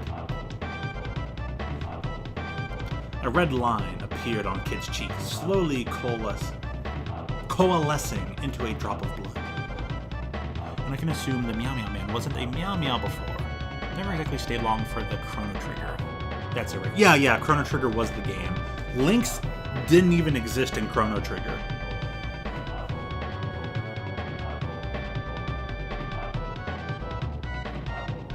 And I don't think there's anything that kind of references Lynx in that game, as if they had already, planned that far ahead. And of course, the Chrono Trigger came out in 95. This game came out in 96, and then Chrono Cross didn't come out till 99. So obviously there were some changes to the design, and they might just be like, you know what? We want the designs that we left in 96 to be like alternate universe kind of style canon, you know?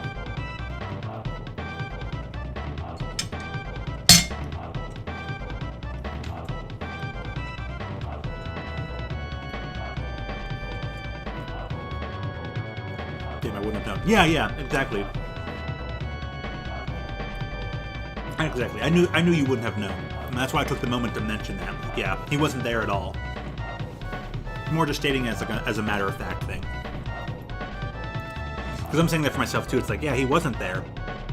Was he? No, I'm just like... Did they put any small hint at that game? There's multiple endings. A majority of endings in Chrono Trigger are somewhat joke endings. But I wonder, did they think so far ahead as to maybe, like, put something in the game hinting at links? Meaning they already planned these storylines out a little bit. I really wonder. So he isn't the Meow Meow in the later game, but then what would he look like? His name is literally Lynx, which I think is a type of cat. Yes, it is. Yeah. Lynx is a type of cat, yeah. Like, there's, like, I can think of, like, even Magic the Gathering uses animals like Steppe Lynx and something else, Lynx. Frost Lynx. But yeah, Lynx is a type of cat. I think lynxes often have way more narrow, triangular, jutted to the side ears with little frills at the end of the ears. And usually a bit more mustache, kind of. So, Lynx is typically, Lynx is a cat, a style of cat. But it says he's based on a panther. Okay. They still kind of give him cat-like features in this game. Recalling back to that portrait, he still kind of had a cat-like face when you think about it. So... But, don't worry, Han, he will be a meow meow. He will definitely be a meow meow in a little bit. Kid! In a flash, she launched herself into yet another attack. Lynx dodged to the side, then made to strike her with the hilt of his saber. Kid moved awkwardly to avoid the attack, losing her footing. And then Lynx was on her like a bird of prey before she could fully recover. What do you mean, bird of prey? He's cat-like... There was a gasp and a cough as Lynx drove his knee into the pit of her stomach. Kid collapsed. A steady stream of red dripped from her lips. Will that be all, girl? Lynx gave Kid a merciless kick to the side, sending her flying. She landed on a pile of rubble, her body rolling until she hit a large stone pillar, and there she lay, lifelessly still. Kid? Kid! I screamed her name as I charged toward Lynx, but Maggle was there already.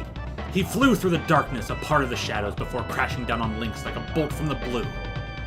Lynx jumped back, and countless threads of light flew from his fingertips toward Maggle. With the droning hum, the threads of light surrounded Maggle, crossing over one another. They spread to form a lattice of light that gave off a blinding glare, and trapped Maggle where he stood. What is this? Maggle staggered and groaned, attempting to shield his eyes with his hands. It is a simple enough spell, my shadowy friend, for those inclined to learn it, and one which, sadly for you, leaves no darkness in which to hide. Lynx leered at Maggle with a venomous grin. You've been quite the thorn in my side. I'll let you live long enough to regret it. Maggle struggled and groaned. I had to do something. Kid and Maggle needed me. But what was I going to do? I challenged Lynx. I charged at Lynx! I screamed as I rushed towards Kid's nemesis, and then in one fluid motion he spun around to face me, lashing out with his saber. I tried my best to dodge the blow, but the blade sliced into my body. Arrgh! I collapsed in a heap and rolled down into the rubble. You aren't the first arrogant little street rat I've cut down, and you won't be the last. Very cat-like features. His claw-like fingers clumped around my throat. I couldn't breathe. Tightening his grip, Lynx lifted me bodily until my feet were dangling in the air. I could feel his talons mercilessly digging deeper and deeper into my neck. Panic filled my mind. Look, kid, see your friend. Oh, they say I was the. Look, kid, see your friend. See him suffer. This is your doing. This is your hand around his neck. Yes, Josmy, they are currently fighting in the ruins of Zeal. Perhaps even the ruins of the Black Omen. Kid's breathing was ragged, and blood still dripped from her lips. Opening an eye, she groggily raised her head. But she couldn't get up. She didn't have the strength. Surge! Give me the time egg. Do you even know what it is? I suspect not. Think of it as a concentrated pocket of space. With the frozen flame and the time egg in hand, one can bend the fabric of space and time and rewrite the past. There are errors that I mean to correct, mistakes in the past that must be set right. Lynx's narrow, emotionless eyes return to my face. How long before he perishes, I wonder? I struggled to breathe, but could only make choking sounds. The kid screamed my name. Decide, will you watch the boy die or relent? Does his life mean nothing to you? I can't! She balled her hands into fists and dropped her gaze.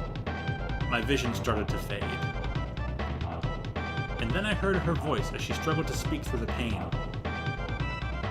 I'm sorry, Serge, but I swore I'd sacrifice anything to stop Lynx.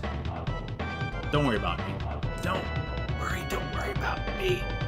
It was all I could do to force the words out past Lynx's icy grip. I was starting to black out.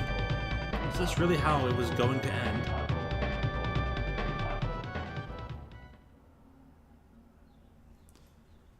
I'm sorry, Serge. I'm so sorry. Kid's sobs became more and more distant.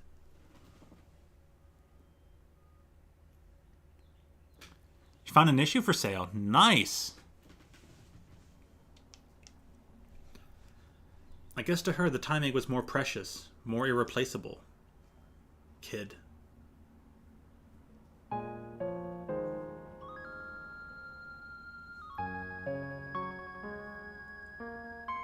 Oops, Serge died.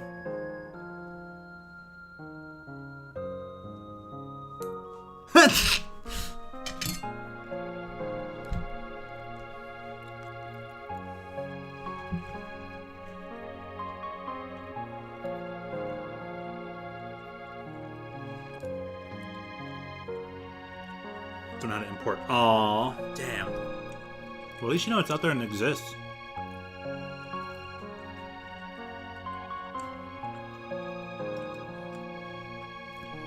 No, I wish I remembered to save after doing the light maze.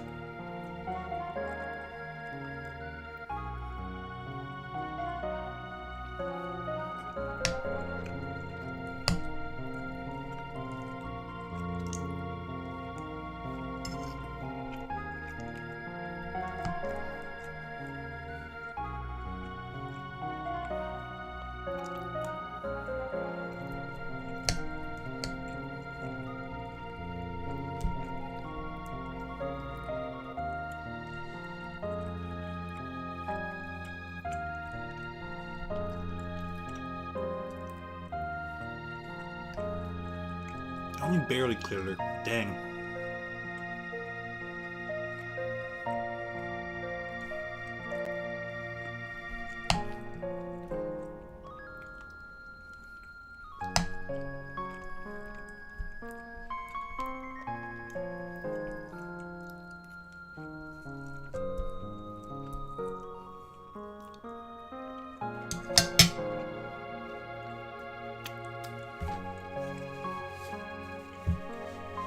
Nice little ending song, though. Dang it! Come on, we'll check out one of the other endings some other time.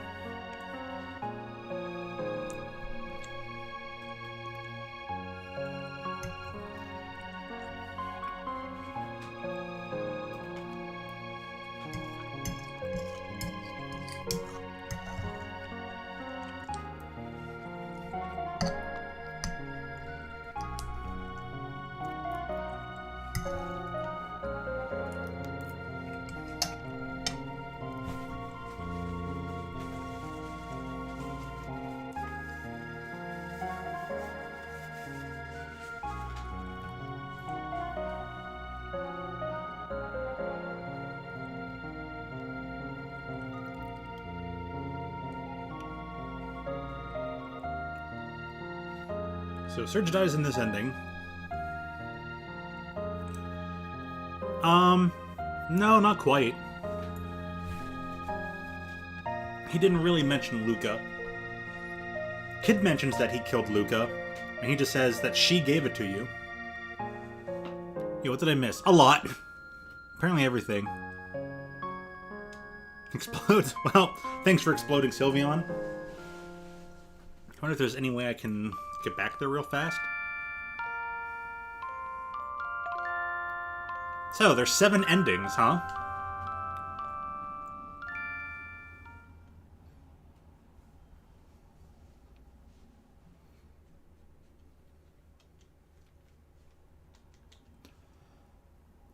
I wonder if...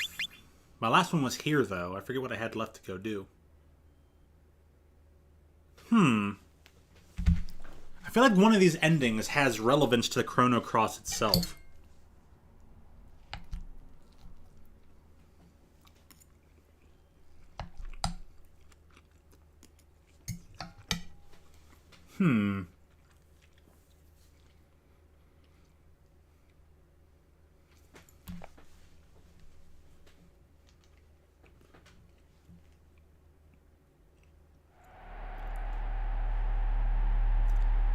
Yeah, I was on my way upstairs to get the grinding thing. That's too much to go back through.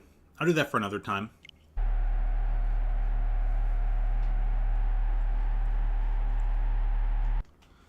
So apparently you can't use Yahoo Auctions Japan if you live in the UK now. Oh, those Japanese.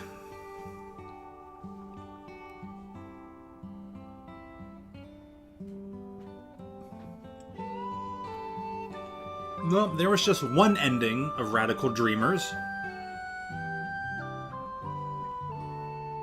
So I guess we can go have a look at Chrono Cross now.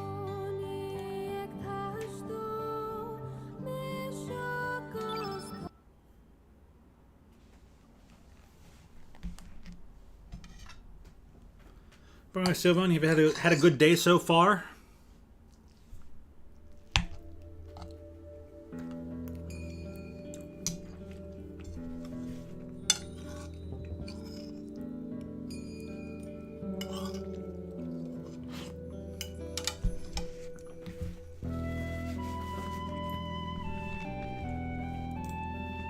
Oops, my thing's getting in the way of the, I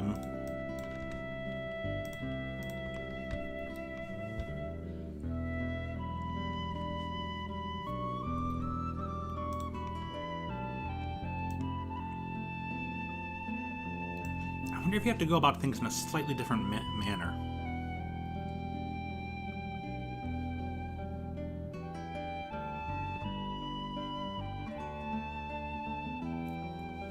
Anyone's else saying, but you got a bad version. Definitely got a bad version.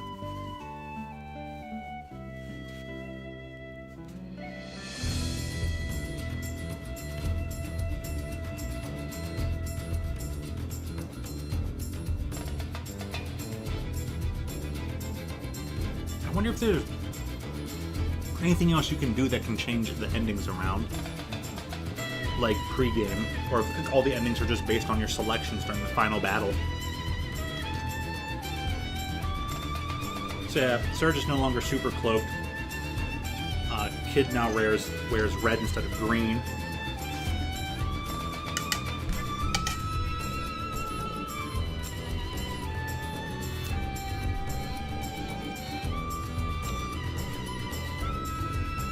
There's Lynx. He is definitely now a cat.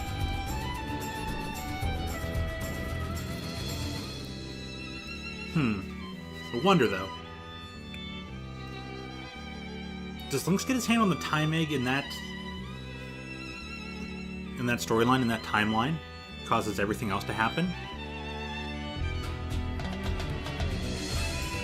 Apparently your relationship with Kid affects things.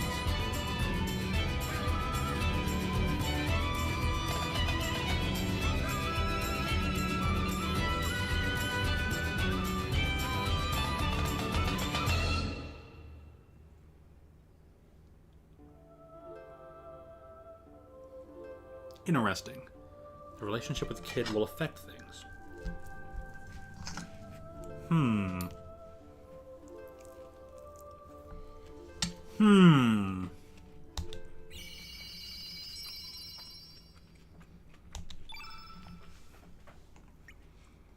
HD Rumble, on or off? Probably keep it off. I don't see a need for it.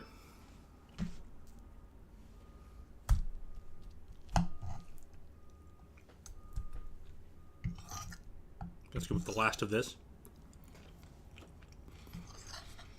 Click confirm, run cancel. Key item Y, brain menus X. It's the basic pause. Change the character. Let's be anything. No random battles. Battle boosts. Auto battle. That's a lot. All the controls.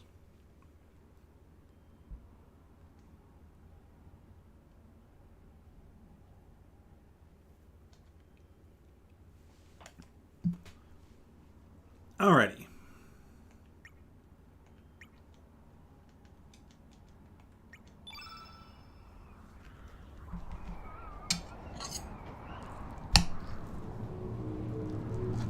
Oh no, everything fell apart.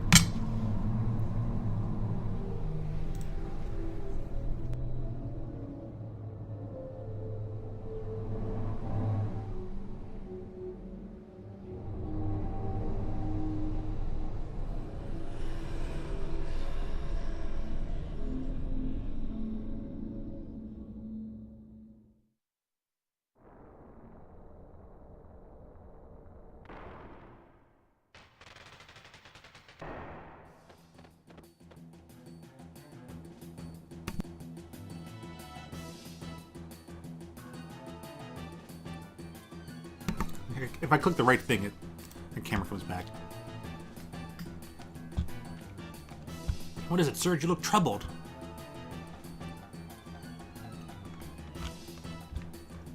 Okay. This is it. There's no turning back now. Oi, come on, Serge, Korcha. Just you wait, Lynx. Today's gonna be the day of reckoning. Say your prayers. Not that it'll do you any good. Serge?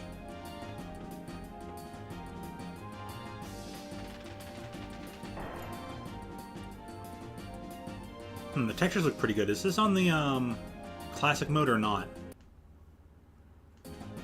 Don't know. Should be set to the classics, but right, let's go find out.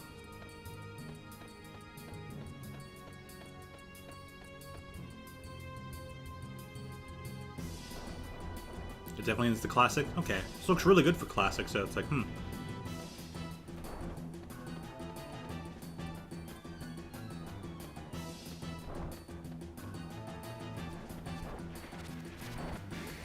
There's a bat that just flutters across like it's going to force you to get into battle.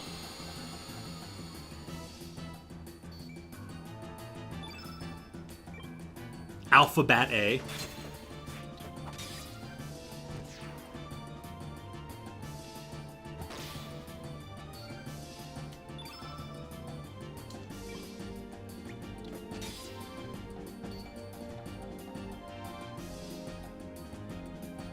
Those two don't do much. I figured they wouldn't.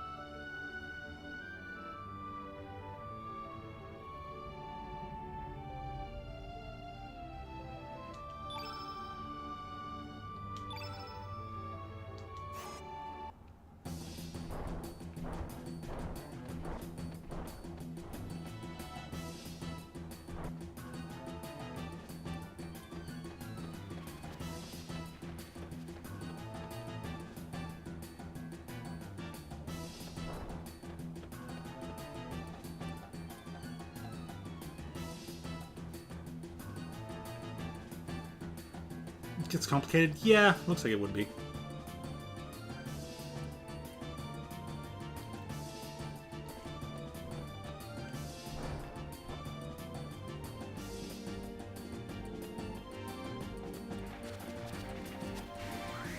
Oh, these bats.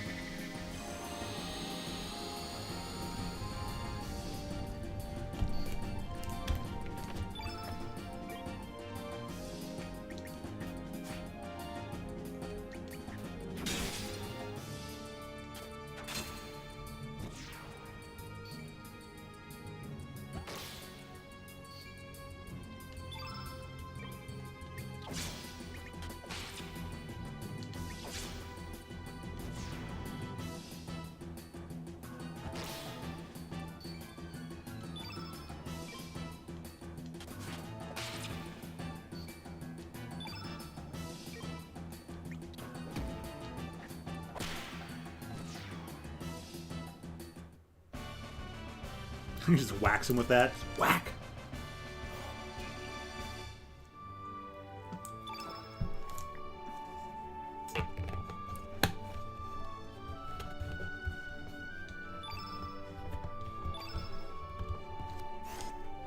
No spoils. Well, drat.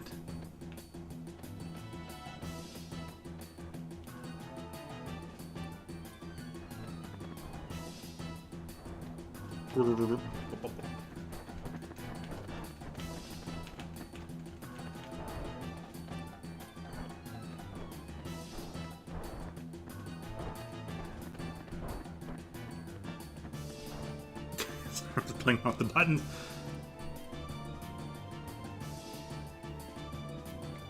In one room. Didn't miss anything here. Okay, now I'm coming to this room. Okay. We.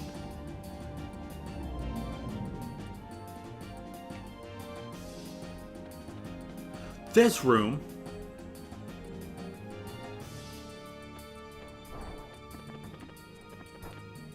Speed.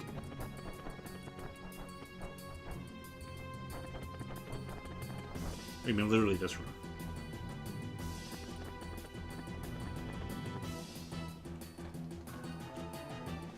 Okay, well, I did interact with it, so I don't need to do anything else. Oh, now this thing's glowing. Oh. Right into the fight. Fine by me.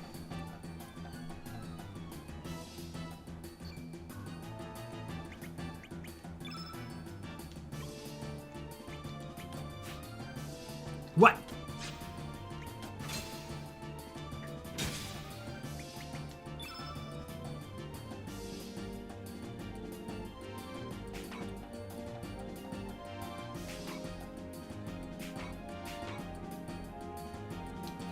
Photon beam.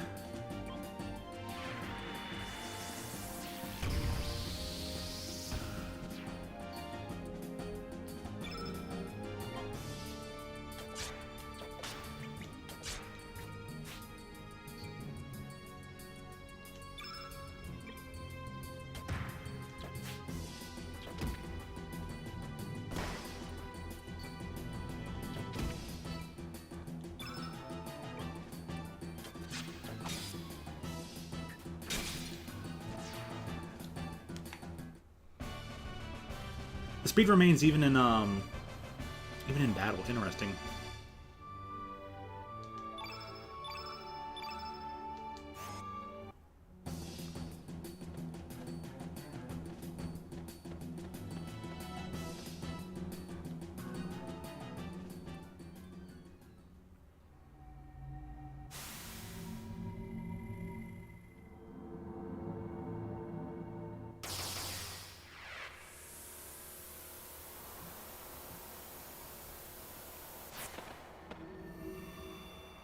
Nope, affects everything.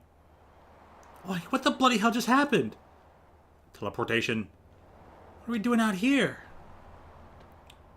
Laser elevator. Wow, bugger, we're so high up. Is this thing floating? Did it feel like your body passed through the floor just now? Sure is some fort. Eh, Surge?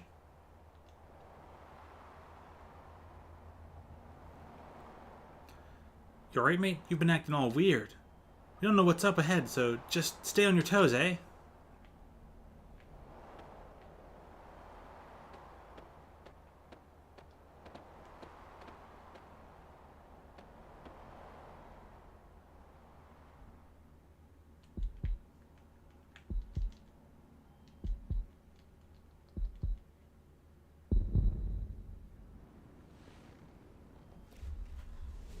Mm-hmm.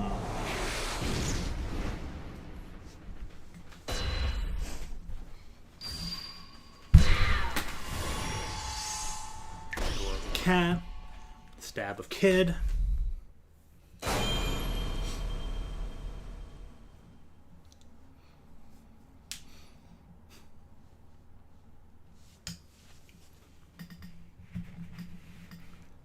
Surge. Good morning, Surge. Come on, sleepyhead, get up.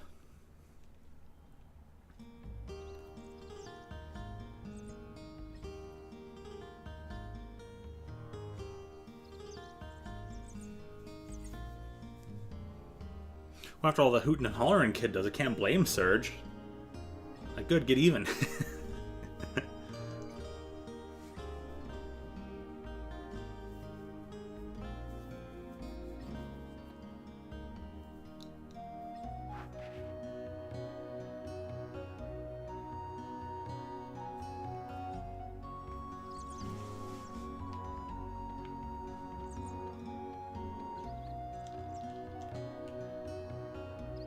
Surge took the tablet out of the pot. Yeah, free tablet. Surge took out Surge's not-so-secret savings.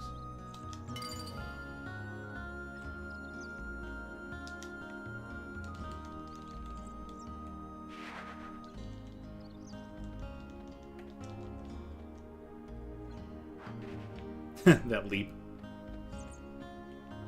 Good job, Surge. Good job. Good morning, Surge. You're finally up. The sun's already reached high noon. By the way, didn't you have plans to meet with Lena this morning? Lena came by to see if you were up, but you, young man, were still off in Never Never Land. You shouldn't break promises like that. Girls can be pretty scary if you make them angry.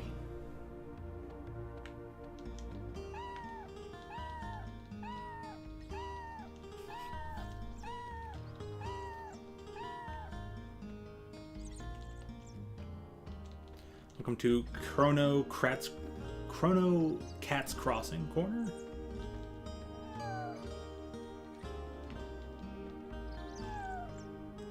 This one's a much slower cat.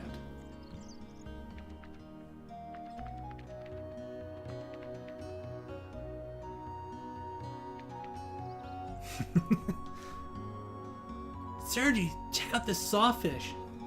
Awesome, ain't it? Poppy caught it down south by El Nido Triangle. Nobody likes going down there, though.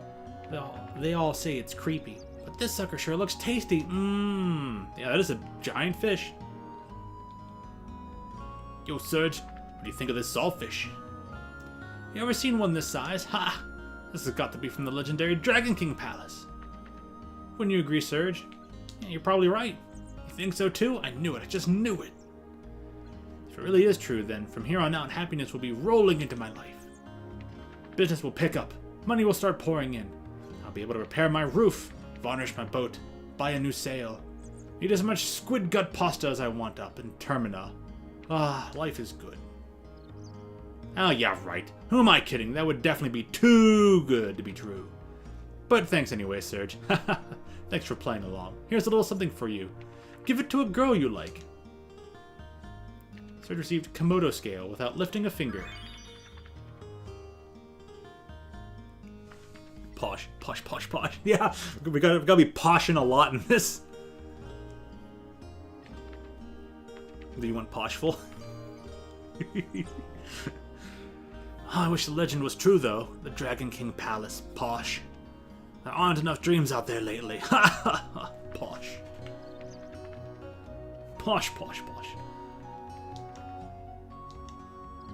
Hello, Surge. Beautiful poshin' day today, isn't it? Sure feels great outside. Ah, just being able to bask in the sun all day. Sure is a nice poshin' change. They say the rain cleanses one's spirit, Posh. But at our age, we've had enough cleansing. Yes, I know. I wonder if those outsiders are back digging now that the rain's let up, Posh. They must be conducting some kind of investigation up there in the Fossil Valley, Posh. I can't comprehend outsiders, Posh. What would they want to dig up at a place like that?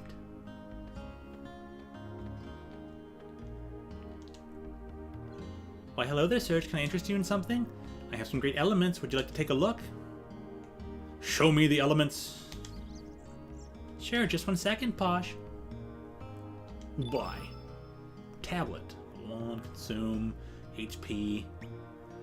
Wow, a cure. A whole cure. High pressure water stream.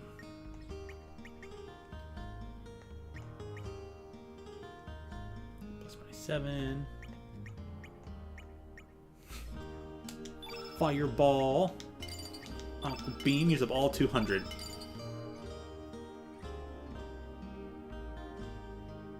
Give Poshel food. She need food.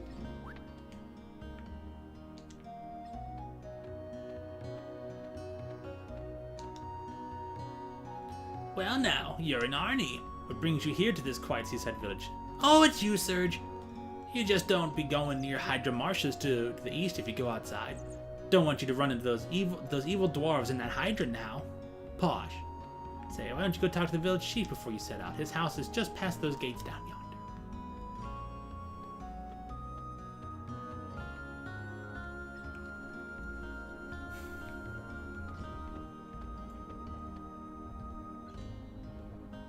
Humna, humna, humna. She sure is pretty. What a knockout dancer Miki is. The port town of Termina has its share of dancers, but no one, I say no one, compares to Miki. But mind you, I've never actually seen Miki dance. Oh, how I would love to see them jiggle. I'm talking about her arms, of course. Whoa, Serge, don't tell Grandma about this.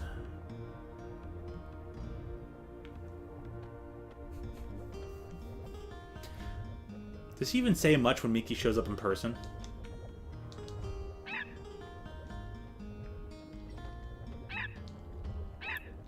Doggy dog. Cute, weird chihuahua doggy. Purple lizard. Yo, Serge, have you heard anything about the group of thieves up on the mainland? I think. I haven't. Really haven't been keeping up, have you? It's pretty big news, even in El Nido. Those mysterious thieves have broken into a bunch of houses up on the mainland. They're cold-blooded bastards. They'll go to any extreme to get money or jewels. Even the powerful nation of Poor can't seem to get a hold of them. I think they call themselves the Radical Dreamers. Wouldn't want to run into those bandits. Looks like the Viper Festival will be cancelled again this year. Our only celebration of El Nido Archipelago down the drain. There hasn't been anything good to talk about since that army from Poor took over the islands 3 years ago. We wouldn't have to put up with this situation if General Viper and the Dragoons were still here.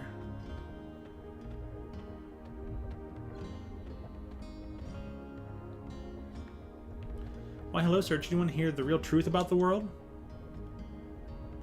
Insanity leads to chaos, then to solitude, the fruitless effort of adding meaning to what is meaningless. A lone crimson tear falls to the sea, the echo of the remaining star cries out in the infinite vacuum. The least I can do is send my distant prayers over the wind of time, setting sail on dreams. Well, how'd you like it, Serge? Were you moved? I've been dreaming about becoming a poet since I was little. I want to cross the continent and make a name for myself, with just a pencil and paper. But look at me. I'm in this puny village in the middle of nowhere, waitressing this rundown shack. What just say about my restaurant? You can quit any time, you know. Yikes. Just kidding, I was just kidding. I was just saying how good the work environment is.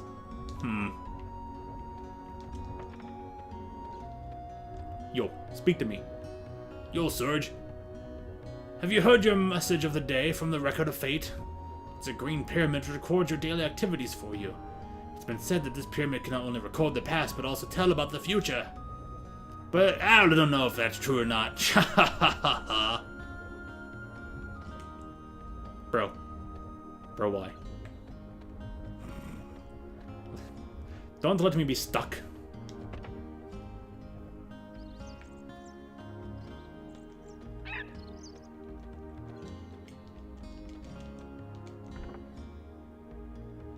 Ivory helmet.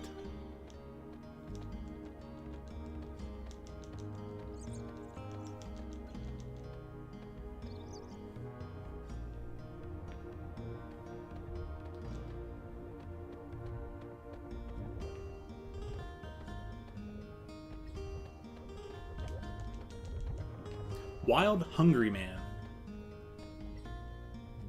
Okay. What do you gotta say, kid? Hey, Sergi, do you know what's popular among the village girls these days? A necklace made from Komodo dragon scales. You know, those monsters that eat fire? I want to get some for Kiki, but there's no way I can beat those monsters. Oh no, if I don't do something about this now, Kiki might start liking Lolo. Boy, am I in a fix. I just got a Komodo scale thing. You want it?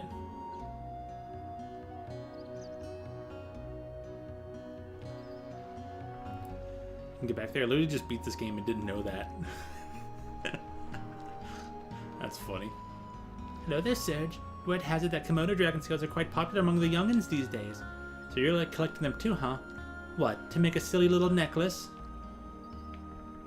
That's right.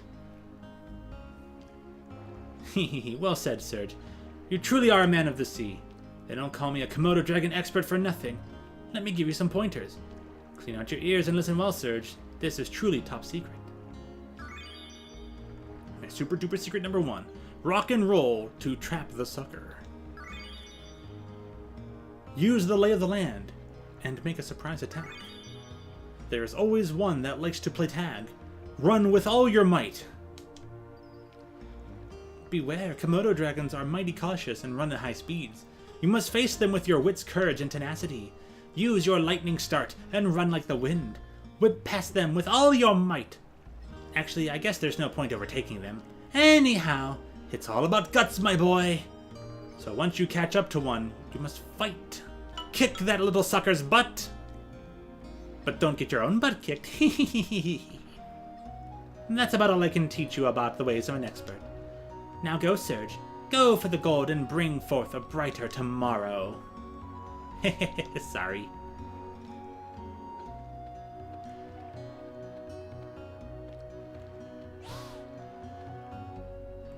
Sergi, don't be mean to my Celine. Is my Celine cute? Daddy found her by Lizard Rock. A lot of baby Komodo dragons play out there. I guess that's kind of like their hangout. You know what, Sergi? Don't tell anyone about... what will I tell you? It's a secret. Okay. Lolo said he was going to get me some Komodo dragon scales. What should I do?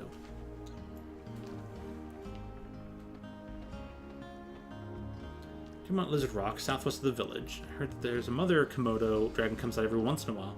I've told Kiki numerous times not to play there, but she never listens to me. I guess kids will be kids.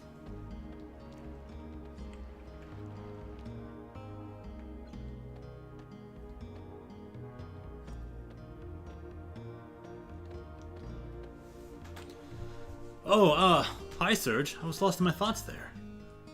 You know how Kiki's growing up so quickly? Sometimes I'm just amazed at how much she resembles her mother. Yeah, I guess my wife is like that too. She's been very much like her mother since as long as I can remember. I guess that demonstrates how life continues to live on through the generations. It's been about 10 years since I became a fisherman. Back then I still had other aspirations, but I ended up succeeding my dad.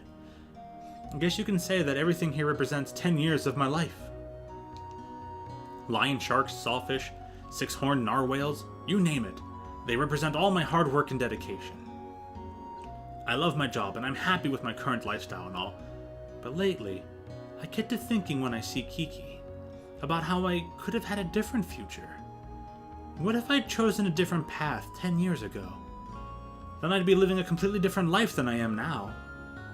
I'm not saying which one would have been better, just wonder where the other path may have led me. I guess the longer you live, the more you wonder about another you that might have been. Boy, life sure is complex. Oh, hey Serge, you want this? Here, take it. It's an amulet I made from a lion shark tooth 10 years ago, when I decided to become a fisherman. I don't need it anymore. I have my wife and Kiki watching over me. No, I don't have Hecarim. Serge received Shark Tooth. Thanks, man.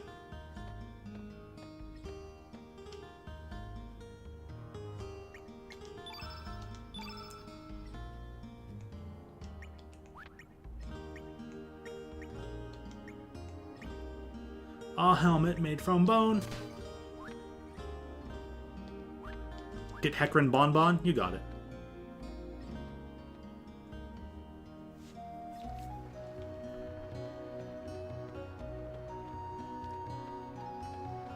walk past anybody? How'd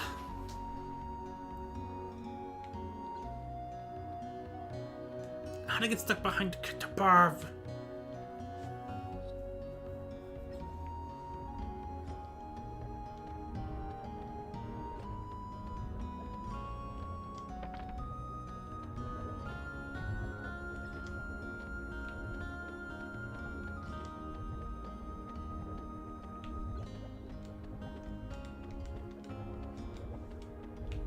Cha-cha-cha-cha.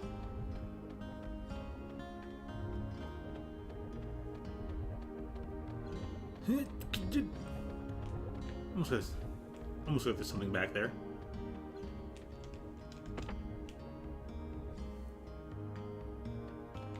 And yet this is still not the back room.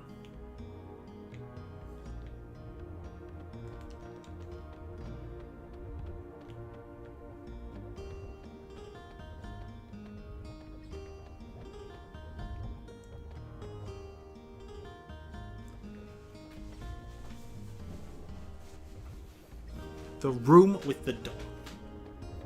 This one.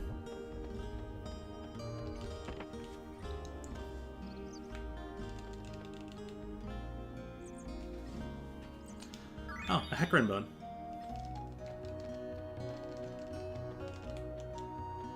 Nothing there. Oh, Lily was part of the bed.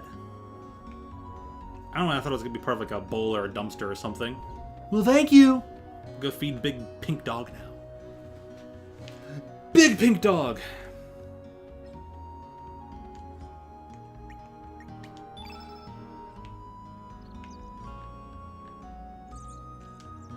Here, you want the Komodo scale? Oh, wait a minute, Sergi, is that a Komodo dragon scale? No way, is it real? Sergi, how about giving it to me, please? Pretty, please? Oh, come on, Sergi, I won't ask for another favor for the rest of my life now, please? Yeah, sure, take it. Really? He's sure? Yes, alright, thanks a million, Sergi. Here, let me give you this. Put to good use, okay? Got uplift. Sweet! Oh yeah, one more thing. Do you know what Pashal's favorite food in the whole world is? Hecarim bones! She'd do anything to get her paws on one. She'd obey your every command if you gave her one. Wow. It tells me.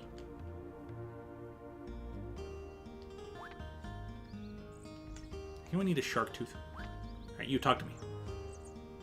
Yo, Sergi. I heard you totally blew off Lena this morning. I didn't think you had it in you. That was real gutsy of you. I guess that kind of shows her who's boss, eh? Don't tell her I said so, but my sister's a bit too quick to lash out. Could you, like, make her be a little nicer to me? You have my support all the way. I'll keep my fingers crossed for you. Piers up ahead. Listen, don't be messing with those boats. I'm sure you understand. A boat is like a limb to our fishermen. Pull any stunts like last time, and I'll whack you in the head. Okay. Oh, she's out there. Well, tough luck, Lena.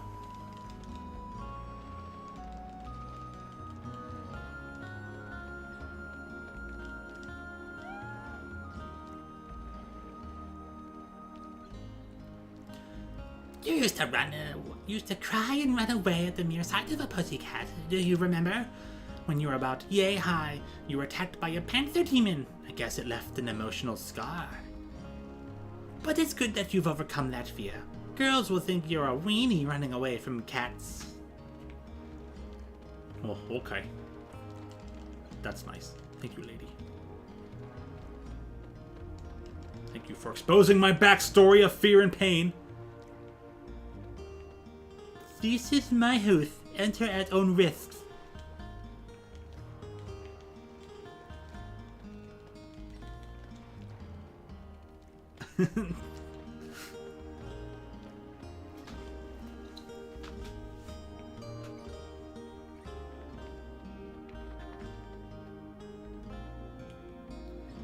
Yo, G, what up? Yes, this is the crossing of the Chrono.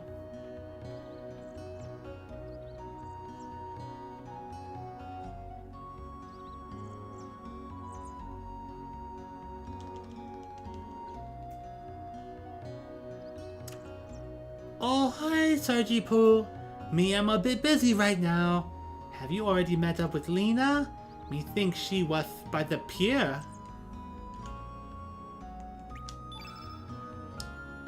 Ah! Is that a heckling bone? Surgical, a present for me? How do you know to accept or to not accept? Ahem, me accept your present, and me shall help you. Me will do anything you want. Me will be honored to be by your side. Me will use my pretty miracle power X. Me will do it, Sergi Poo. Partial joins your party.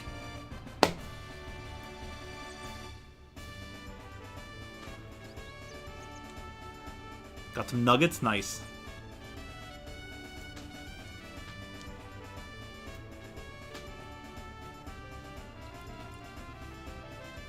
Change name.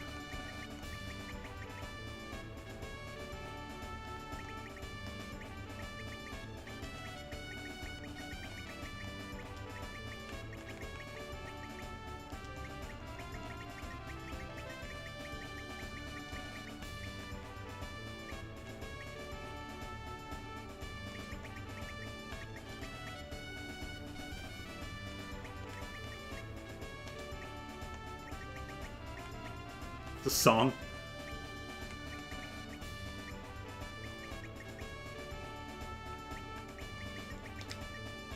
Pants G.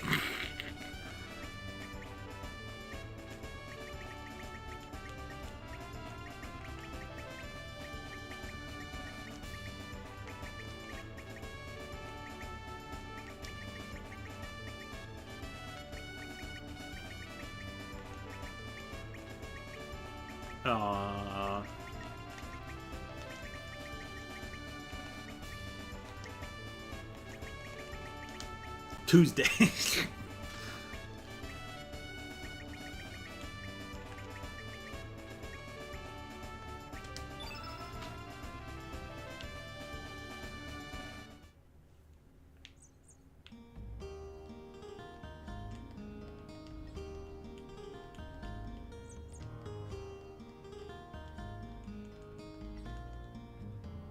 It's boring playing alone. Come on, Poshua, let's play. Me, I'm sorry. Me, I'm a bit busy right now. We'll play later, okay? How boring. Aw.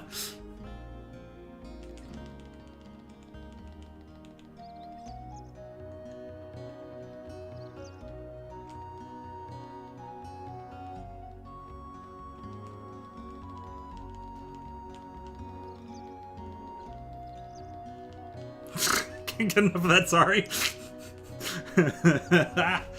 Alright, what do you people say? I'll just talk to them.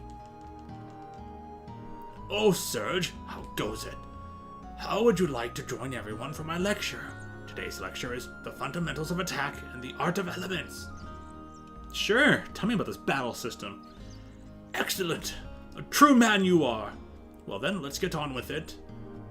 Me will watch from here. Go rock!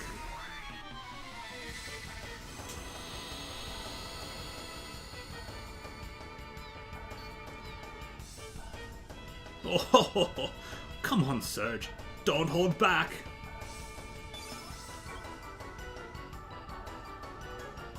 Bam!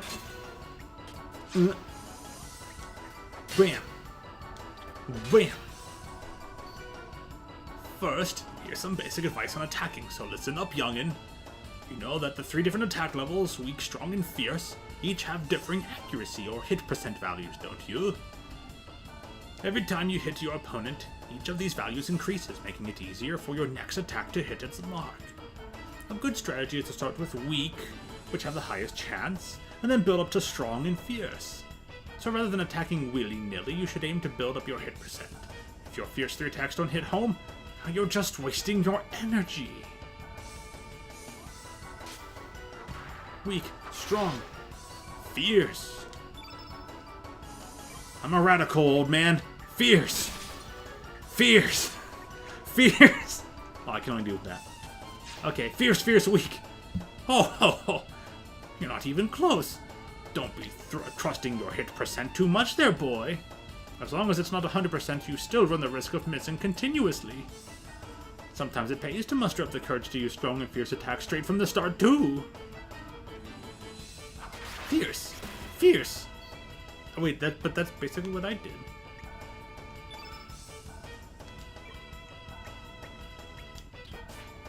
Oh, I like my odds, though. I'll do strong, weak, strong! Next, let's check out the use of elements. When you use an element, the color of the element's attribute remains on the battlefield in the form of a field effect. Each time you consecutively use the same color element, the effectiveness of that colored element group increases. Did that just skip? Almost looks like it did. I can't tell. Here, I'll show you. Let's fill up all the field effect attributes with the color blue. Try using a blue element after me. Turn blue.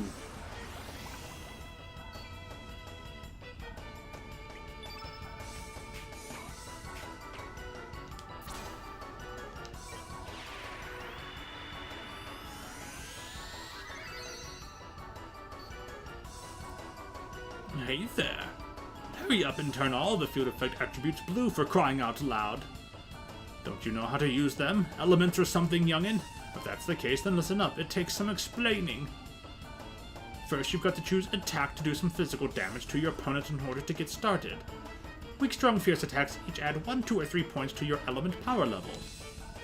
Your current level is the number that appears above the level symbol under your name there. Oh, I nearly forgot to tell you. You won't accumulate any power unless you actually succeed in hitting your opponent. So, be careful. You can't afford to miss. Yeah, I can. Maybe. Discharging this accumulated power is what is elements! And you. Just do it! Once you've built up some power, you'll be able to choose the element option from the battle menu. When you select the element option, gray-colored rectangular plates appear on the screen, don't they? Those plates are the elements you currently have allocated. So why don't you try using one of those blue elements you have there, boy? Relax, they won't disappear when you use them. You just won't be able to use them again for the rest of the battle. That's all. Once you enter another battle, you'll be able to use them again, so don't hold back now. But even though I say this, I still have to stress that you've got to consider the appropriate time to use your elements. Otherwise, you'll never be able to beat some of the harder enemies you're bound to meet. You've got to form the proper strategy, boy! Oh, but wait, I'm forgetting something important. Oh, it must be my old age. There are some elements that disappear in a puff of smoke each time you use them. The element tablet is just one example. These are called consumable elements, and they have the symbol in front of their names. These don't regenerate after each battle. However, the benefit of such consumable elements is that you can allocate up to 5 of them to the same element grid space. Doing so allows you to use several of them in the same battle, unlike basic elements, which normally can only be used once in any one battle.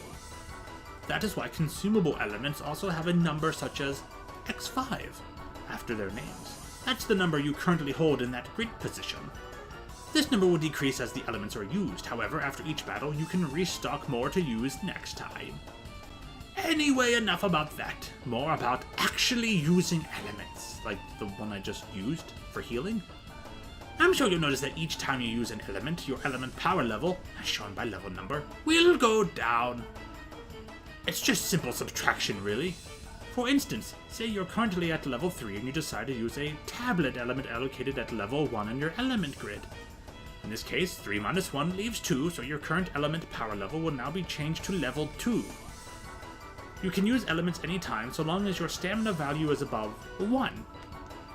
So in this case, you'll still be able to use elements with a power level of up to level 2 right after using the 1 tablet element. Did you get the gist of it, Sonny? Now do you see the importance of developing good battle tactics? You can build up a little power, then use an element. Build up a little more power, then use another element. Repeating this over and over. And that's okay! Or you can build up your element power to its maximum level and unleash a barrage of elements, one after another. That's no problem either. Use whatever strategy you think will work to defeat each of the enemies you come across. It's up to you. There are hordes of monsters out there that you'll never be able to defeat with physical attacks alone. You're going to need to master elements to get by. Well, sorry for the long lecture there, Sonny. My explanation about elements is officially over. Why don't you try and use one now? I already did! Did you not just see me heal? Wow. 3. Get it anyways. 3! Element. I have a tablet and cure. Oh, okay. No, I don't want to use a tablet. I'm just going to beat you up. 3! Oh, I can't. Take a 1. Gee, the field is completely blue. Any blue elements you use now will surely pack a punch. Here, try this out. Aqua Ball.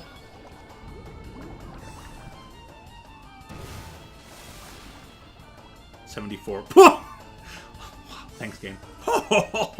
Was that too much for you? Sorry about that, youngin.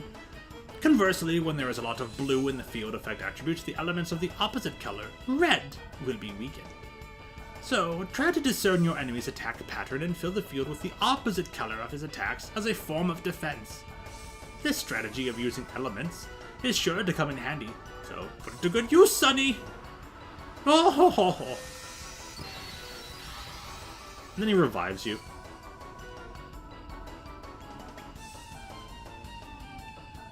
Okay.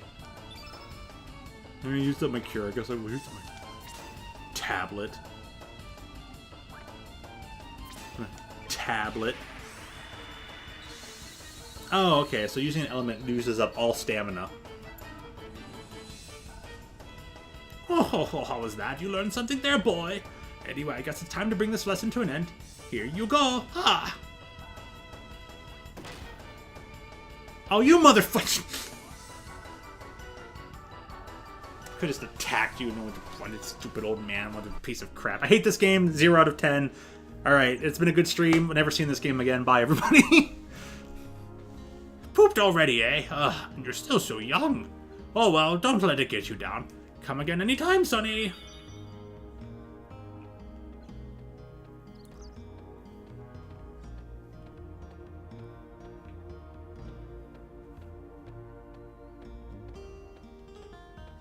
Talk to the Thank you. Yo, my name's Toma the 14th. People usually put the Great Explorer in front of my name. Toma? The Great Explorer. Oh, okay. The Great Explorer Toma. I was just looking around for treasure. I have a sixth sense, you know.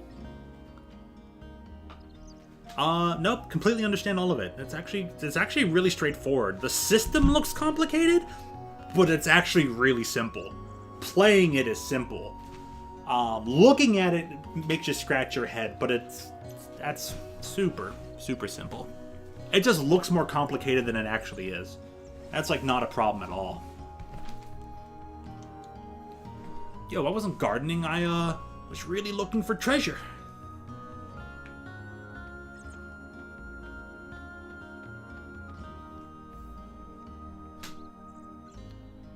Anything I don't understand, just ask. Okay. So, like, why is it then, when you put, a wood circle on a wooden square, you get shapes sitting on top of each other? Yeah, I'm just being silly.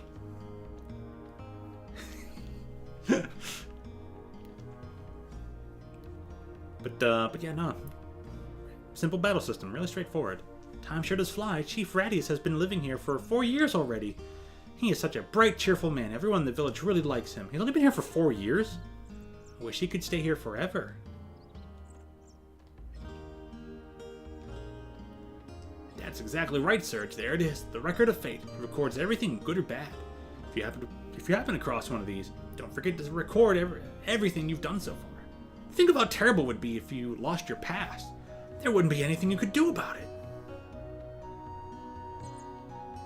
Serge, keep your hands to yourself, please. What? If you listen closely, the record of fate will tell you lots of things. Like what you should be doing next, and anything you can't hear anything more, well, I guess it means you don't have a future. When that happens, you should just go home and go to sleep. There isn't anything you can do to change fate. Who told me to keep my hands to myself? If you want to record what you've done so far, step up to a record of fate and open up the menu. Then select the block you want and follow the directions to save. Easy, isn't it? But you should go look for another one. I'm going to be here for a while. Oh yeah, and if you go out onto the world map, you can save without a record of fate.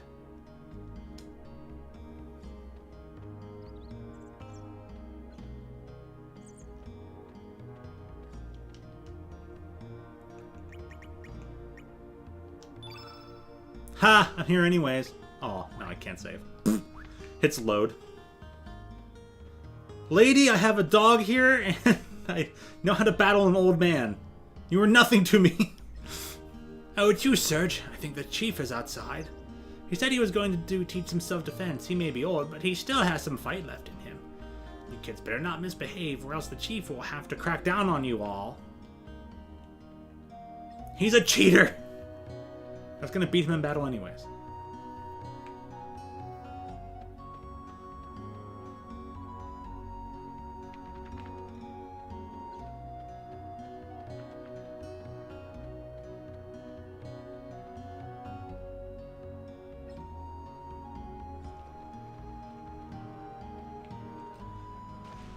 And the kid just died. Yippee! Die. Well, good luck, kid. Oh, hey, Lena, what's up? Also, bye, Lena. Uh-huh. Oh, it's you, Serge. Beautiful day, huh? You got me dozing off there. By the way, Serge, do you like the sea? Yes. Oh, really? Yeah, the sea sure is great. But just remember, Serge, don't take it too lightly. Usually you'll find the sea to be vast, deep, full of strength and energy, yet kind and gentle. But once it becomes angry, it can turn into the most frightening monster you've ever seen, engulfing everything. Close your eyes and prick up your ears. Can you hear the cries of countless men swallowed by the sea? The hidden secret the sea whispers? I recommend you learn to sense the mood of the sea. That's if you don't want to join the fellows already on the bottom. Well, that got dark. You're late, Serge. Sleeping in as usual, I suppose. You promised you'd go get some Komodo dragon scales for my necklace, remember? Oops, I gave that kid one. Since you were late, my mom asked me to babysit the kids. Woohoo, Serge, Lena, look at me. Whoa, okay. Dog's not looking. Partial look. Come on, you guys should join us. It feels really good. Yeah, who doesn't love the good ocean water? Unlike the rest of you, we're not here to play. Don't swim out too far now. She won't accept the one you got. Oh, interesting. Weird. But kind of makes sense, I guess, too. Kids sure have it easy. Remember when we were like that? Not a single care or worry on our minds. Now each day lasted an eternity, filled with newness, fun, and excitement. But the important thing now, it's not our childhood, but my Komodo scale necklace! Yes, we have to face up to reality and live each day anew! So I want you to go to Lizard Rock and get some scales for me. I would join you, but I still have to watch the kids. It's your fault. You were late. Once you've collected some Komodo dragon scales, I'll catch up with you at Opasa Beach. Is that okay with you, Serge? Sure, no problem. Nah, forget it. Good, that's what I wanted to hear. Okay then, don't just stand around. Go collect some scales at Wizard Lock. Let's see, I think 3 should be enough. Good luck, Serge. I'm counting on you. Well, let's go, Miss Wolfington. We have some Komodo scales. 2 amass. Oh, this way's on the exit. Whee! Everybody supersonic racing.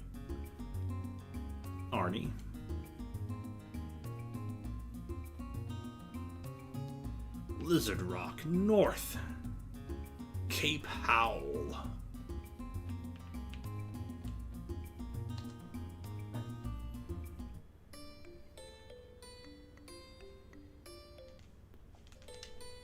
A button for pausing. Allocate.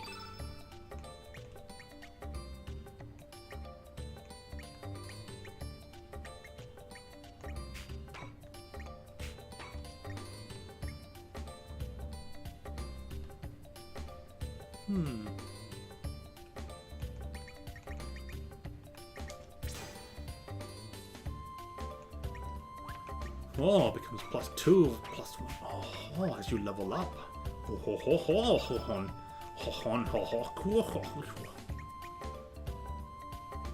Cuts out and drops a block of rock on a foe.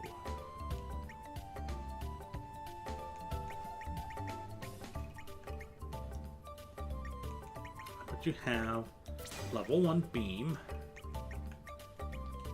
Ah, fudge.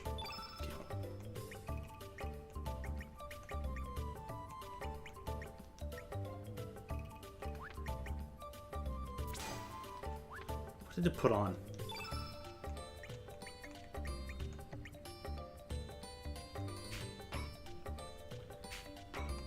Aqua. Cure. Actually, that's exactly what I was gonna do. Ha! Nice. Posture was innately yellow. Oh, I should maybe swap that then. Did I have any other whites? No. Okay.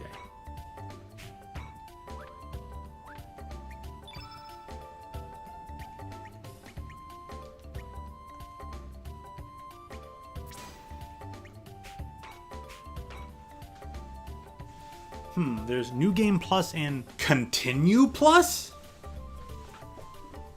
What should I do? Huh.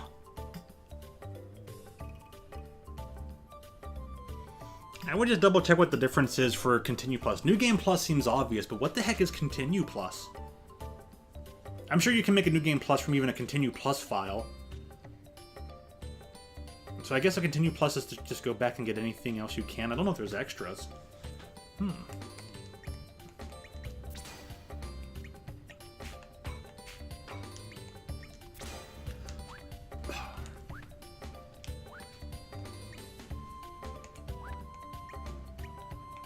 don't have any other equipment.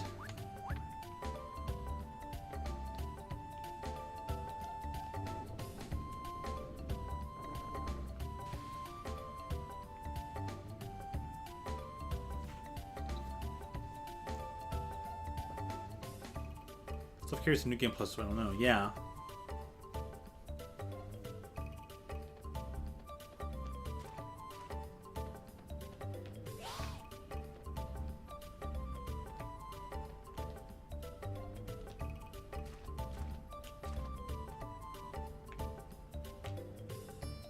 I better go into the overworld and save just before something kicks my butt.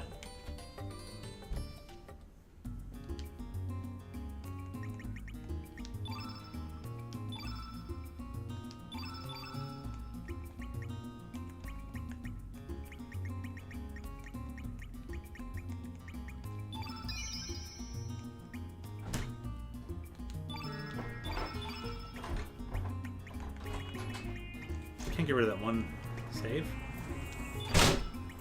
Huh. Tune's on the phone, but welcome back, Tune.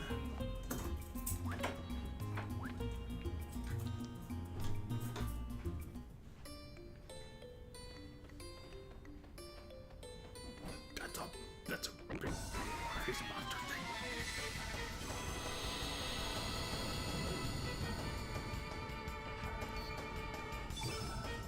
Beach bum. Oh my gosh, these names. These names.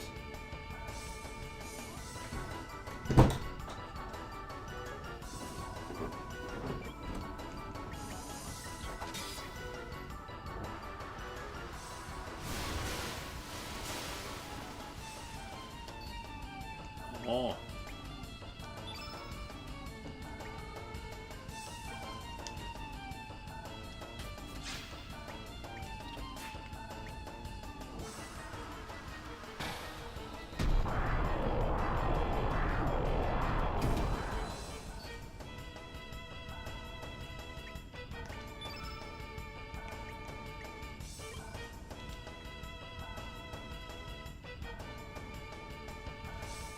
Game Plus for specific sections, New Game Plus for the whole game. Well, then I would definitely just do the New Game Plus if you want the whole game.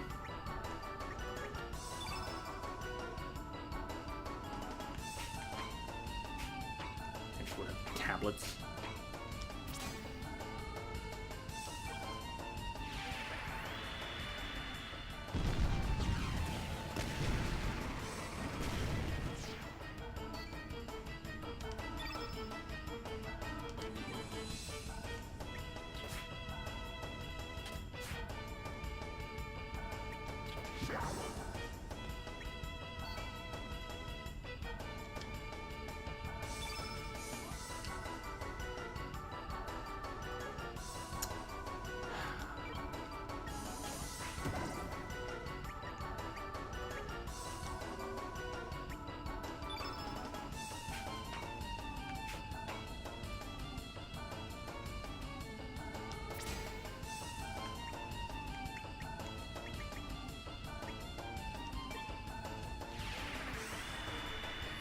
Pashal's casting animation is pretty funny.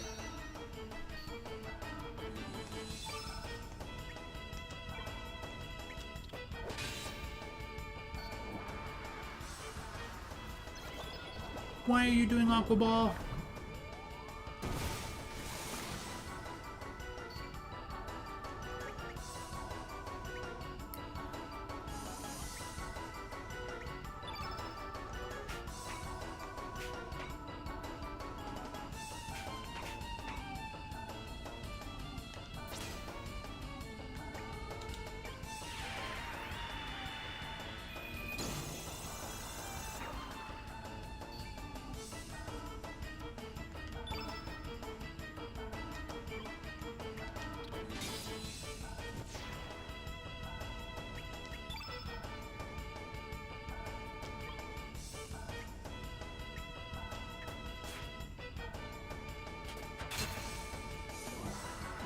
At least hit Surge. Thank you.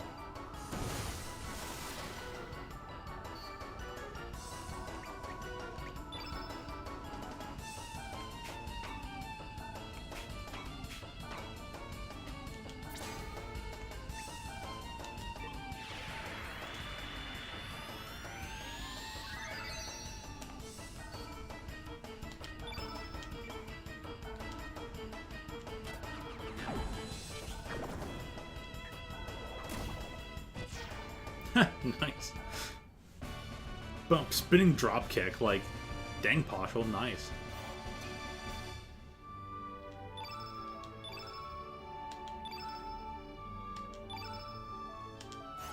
So much humor.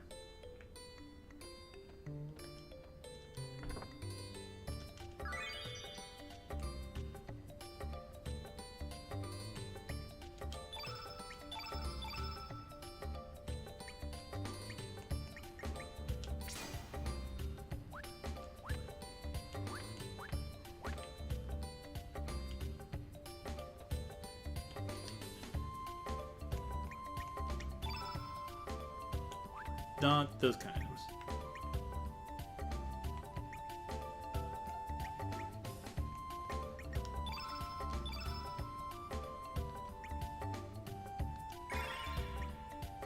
Pashal's pretty much fine. Okay, cool.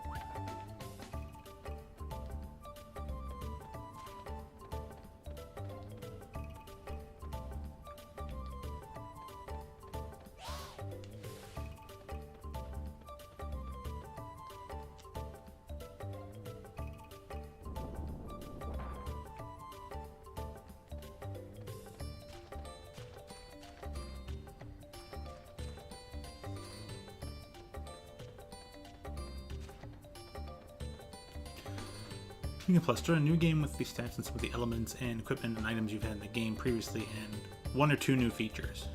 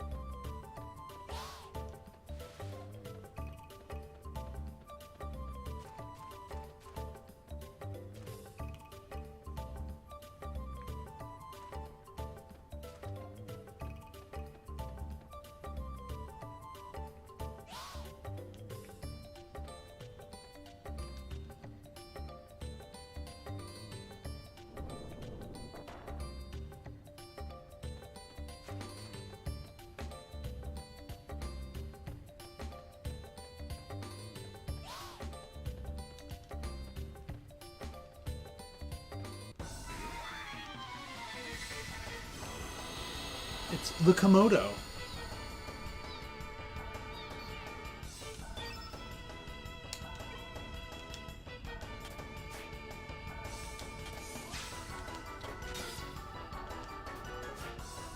Dirk. Doing the plus? Alrighty.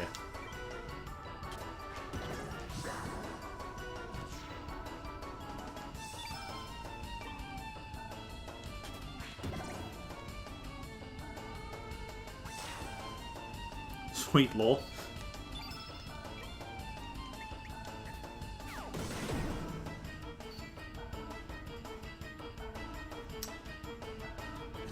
$4.9. Okay.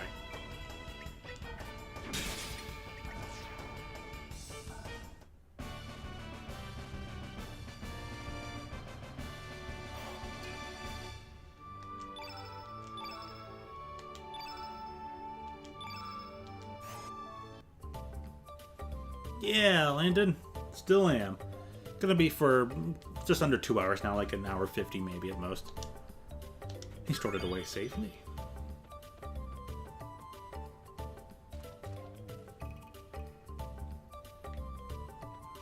But yeah, good to see you today. How's it been for you so far? The treasure chest is in the water. Which I wonder how I can get down there. Oh, like such.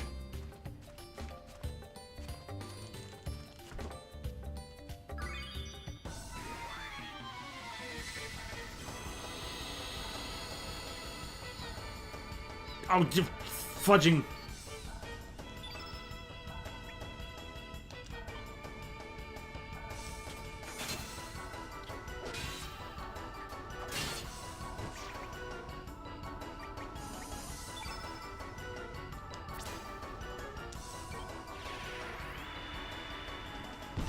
I love how the 3D models of this game stick out. Most likely didn't back then, but the moment they stick out like a... Yeah, they are noticeable. Just because it's not really, I'm too used to them, aren't I? You could be. I'm used to them, so they don't really bother me. It's like, I notice them a bit more, but... Yeah, nowadays I'm like, I actually noticed it. But in the past, no, definitely some things, like, honestly... The 3D models in this game are a lot better than so many other games. Like, I go back and look at, say, Castlevania 64. The models in that game are kind of like, ooh, even the 3D models in Smash Brothers are really... Those really stick out compared to this game. Like, this game, for $19.99, has some really good 3D models. Like, this is the original. I don't even have this set to, like, the new remaster graphics. I have this set to the original graphics. So this is the PlayStation 1 style 1999 graphics, and it's really good.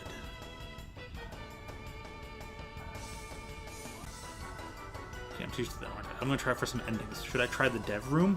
You could go ahead and try for the dev room, but I wonder, apparently the dev room ending in Chrono Trigger is the hardest thing to do in the game.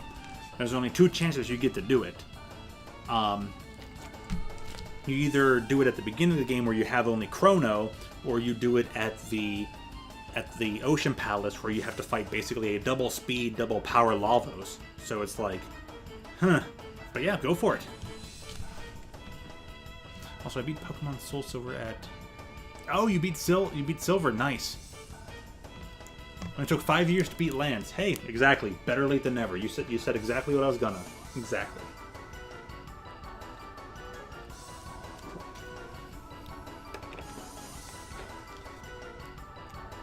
Ironically, I'll get to Red way quicker, like 3 to 4 days, as I need like 3 badges now. Right. Now, Lena and Apollo, this might be hard. Don't quote me. It'll probably be difficult. I didn't expect to bump into Lavos. So when I finished Chrono Trigger, I did New Game Plus, and I'm like, ooh, what's this shiny thing on the teleporter? And I went into it, and it was just like, weird green time gate. And I went into it, and I was like, oh, what does this do? Okay. It's Lavos, and I'm just like, what the F? And it just throws you right into battle. I didn't even have my equipment set. I was like, what? What? So, yeah. It's gonna be tough. At least you get to keep everything that you can still fight the final boss with, but you fight it under some weird conditions.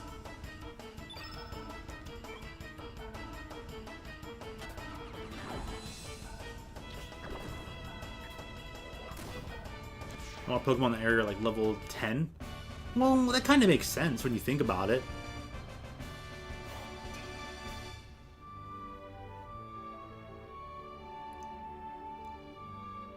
There's cool lore by this final, by the way. Oh, okay, so the dev room ending stuff is pretty cool.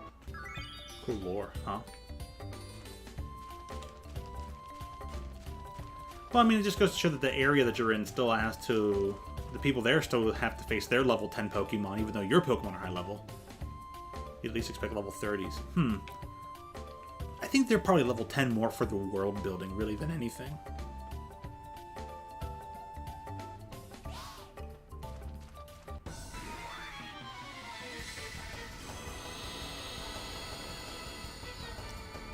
There's cool lore by this final boss, by the way. Oh, okay. Typo de heck, yeah. Damn, Langlos.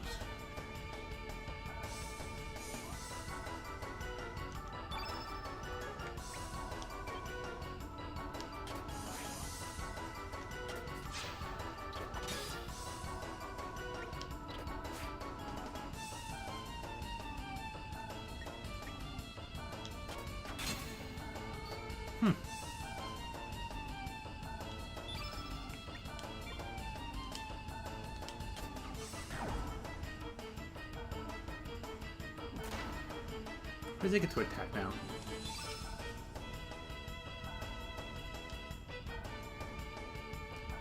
If I want to use the dynamic camera, I'm gonna go for it. It's kind of funny. What the heck?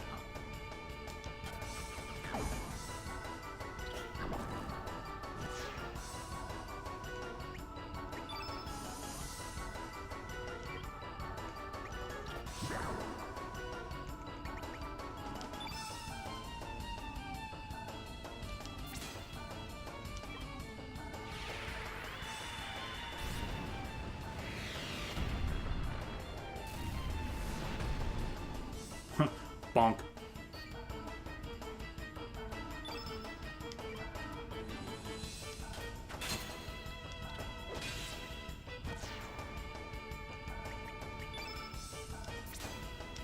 You're getting the fireball. Something higher than 10 to 19. Yeah, right. You have all the elements. Nice. What happens if you try to use the Chrono Cross element in a bunch of random areas?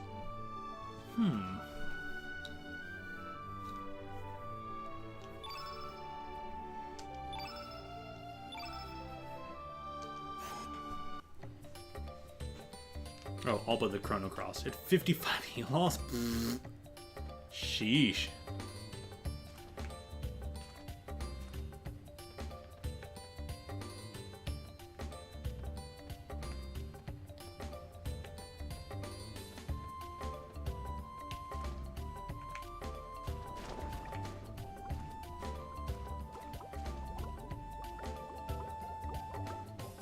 Uh-oh. Oh, wait, that worked.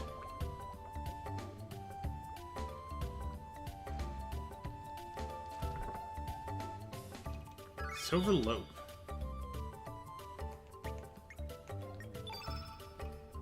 It's not a key item.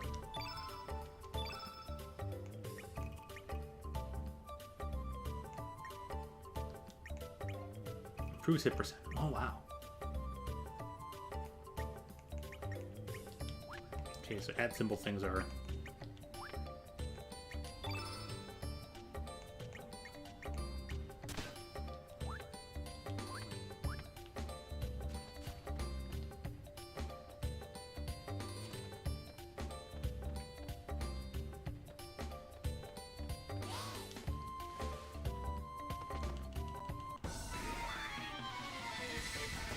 Almost has a ton of health, I've heard. I don't know how much elements in the order.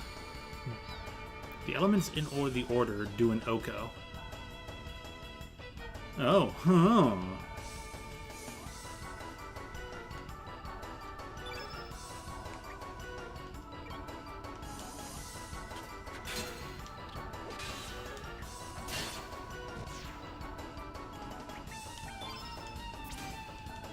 Fireball this beach bum.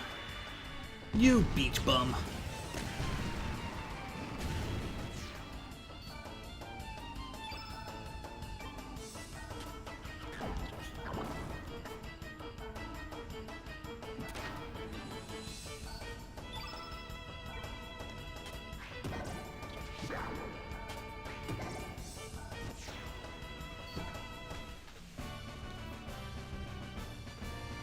Do-do-do-do.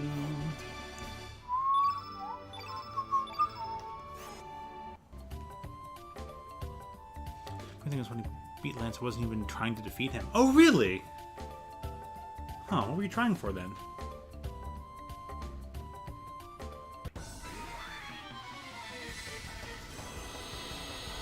Trying for Mike to face him. Oh, huh. Oh, funny how that works out.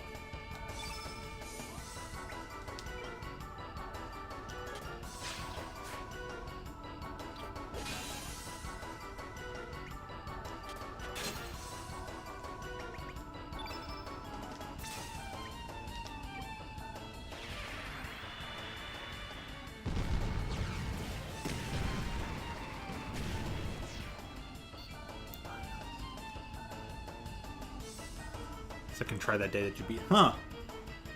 Nice.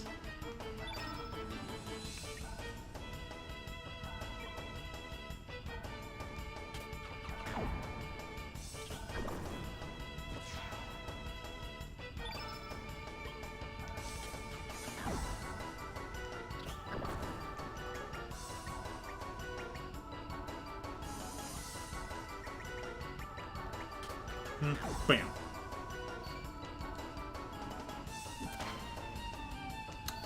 Or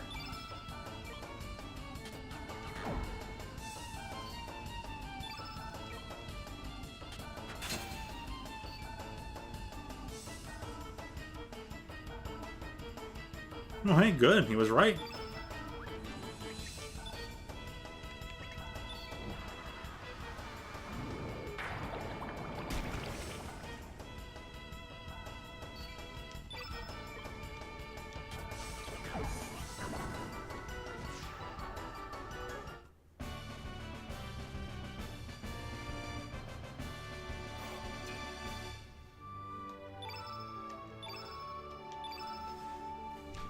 Ah, you didn't keep your plates.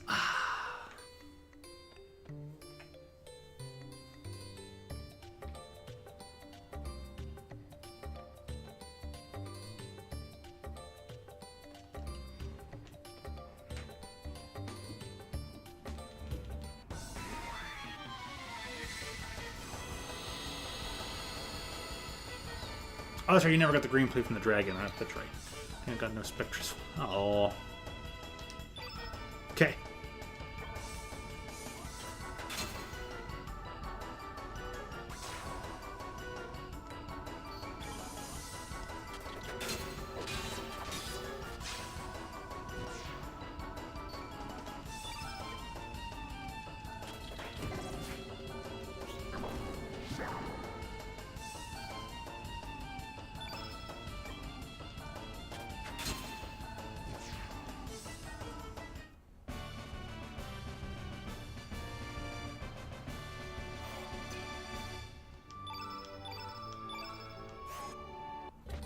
Boom.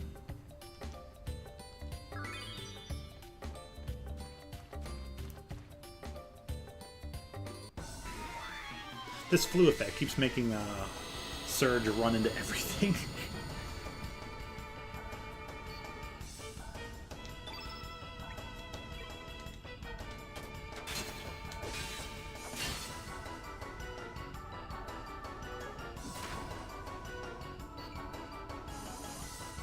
He didn't have the green plate and spams green like crazy. Dang.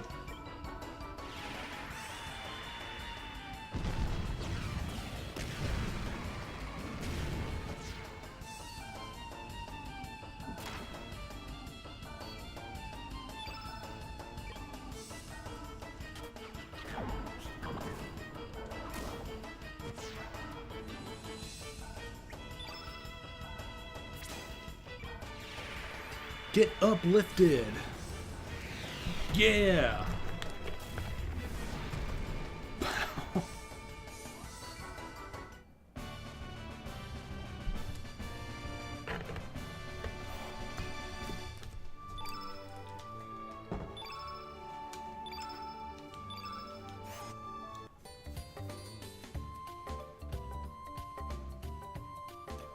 How do I get rid of this flu effect? Alright, I need your help with this. I guess it would be under, Heavenly Element.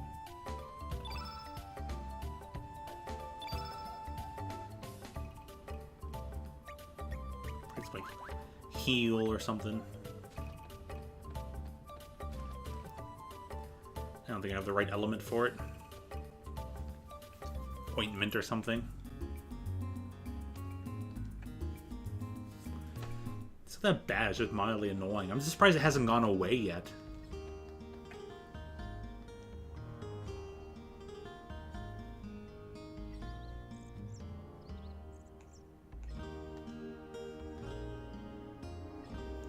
Oh.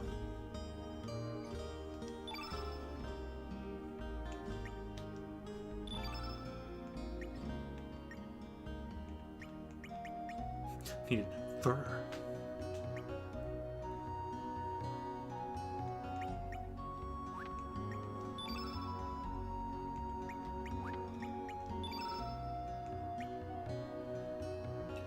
Heavy bone glove.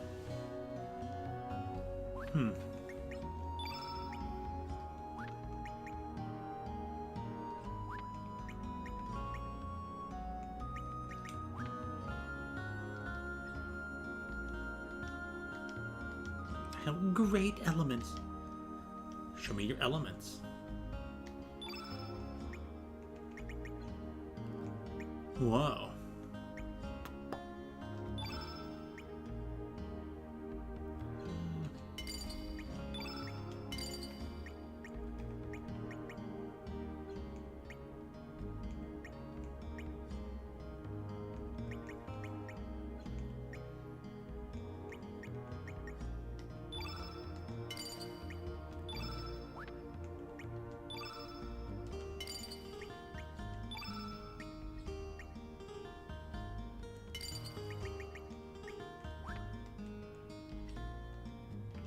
Thanks, lady.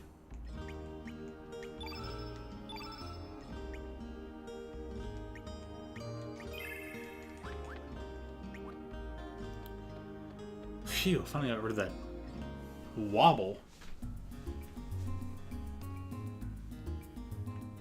Okay, save real quick.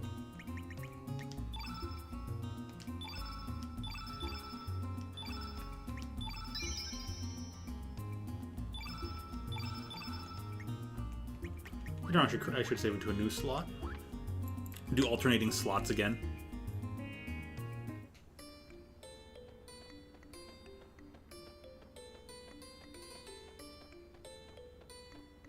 So once you've dealt with the Komodo, they don't respawn. First time I heard the Wild Pokemon Battle theme for Kanto, I thought I somehow got a legendary Pokemon. Fair enough.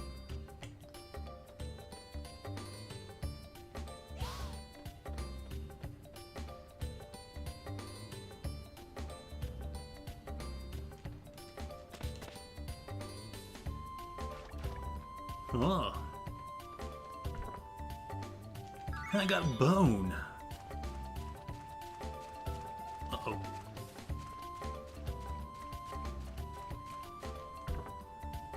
Ivory helmet.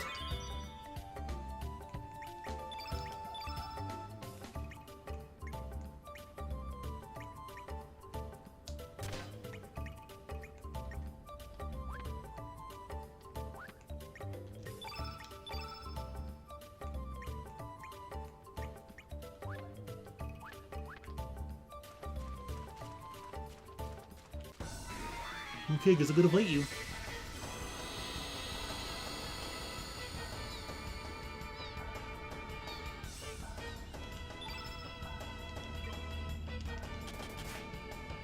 What? Miss. Surf's up. No.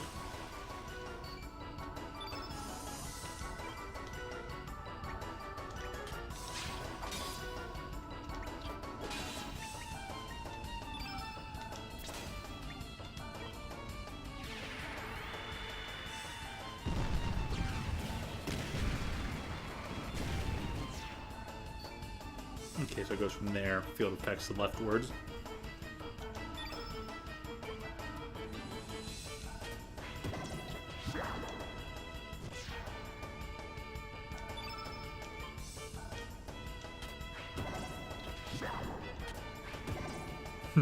Tickle.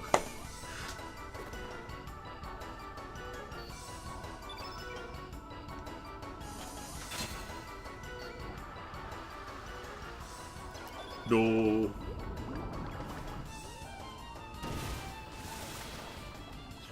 It usually ends up hurting pretty bad.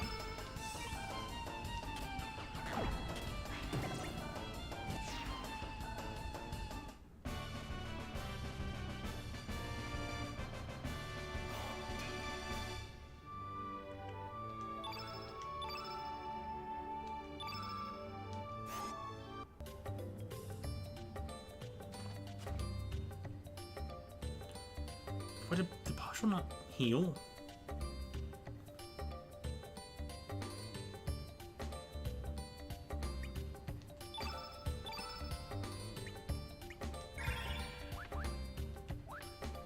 Okay, well.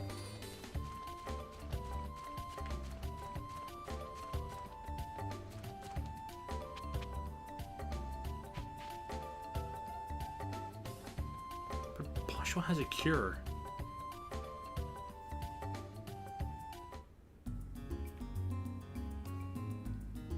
Oh, Passa.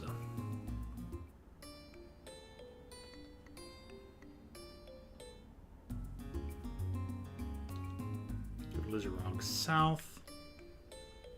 Continue this Komodo chase.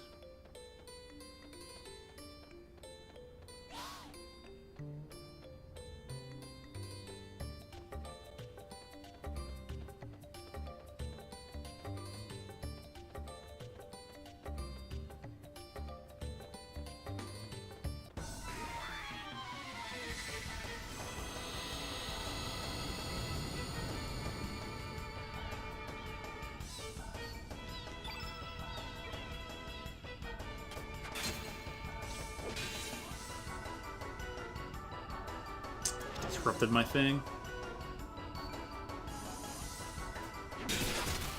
Or not.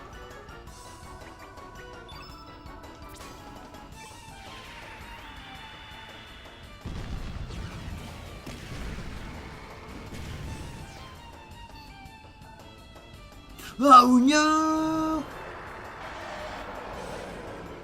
I wish I hadn't used that on that thing. Oops, my doodles.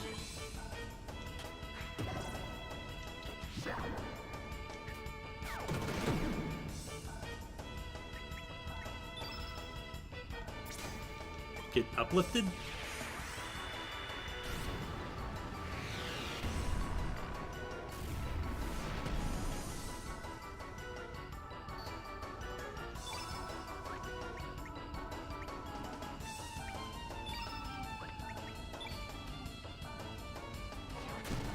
Glad I defended.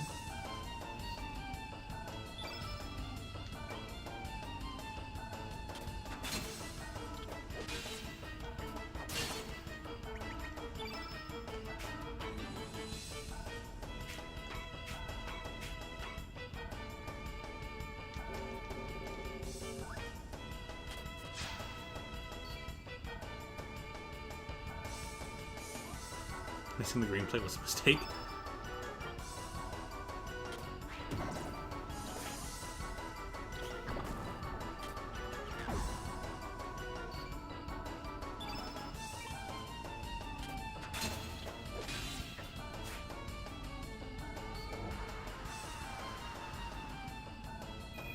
Big mistake. Oh, wait, I thought you beat the... What if there's a chance to get a green plate later on? You kind of do those one element free fight things.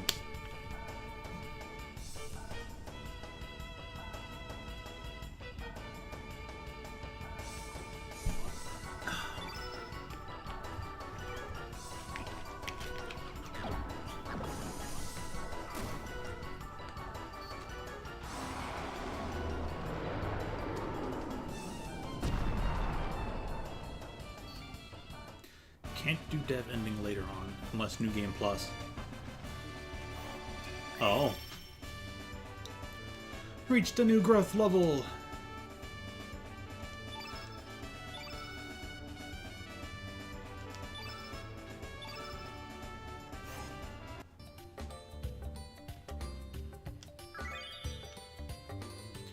Poshushu! We now have 3 Komodo scales. Let's get moving to El Paso Beach and wait for Lena.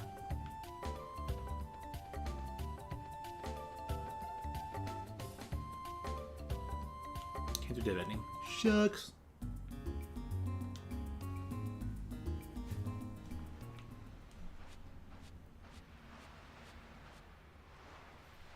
There you are. Why, hi, Lena.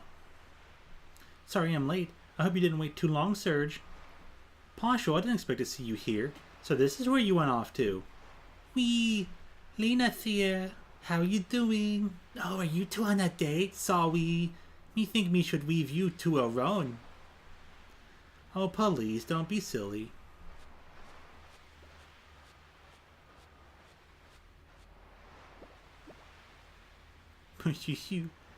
Well, how'd it go?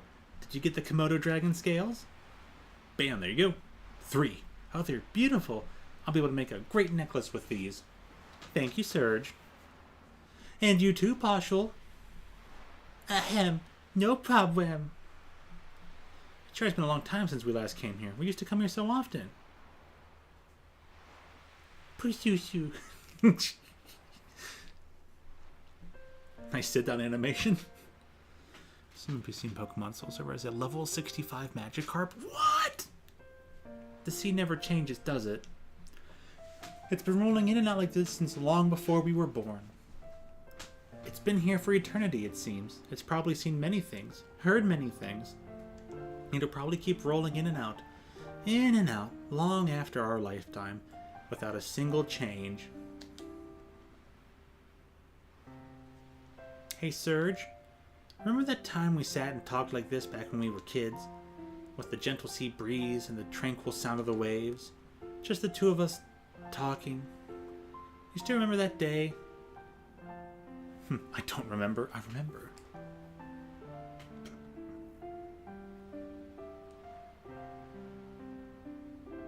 I'll just say I remember. Really? You do? So you haven't forgotten about the promise we made that day? That makes me happy. But aren't memories strange? Just when you think that you've forgotten about something, it comes floating back into your heart. I guess it's just lying there in wait, waiting for the right moment. Why, we might even remember this very moment someday.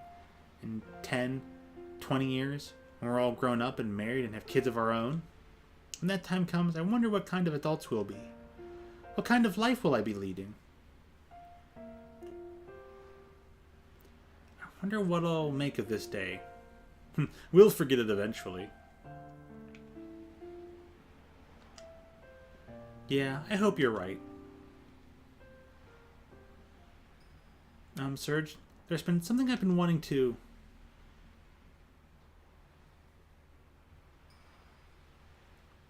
Serge... What? What's wrong, Serge?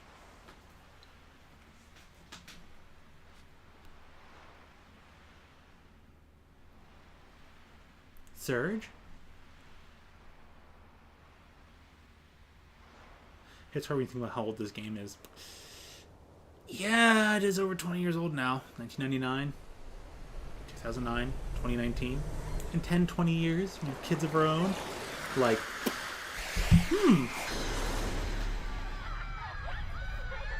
yeah, that's, something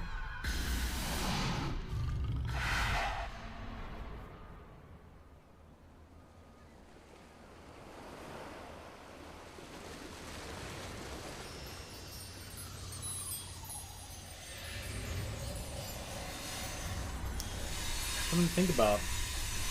In 10, 20 years? Bum, bum, bum.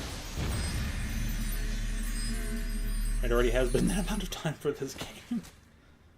Anyone who played this as kids is all grown up now. They probably see that line and go, oh!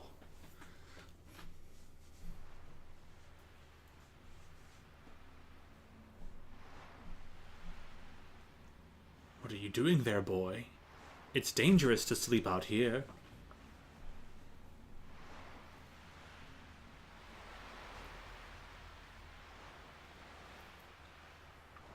Everything looks the same, maybe. You alright, boy? What on earth are you doing lying down there, anyway? For a second there, I thought you might have been a dead body washed ashore.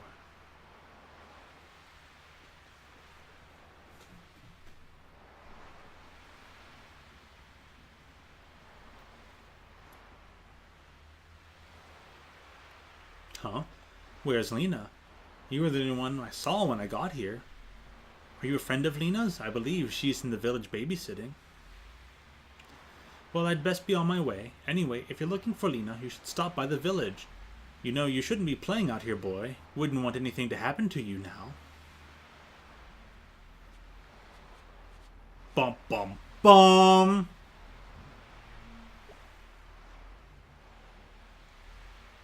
Sergi-Poo, you're finally up! Something went whoosh, and me was out cold too.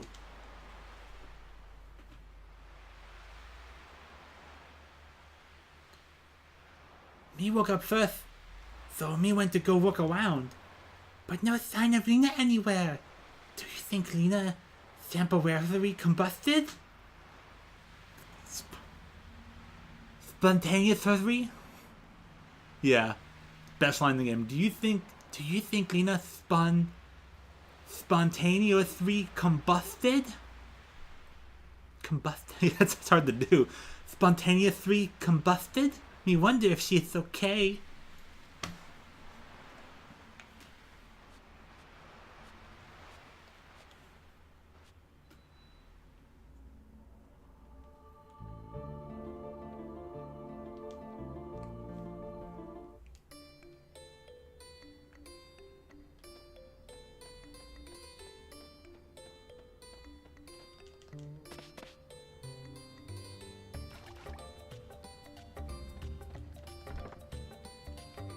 Oh, got some feathers.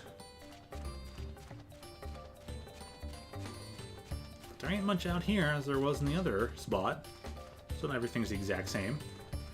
Do I want to try fighting these creatures or not? Can't hop down. Okay, fair enough. It's a pretty good line. Yes, Lena, she just blew up.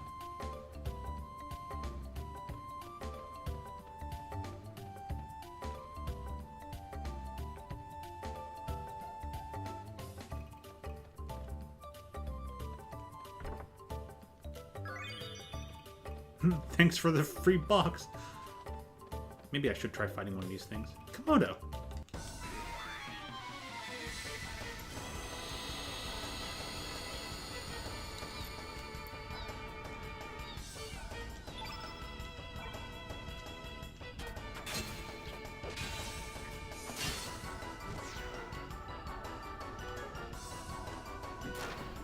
Ow.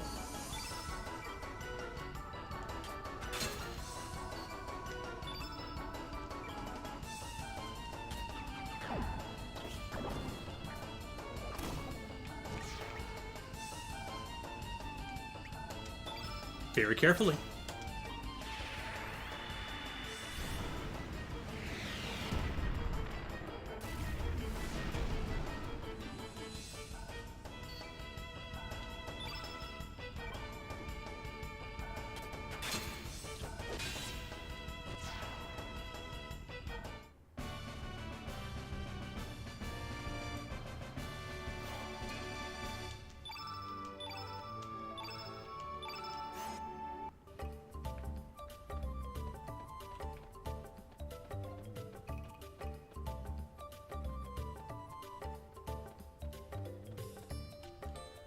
Getting woozy, oh no.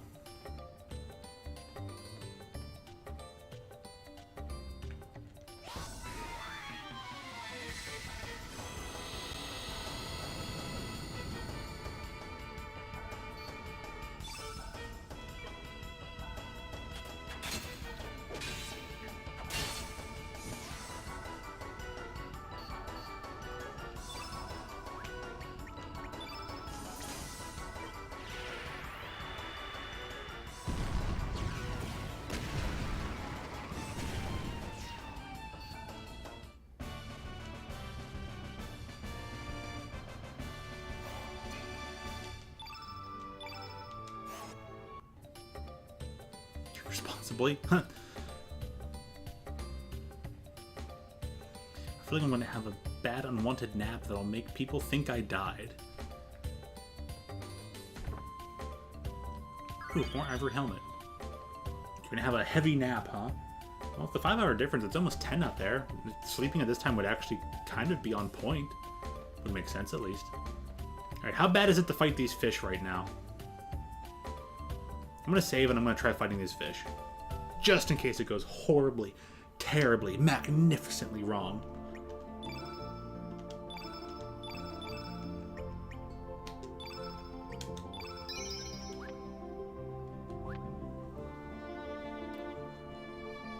I understand, I think I might have a migraine. Oh!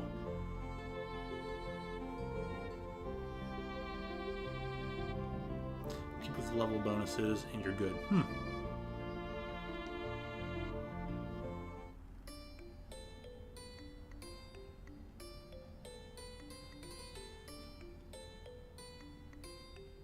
And then, I was gonna say though, are you sensitive to any light or sound? Migraines are usually have high sensitivity to light and sound. So that's one easy, that'll be one easy way to tell if it's one or the other.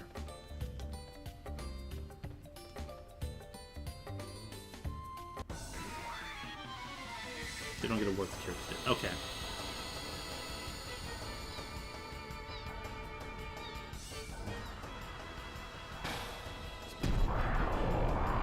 It looks strange. Probably because, yeah, your mindset's probably getting a tad altered.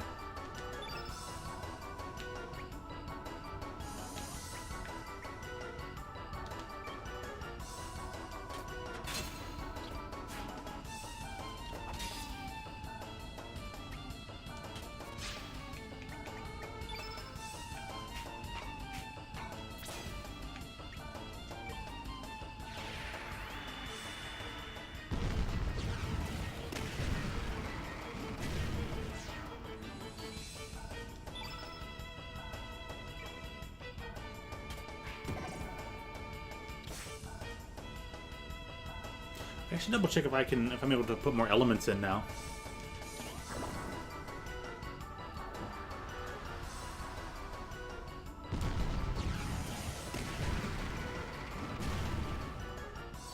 Not bad.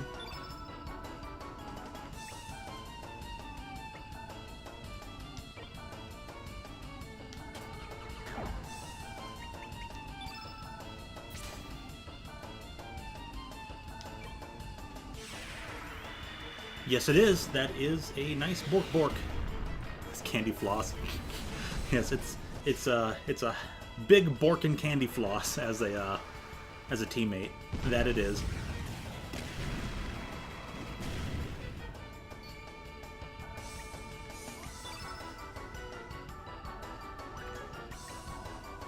I'm gonna do elements, so use that.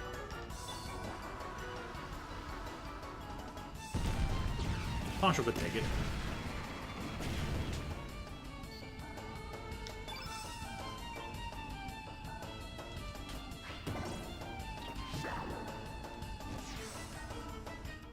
Oh, there we go.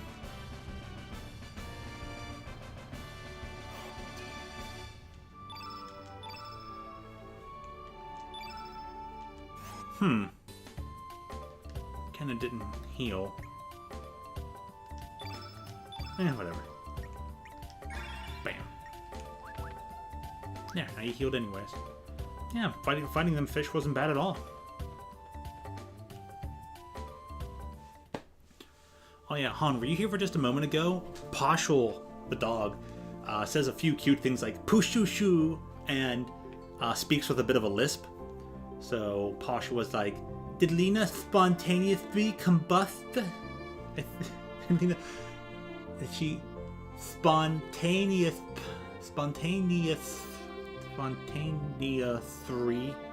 combusted? Oh, it's so hard to Oh. You died? No! After a long battle, huh? Well now, you're an Arnie. What brings you to this quiet seaside village? There is much excitement here, but please relax and stay a while. It was going well, too. Darn.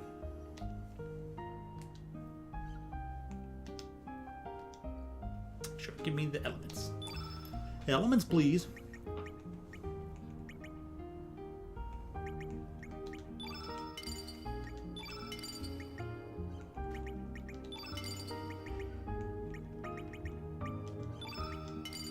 Probably need 11. Oops. Bought 2 new games. I must have forgotten the green plate. Curse you, chose me.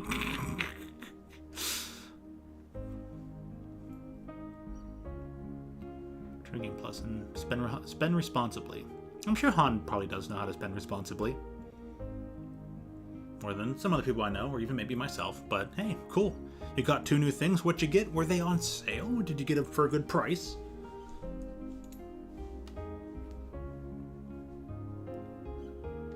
Okay, I think I'm done there. Can't do anything with equipment.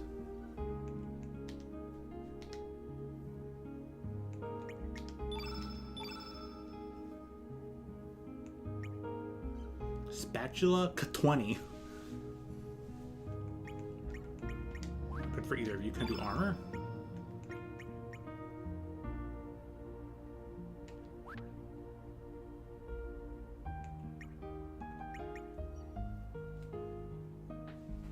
One was a puzzle game, the other was Super Neptunia.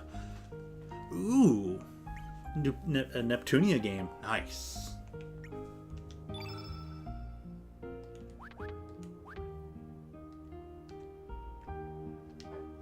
Check the menu. Elements. Allocate. It does have a new one. That's right, I did put extra things there.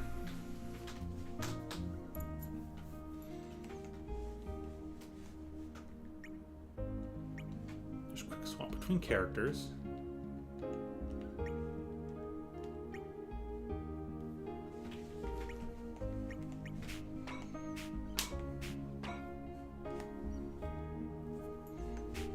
+1.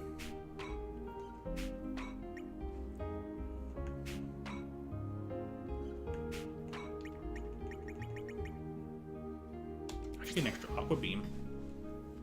As I still didn't have one. Or I think I put one on Poshul. So you have Cure, Aqua, and Uplift. Take a Fireball as well. Pro tip, don't rely on autosave. And pro tip, get the freaking green plate. I don't think my autosave's even equipped or turned on right now.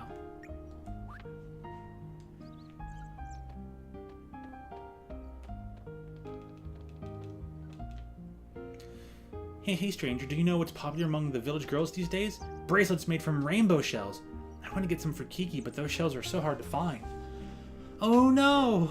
If I don't do something about this now, Kiki might start liking Lolo. Boy, am I in a fix. But when it comes to rainbow shells... So they do rainbow shells instead of Komodo scales here. Differences between the worlds.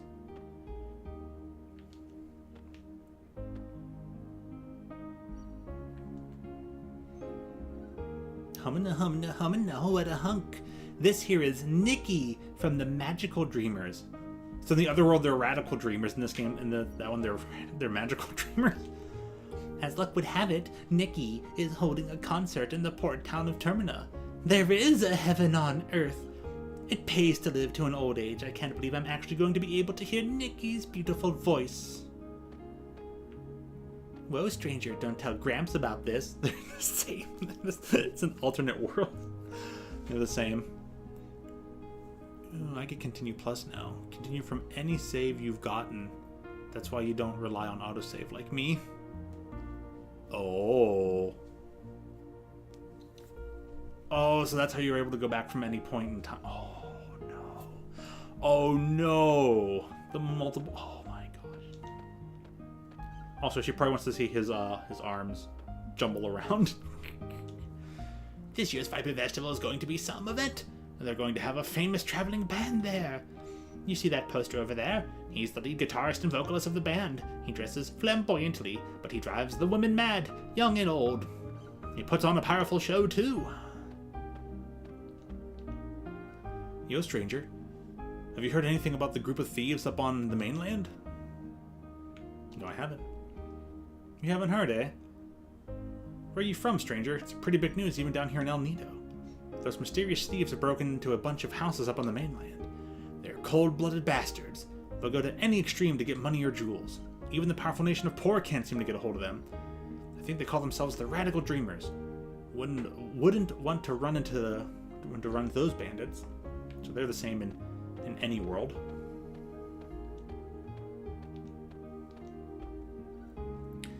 Hi there. Haven't seen you around before. Are you from Termina? So, how's it going over there? I bet everyone's really excited about the Viper Festival. What? My poems? What are you talking about? I gave up on them ages ago. It was just a stupid dream I was obsessed with. I never did have any talent. BS! But how do you know about that? Nobody knows about my poetry. It really doesn't matter anymore, whether I'm writing poems or not. Nobody would give a hoot about someone writing poems in a tiny little cafe in the middle of nowhere. Wow. The way she's putting herself down.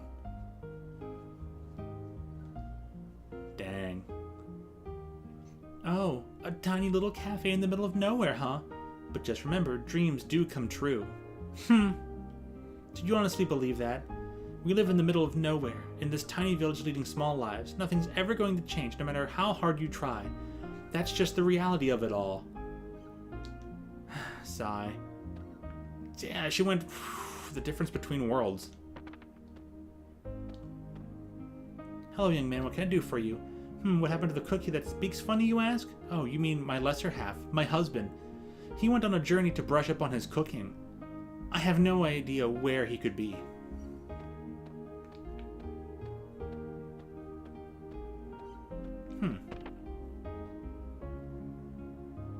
Oh, and everything's all nice and tidy instead of, like, run down.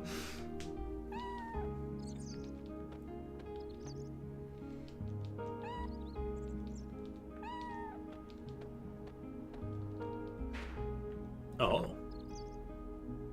Got a tablet. Just a tablet. There's no Hecarim bone up here in the bed.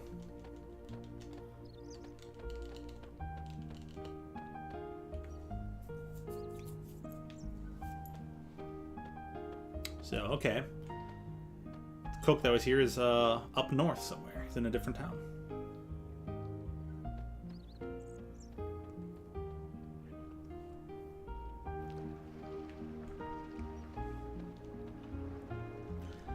I can't comprehend my son anymore. He hasn't worked in years. There was a time when he had his heart set on becoming a man of the sea, just like his old man. But look at him now, praying to that silly-looking doll day and night. What has gotten into him? 10 years ago, my husband's friend lost a son. The boy drowned at sea at the tender age of 7. And soon after, the boy's parents passed away too. Such a sad turn of events. That's when my husband changed. Never did I imagine he would end up like this. His way of life has changed completely. Daddy always spends his time downstairs. He won't play with me. And he gets real mad if I go down there too. He didn't used to be like that. I think he doesn't like me anymore. Aww. No, he's just a broken, sad man.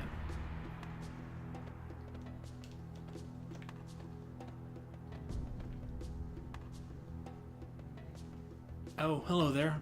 I just finished praying. Here, take a look. It's called Mojo. It's a good luck charm from the Far East.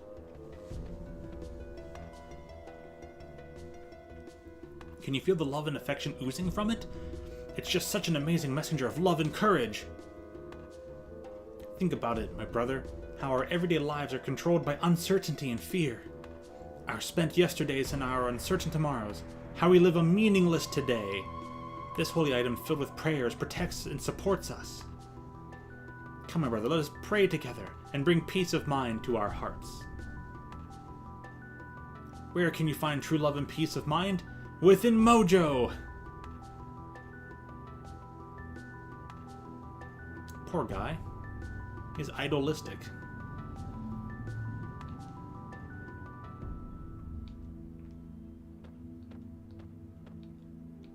No answer. It seems to be a straw doll. Oh, it's much more than a straw doll.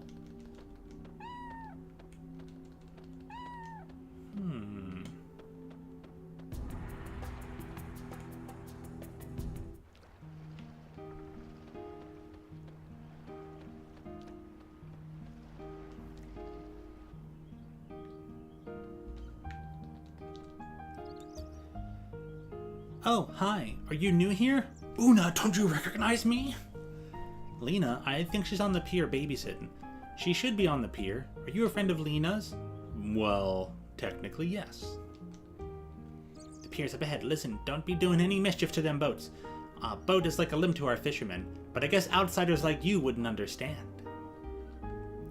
What?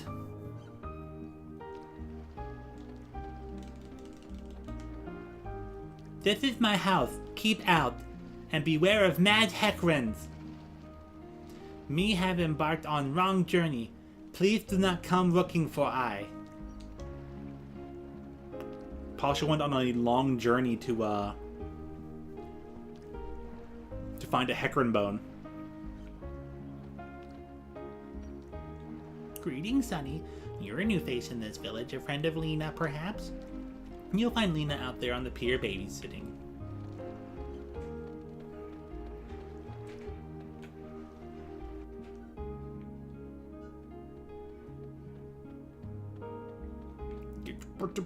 We're going to houses, thank you. Poshu? The room look is different, Shu. Sergi Poo. Mama Sergi Poo, did you redecorate? It looks a little depressing.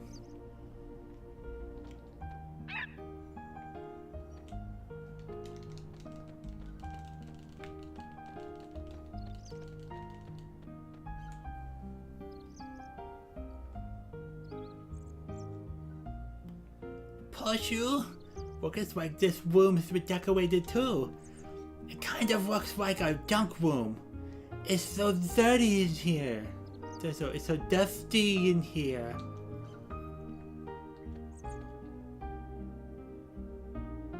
What are you doing here, man? This is my island. Well, I'll let you rest here for a little bit. So you want to rest, man? Yes, please. Have a good night, man. This is my island, says the lizard. That'll be exactly 100 G, man. Didn't I let you rest here? Quit complaining, man. Thanks, man. Wow, you jerk.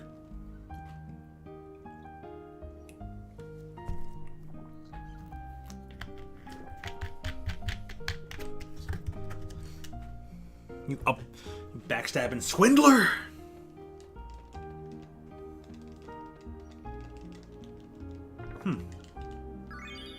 There, I found something. I was like, ooh, I could walk behind here? Yep, I'm gonna find something.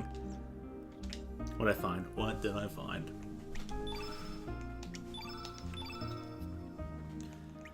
Magma Bomb. It's gotta be a level 2. Launches a volley of fireball at foes. Ooh.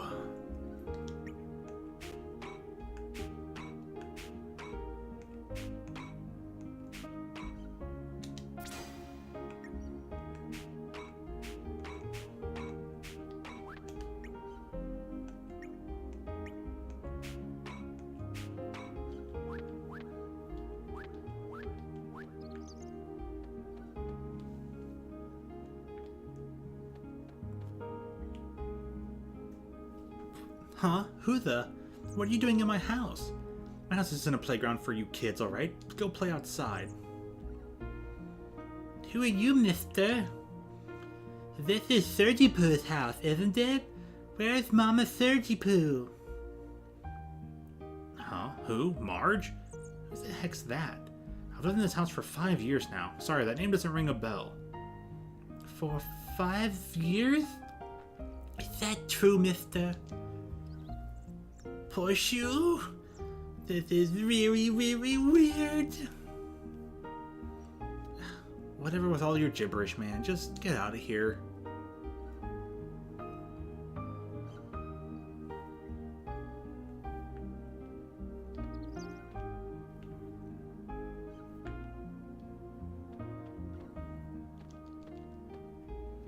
Looks like it's gonna be another scorcher today. It hasn't rained in quite a while. I don't know how much longer us old-timers can stand this heat. Have you heard anything about El Nido Triangle down south? Everyone says it's really creepy over there. Some say you can hear strange voices. Some even claim to have seen a huge glowing egg down at the bottom of the sea there. I tell you, adults are so superstitious. They try to act all tough, but this kind of stuff scares them. I just haven't been able to hit the big one lately, you know. I'm not really concerned about the money or profit. I just have this urge for a challenge. Come on, baby, I know you're out there. I need some excitement. Give me a big catch. Well, you will get one. In the other universe. What? Just cats. Just a cat. Meow. Toma's not here. That's right, the record of fate records everything for us, good or bad, so when the time comes for us to bid adieu, our life story will live on in the record of fate. Think about how terrible it would be if you left the world with no record of your existence. Every time I come to a decision, I always wonder what would have happened if I decided the other way. Maybe I should have done that instead of that. Maybe I made the wrong decision, but luckily we have the record of fate. It tells us exactly what choices to make. I can't imagine life without it. Every day would be filled with anxiety and fear. But you're kind of choosing anxiety and fear by relying on something to tell you what to do, because if it's ever not there to tell you, well, you know.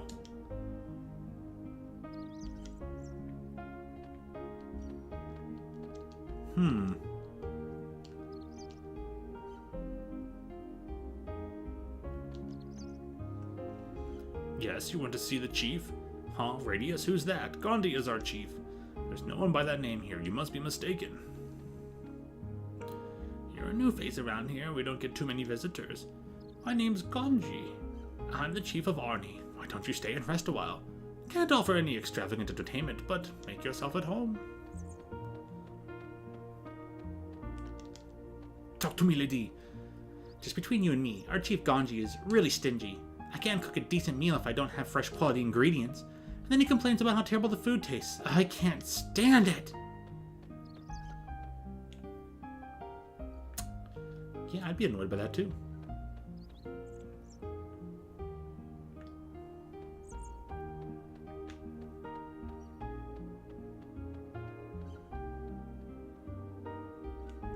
Magma Stream! Alright.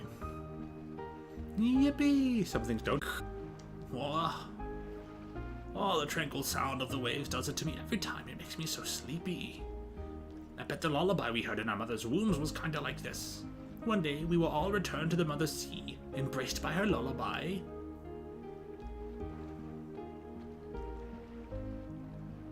Hina! Though this is where you were, how could you just leave us and go back on your own? Go back on my own? What are you talking about, Partial? And who are you? Have we met somewhere before? Are you from Termina? Pushu? What are you saying, Lena? Hey, yeah, you! Don't be trying to pull any moves on our Lena, you jerk.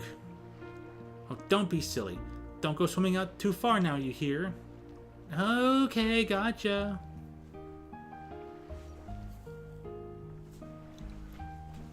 Kids. I guess kids will be kids. Don't worry about them. You know, you look a lot like the boy who used to live next door to me.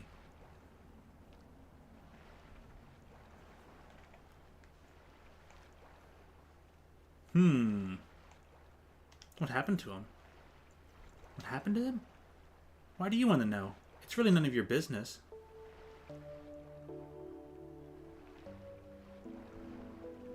That boy died. He drowned when he was very young. This all happened 10 years ago. Soon after, his mother passed away too. I was still very young back then, so I don't remember too well, but my mom says his name was Serge. I'm Serge. You're Serge? Oh, stop that. That's not even funny. The boy is dead. Don't you understand? That boy, I guess I kinda liked him. If that boy were still alive today, I wonder what would have become of us. Well, don't worry, because nothing. Got more pizza cravings? Wow. And at 10 at night? It sure is weird. Why am I opening up to you like this? Well, I guess there's no use thinking about the past. It's not like Serge is going to come back. Mom always tells me I shouldn't dwell on lost loved ones. You can find his grave up on Cape Howell. Actually, why don't you go visit the gravesite? No one's been up there in a while. Well, I still have some chores to finish. Sorry I blew up at you like that. Goodbye, stranger.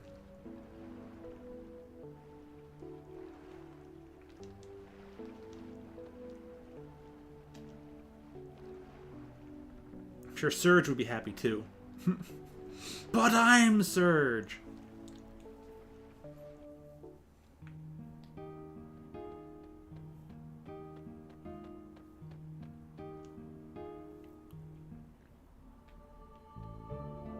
I don't think I need to be doing any particular saving yet. Yeah, you get that Lena on your team, but not the original one, right?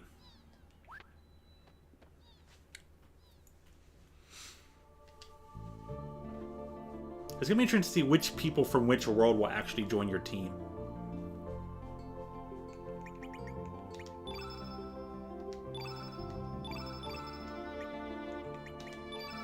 I guess I will go ahead and make a new save slot, just because I'll probably save over the other slot too.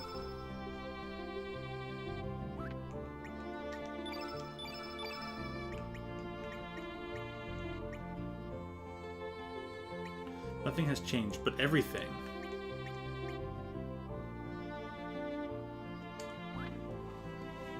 The other thing that's weird is I can't save over that one spot. Unless it's where the autosave is supposed to go?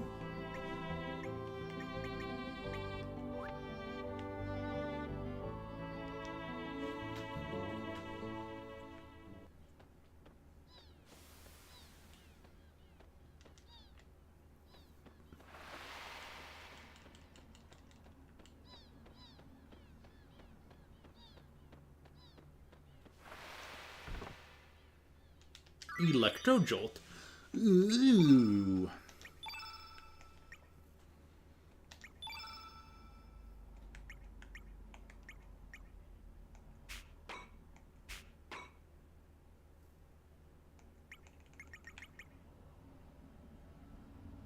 It's got to be a level 2 or higher.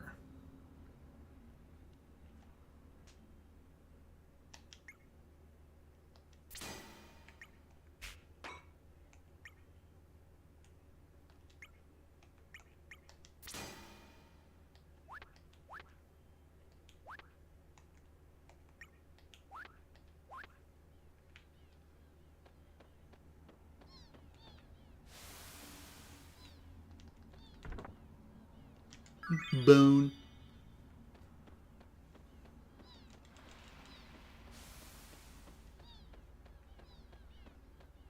I'll maybe fight these guys in a bit.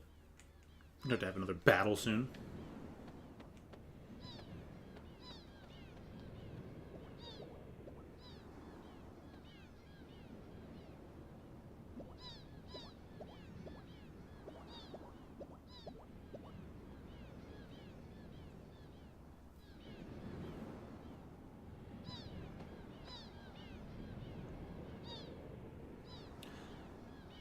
There's some writing on the tombstone.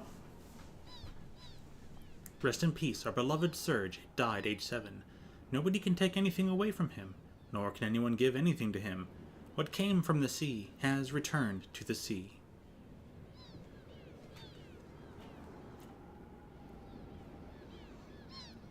So you must be the ghost of the boy who died 10 years ago, Serge.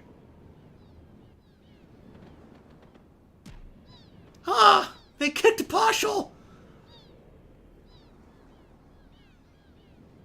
Sorry, Junior, but we have no business with your friends. We're just after you. Be a good boy and come with us.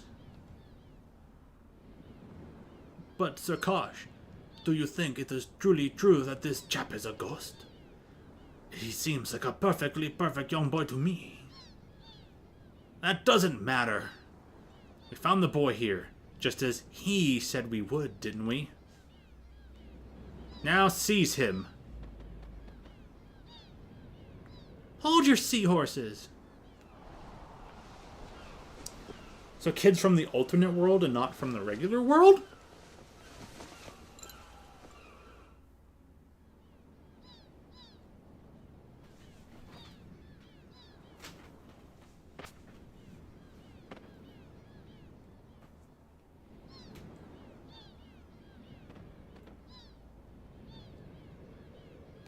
Yeah, who the? That really raises the questions about radical dreamers and the alternate world that game practically is.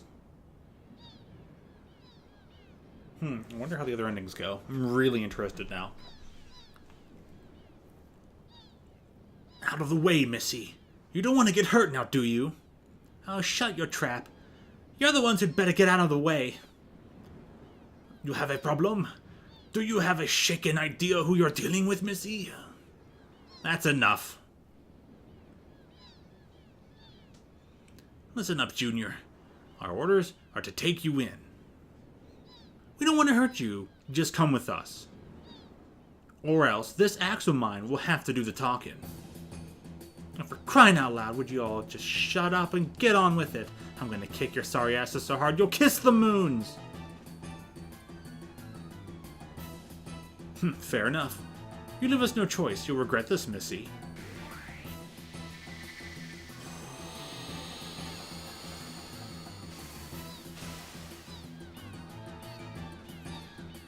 Partial isn't here.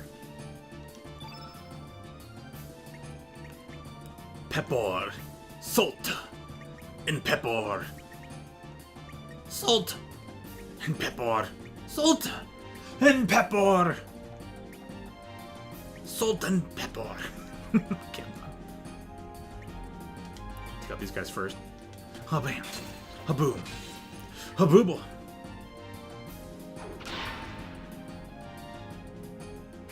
Where do you think Partial went, lol? I don't know.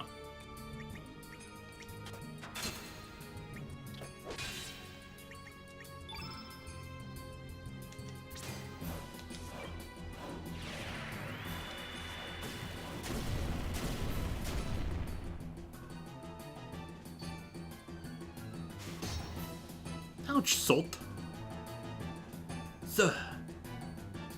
Sir, his innately innate element color attribute is white. Right, that does it. Attack him with the opposite element attribute color, black. Now, unfortunately unfortunate. I do not seem to have any, sir. You nincompoop. You should always carry elements of every color. And how about you there? Oh, I'm shaking in my shoes to tell you this, sir. But I don't have any either. We'll have to let you, Sir Kosh, show us how it's done. Useless fools. Our men don't need magic when they can fight with their might.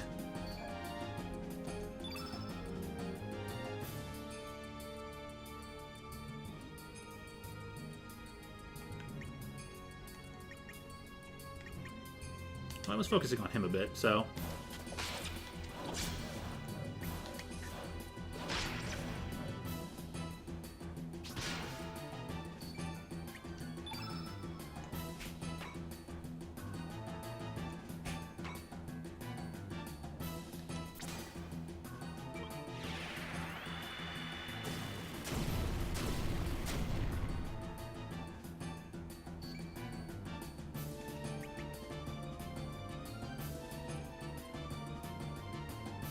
She's tablet, so I can just make her go with one.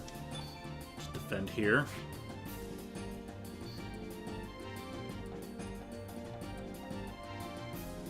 Can make her fireball really powerful.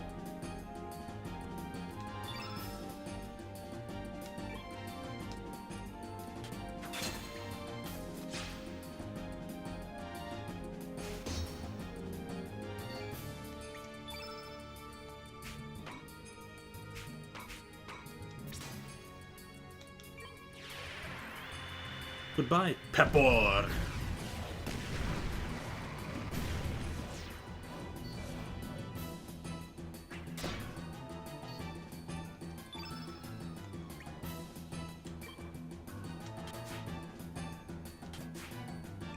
What in the heck?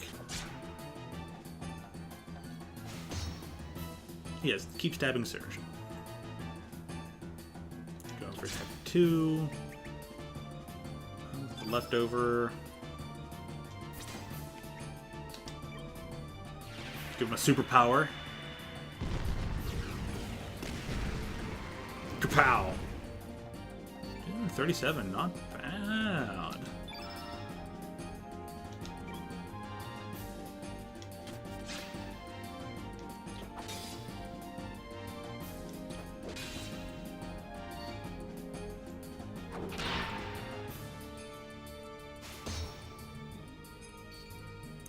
We're not hitting very hard.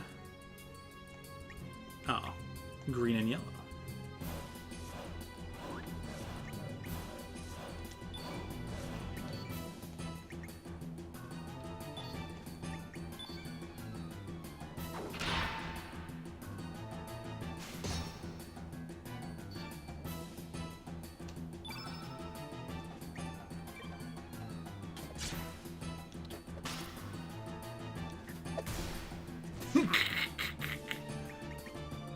Element. Yeah, I did use the fireball too, right? So all that's left is regular fireball. Which will still be decently powered up.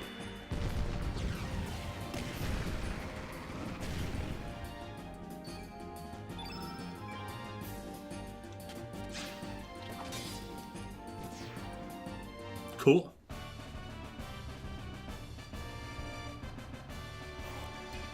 I don't know where Poshel went.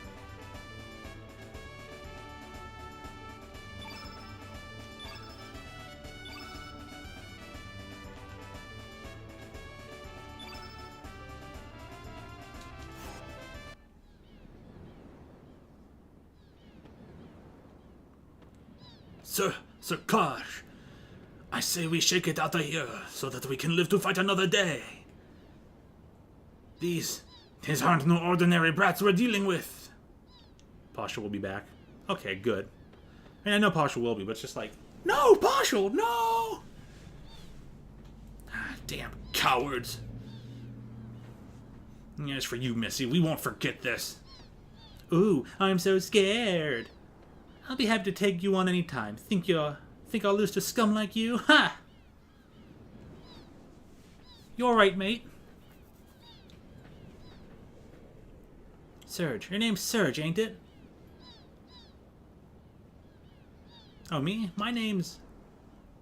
Kid.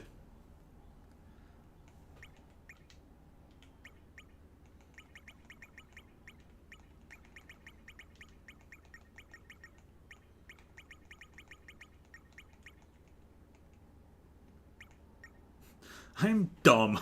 Confirmed. There you go. See? Ha.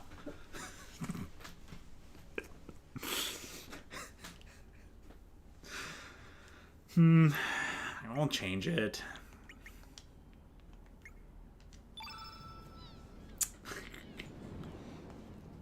Call me Kid. Nice to meet you. I just couldn't stand by and watch those blokes getting up on you like that. It just pissed me the bloody hell off. I wish I could have beat on him some more. Why was that mob after you? He doesn't know. What do you mean you've never even met him before, eh? Ah, forget it.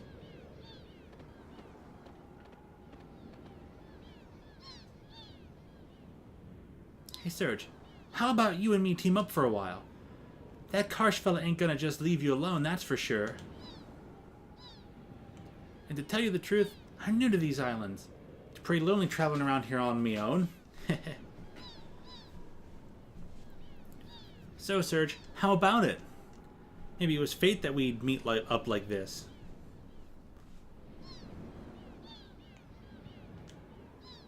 No thanks, kid.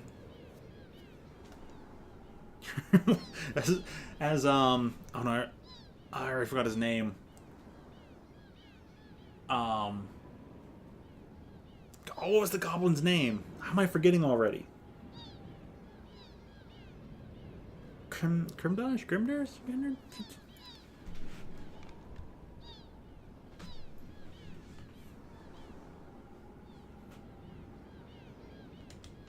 Hang on. Are you telling me you're gonna refuse the company of a lonely, vulnerable, sweet little girl?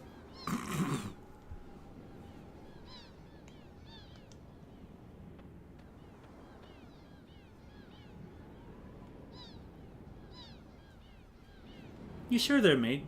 You might live to regret it, you know.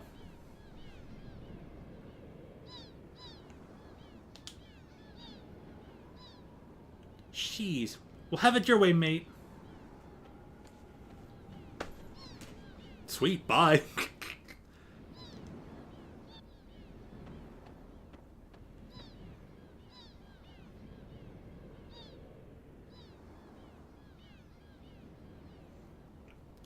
I'll be heading up north to a town called Termina. It'll be getting dark pretty soon. I suggest you go find a place to shack up for the night. Don't want you to become Hecarim bait now. Well, see ya. Good, be gone, kid. You're trouble. You're nothing but trouble.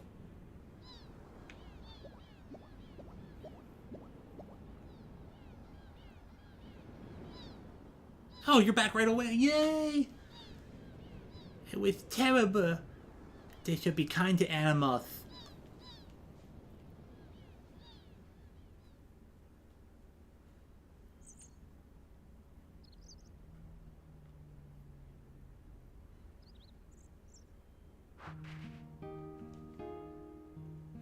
Rise and shine, everyone. A new day awaits. I'm glad I found you here, though. Serge, right? Kinda feels odd calling you that. You know, I've been thinking. Maybe you had some kind of accident hit your head. That's why your memory's all messed up. You're really someone else, but you think you're the Serge who died 10 years ago. I want to help you. I can't just leave you alone like this. And you don't seem like such a bad person either. You're planning to go to Termina, right? Then let me join you. I have some errands to run over there anyway. And to tell you the truth, it feels like I've always known you. Sounds strange, doesn't it? Well, that's that. Shall we get going? Lena joined your party. Sweet.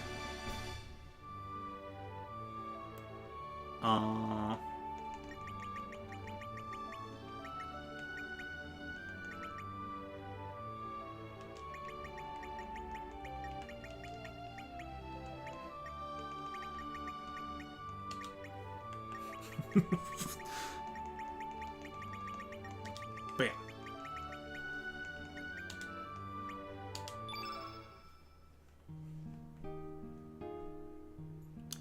Okay, let's head to Termina. Push-shoo-shoo, full speed ahead.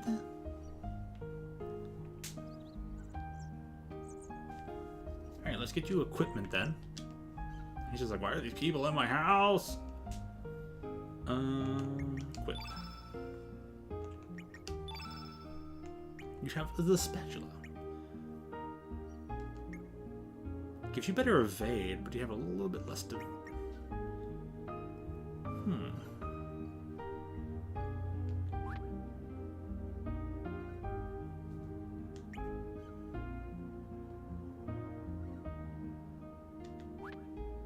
Yeah, I think I'll leave that be. Just take a helmet for now. Actually, your stats are a little bit better thanks to that helmet. It's probably good you take the have better evasiveness.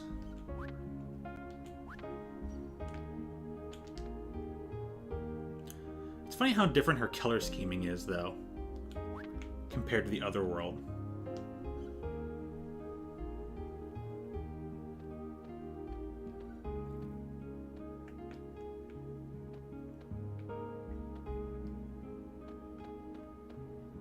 I haven't even used any tablets yet.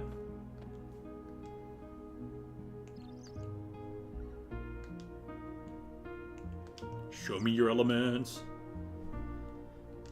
Show me what you got.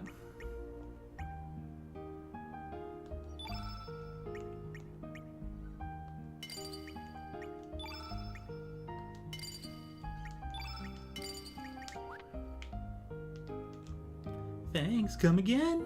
Sweet.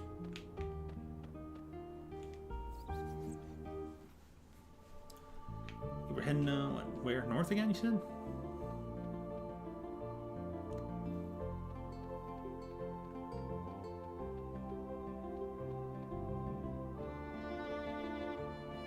Everyone's heading north. Goes south.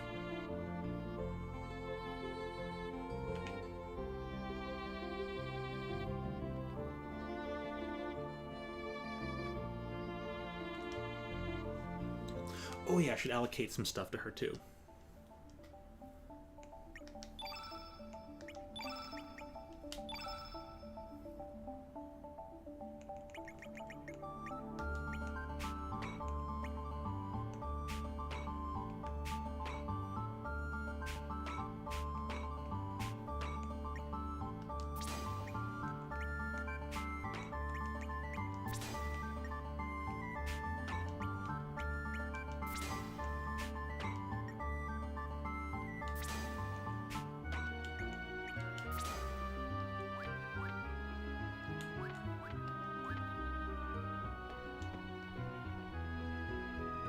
Our excavation is nearly complete. Just stick to the low path and make your way through.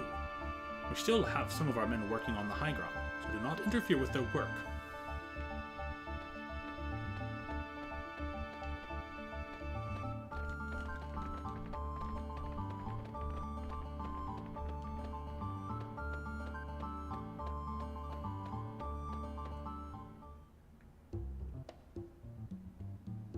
Ah, it's salt and pepper.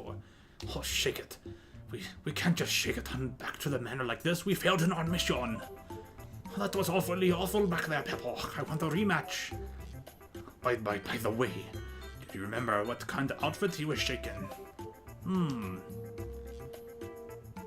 Ah, just something justly like that, Pepper. Oh, you remember? So he looked like that, huh? Actually, it is him, Pepper. Oh, so you're sure about that? Wonderfully wonderful timing, Pepper. Let's shake it. We're really gonna shake it to you this time.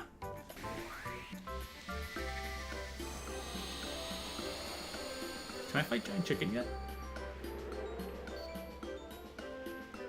This time I made sure to bring a black element with me, Pepper. Good work, we'll shake it up and attack him with it. Affirmatively affirmative, Pepper.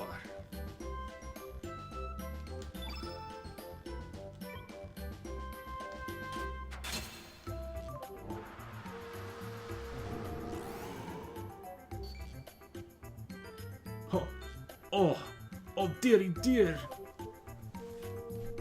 That was no black attack element you used just now. It was a black element that makes your foe more susceptible to attacks of the opposite color attribute. White, wasn't it? I'm afraid you're right. How terribly terrible. You did bring a white attack element with you, didn't you? If you didn't bring one with you, you're more stupid than I thought. How awfully awful. I'm afraid I didn't, Pepper. The song that plays while you fight them?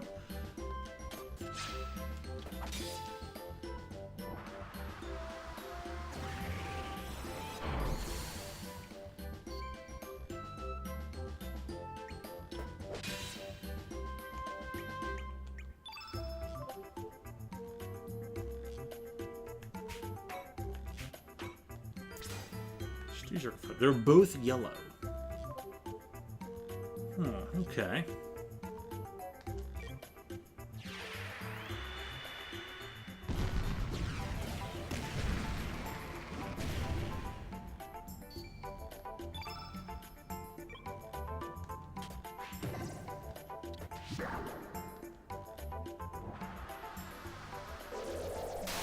Oh, you messed with my timing.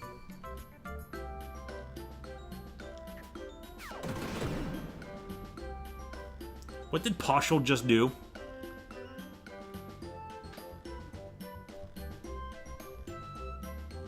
Sure, you can get from a truck. Well, what would you say is the best ice cream you can get from a truck? I don't know. Is he even still selling that stuff?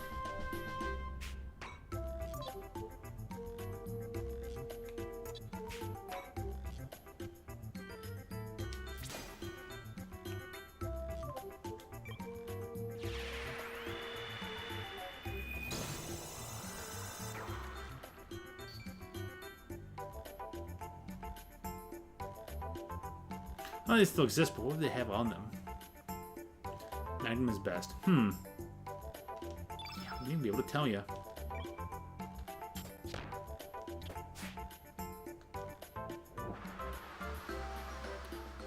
Pepper box.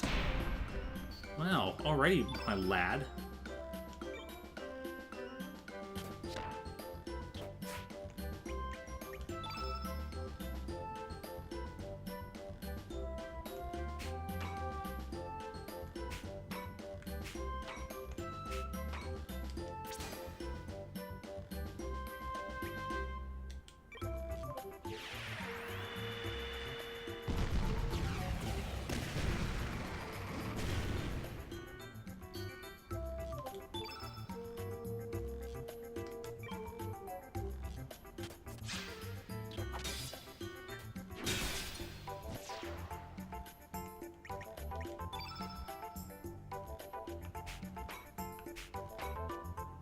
Shucks. Just get it. One little nuke, 24.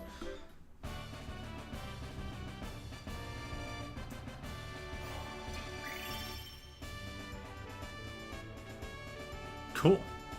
Got a new growth level. Got some new rooms for level 3s. Ooh.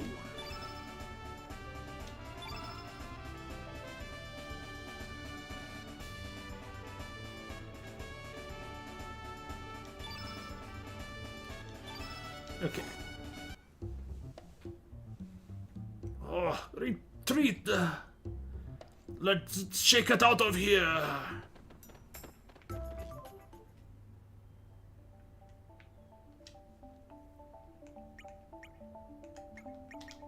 Don't allocate.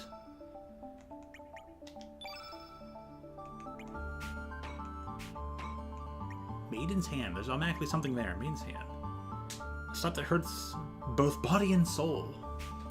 That's blue.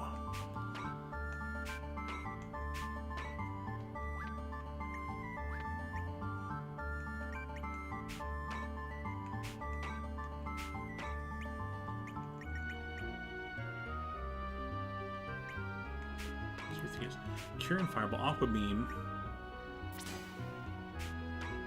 Uplift, Canine Ball.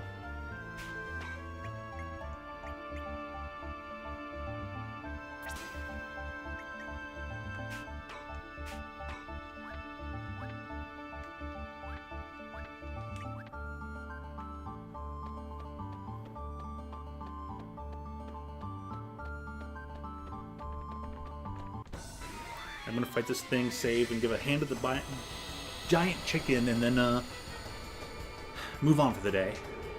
Called a stream. Bubba Dingo A.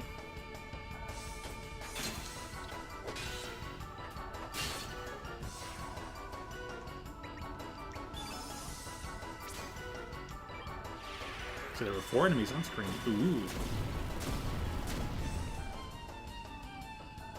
They're all pretty hurting now.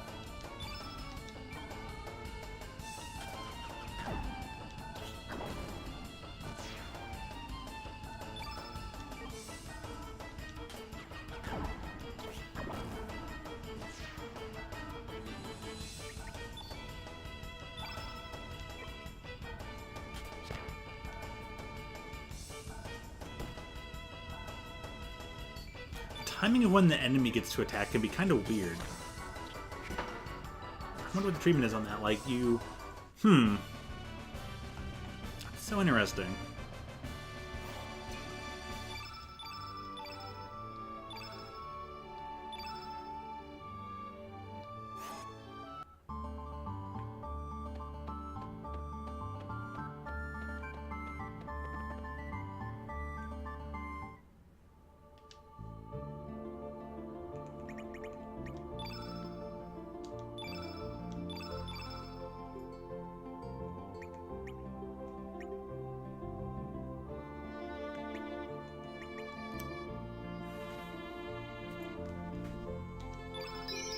Start a 4th save file there.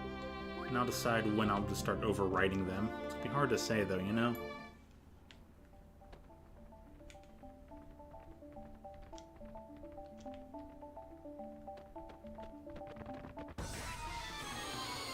Oh no!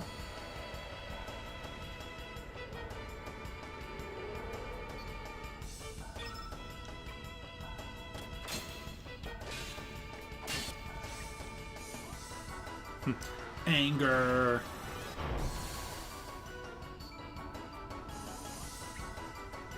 Oh, there's a big mama pup.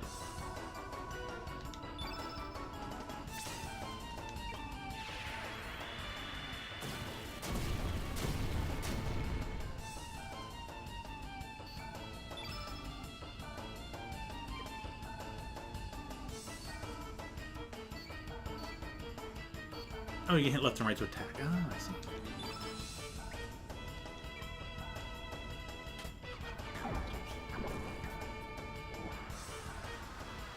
Sick him. Okay. Yeah, you take that.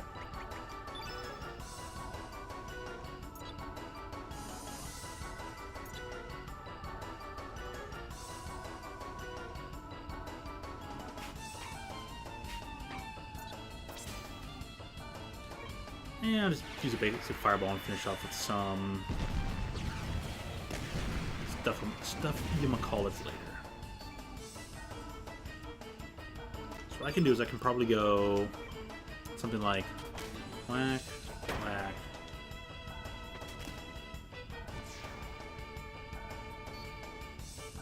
Just attack the other pup.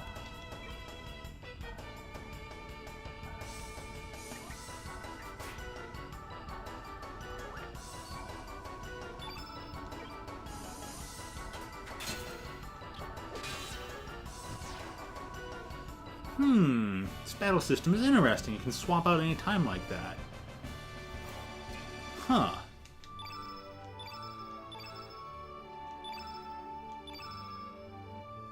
A magma bomb.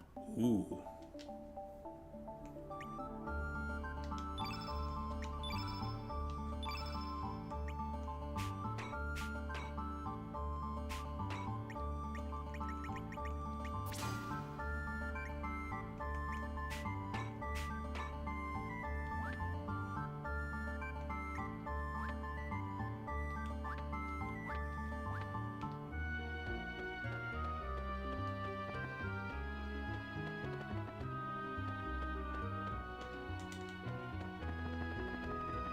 Grrr, running up the wall, Surge. I can't get the chicken yet, huh? Almost was like I could. I guess I'll fight chicken later. Alright, let's just see what's up ahead. So I have about 15 minutes left. Oh, that was it. That was the way through. Okay. And this is Termina.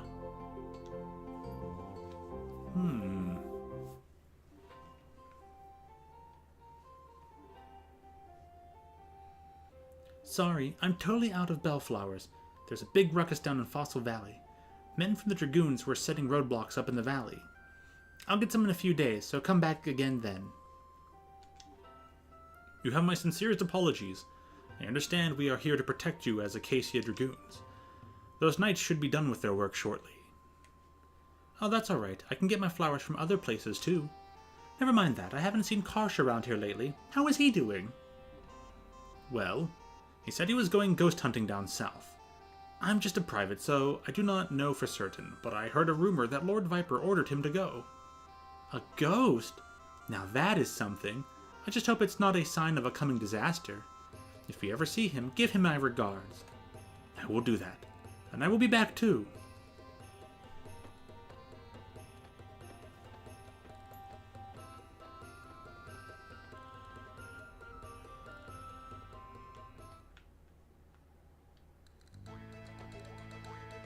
So he had a theme song playing. We should go back and listen to his theme song and see if it resembles frogs. Who is that? You don't know who he is? Aha! You must be one of the tourists here to see the festival. That boy is dear sweet Glenn, a member of the Acacia Dragoons. Pretty popular with the people here. But it really surprises me to see that naughty little boy grown so mature. It makes me feel my age.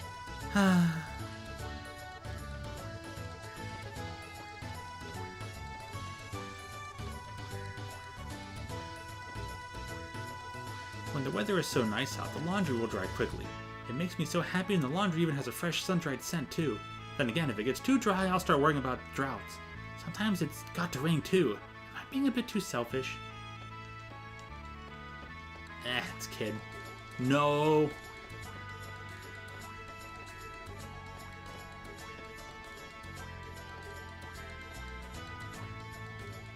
I do want to talk to you. God, you're slow. You made me wait, like, forever. Making a lovely lady like... Aha, so that's it. I get this Sheila over here is your sweetie, eh? I'm right, ain't I? No need to be shy. I'm not so bold as to break up lovers' tender moments. I'm understanding. I'll wait until your little date's over. Well, then have a bloody good time. Yeah, get out of here, kid. Bye.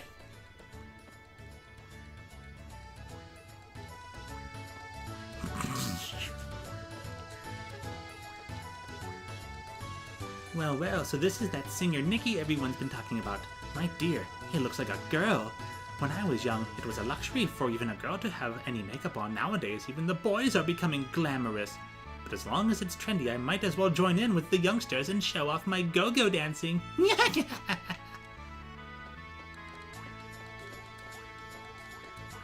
Can't go into... Oh, there it is. The shop. Yuri's shop. Mom said you can only have one because you're still a child. Grown-ups have all the fun. They get to mess with all the elements and we don't. Hey, Lena, long time no see. How are you? Since when did you have a boyfriend? It's not fair to keep me out of the loop. It's nothing like that. He's my cousin. Isn't that right, Serge? No.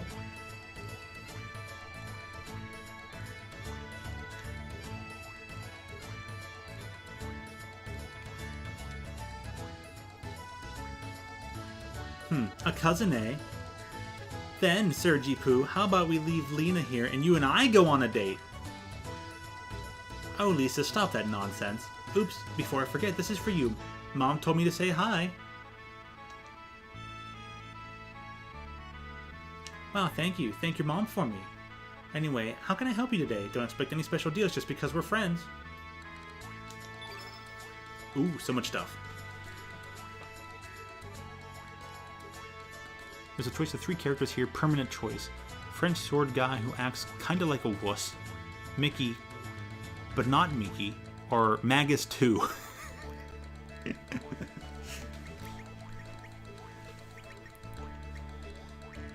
Ice Lance. Ooh.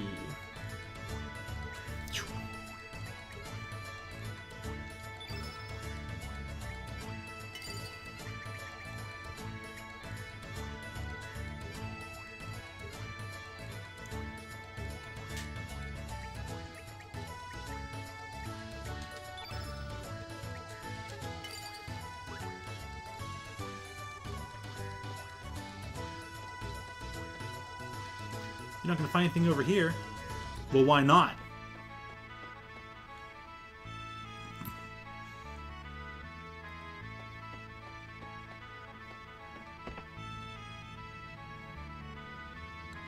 Just going to explore town a bit, talk to the characters, and we'll be done. I've been fired from my job, and I'm really strapped for cash. But have you heard about this thing called the Frozen Flame? What's that? What? You haven't heard? Oh well, I was gonna keep it a secret, but I'll make an exception for you. The Frozen Flame is the treasure of treasures. It's the ultimate treasure in this world. It's rumored that the notorious thieves, the radical dreamers, are also after it, but that thing is mine. One day I'll get my hands on it and become the richest man in the universe. That's my Terminian dream, alright? One more toast to my bright future. This guy thinks that the Frozen Flame is some kind of jewel or something. I'd say things aren't that easy. It's probably a monster of some sort. Once you gaze at it, boom! You're well done, like a steak on a barbecue.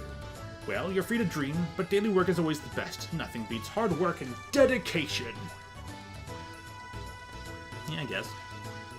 I saw Miss Riddell visiting the shrines again. She made a darling couple with her childhood sweetheart, Dario.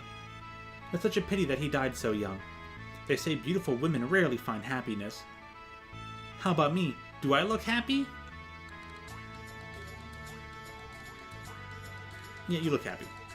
So you mean I'm not beautiful then? Exactly. But not by your own standards, jeez. So then would you rather be happy?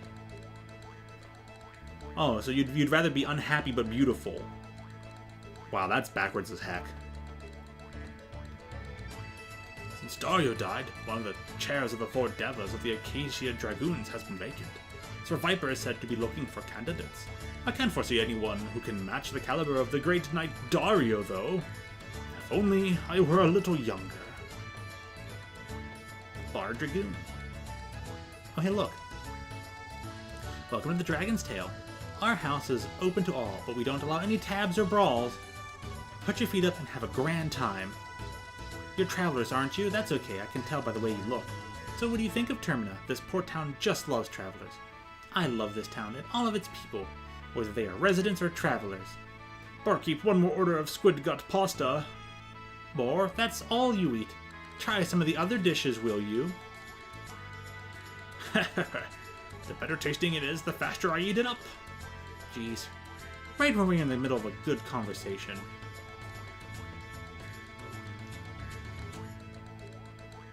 My name is Guile. I am having a certain bet with the fortune teller by the bridge. If I can bring the item of proof from the manor within a week, I shall win. If I cannot, I shall lose. But, as there is a trick behind any mysterious magic, so there is no such thing as an impregnable fortress in this world. Toast to my coming victory. It's locked. Okay. Toast up, Guile. Sonic Boom. Master Viper, I'm here to polish your statue again.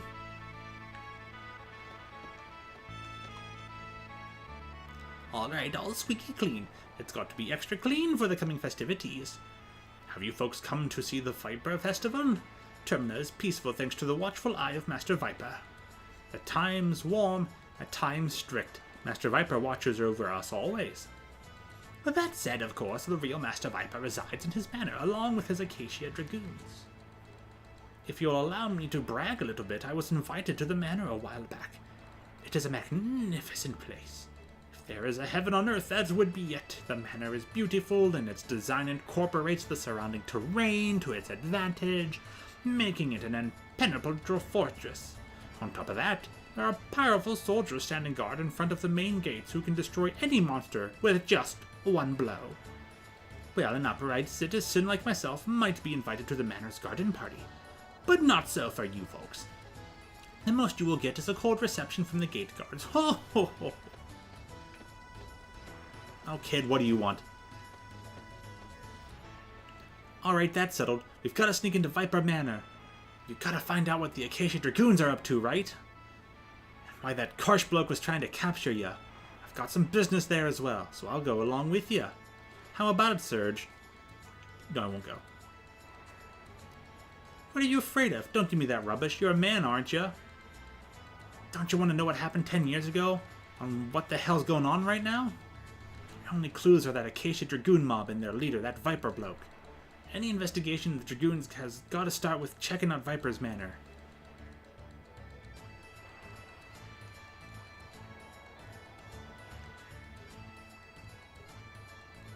Ha, so that's how you're gonna be, eh?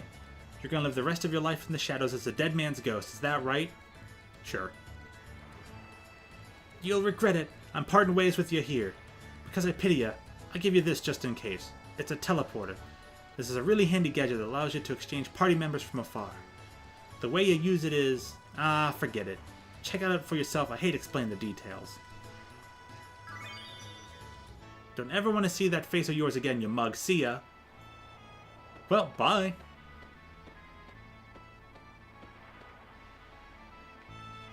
Woo! We're rid of her forever. Yay! Me, no, I'm not waiting for anyone. I'm just too cool to hang out with anyone else.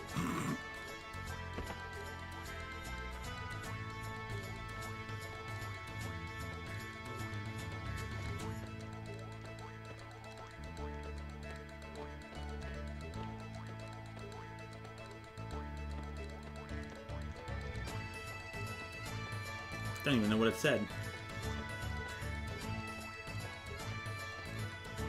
Something popped up, but what popped up? Papa Ship, Mary.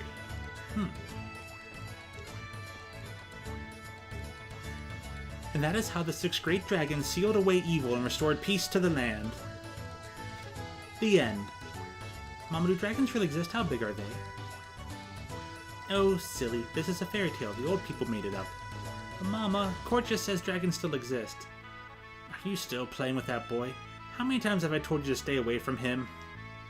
It's hocus pocus like that. That's keeping Goldove in the Dark Ages. Where in the world is there such a thing as a dragon tier? I'm sorry, Mom, but Court's stories are fun to listen to. The story he told last month about Master Viper's manor was so scary. No buts. Anything that boy says is flat out lie. Any child that believes in such nonsense is not a child of this family. No way, I belong to this family. There, you're not going to get better if you don't listen to me. Now, if you promise me you won't play with Court anymore, I will tell the next story. Wow, this lady is a humongous piece of shit. What? Wow, that's not right. That's so not right. I promise, so please tell me the next story. Kid's gonna go play with Korcha anyways. Yes, what should I read you next?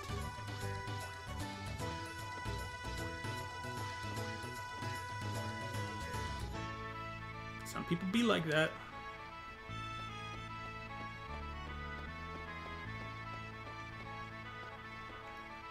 How's this? Maybe a little bit more to the left. Just look around. Flowers decorate the town when the festival comes. Don't you think it's romantic to have the whole town filled with flowers? It's our way of showing our gratitude towards Master Viper. We are really thankful to Master Viper for our town's peace. Oh, you silly boy. That's your right, isn't it? Oops, ahead, my bad. Can I go in there? Yes.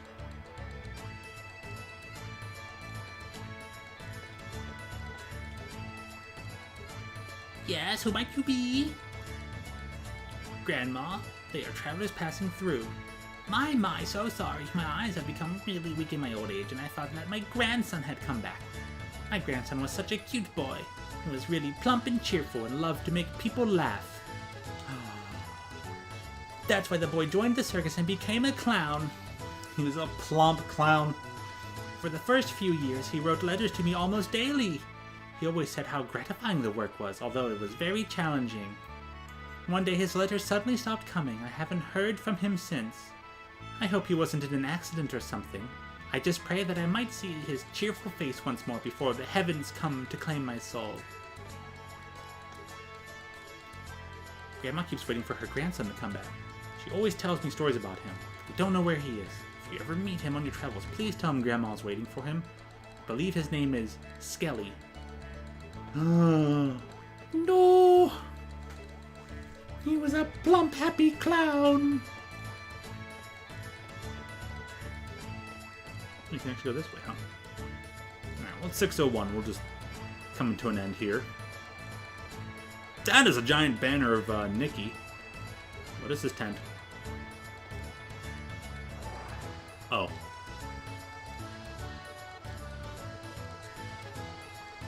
Who might you be? Fortunes be good, fortunes be bad. anything from reading your destiny to searching for the missing. Do you wish your fortune be read? No. For crying out loud, don't call me if you have no business. I've got things to do, unlike you folks. You? Well, this is interesting. You're not dead or anything, are you? Has anybody called you back from the great beyond? You just might be the key to destruction of this entire planet. I can't say for sure. Fate seems to have a great task for you. Be careful now, boy. Well, the future is something that only you can create yourself. No need to mind it too much. That is all. Ominous. Yahoo! Oh, a bunch of kids. Oh no, I'm getting dragged into something I wanted to save. Hello there, come and see for yourself. This is the prize of all prizes, a rare catch, a live mermaid. This is what you call a real treat. Remember that, kids. Unfortunately, this one isn't for sale. She's my most valuable item.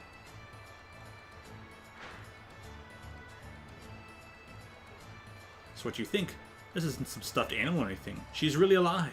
Her pure, clear skin, like it's made from crystal. Her gem-like eyes. She is the ultimate collector's item. Phew, nature's creations are indeed great. Such a beautiful thing. Is this thing really alive? Hey, come on, look over this way. Oh, how beautiful she is. It's like Corcha Kid. Ouch, yow! Hey, you think this is really fun? How would ya feel if you were trapped in a tank like that, being stared at every day, huh? Yikes, it's Corcha! Run!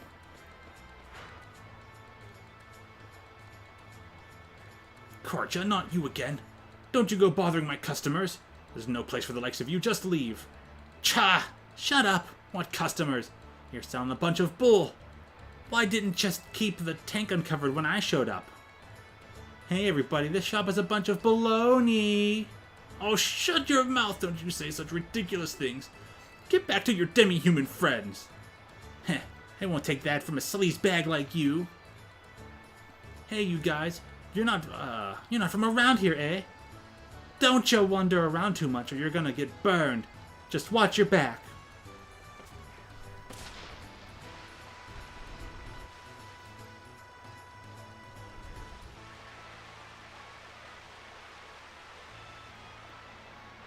Well, he's got a boat. That's Corcha. He's from Goldove. I wonder why he hangs around here in Terminal all the time. You shouldn't mess with the likes of him. I tell you, he's nothing but trouble. Maybe so.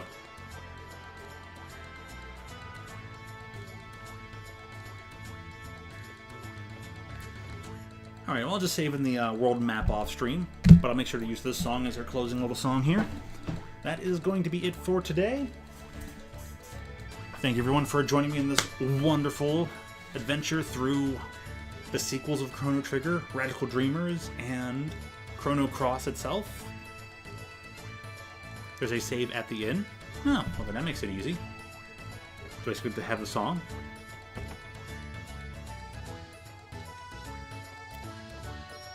Well, it autosaved too.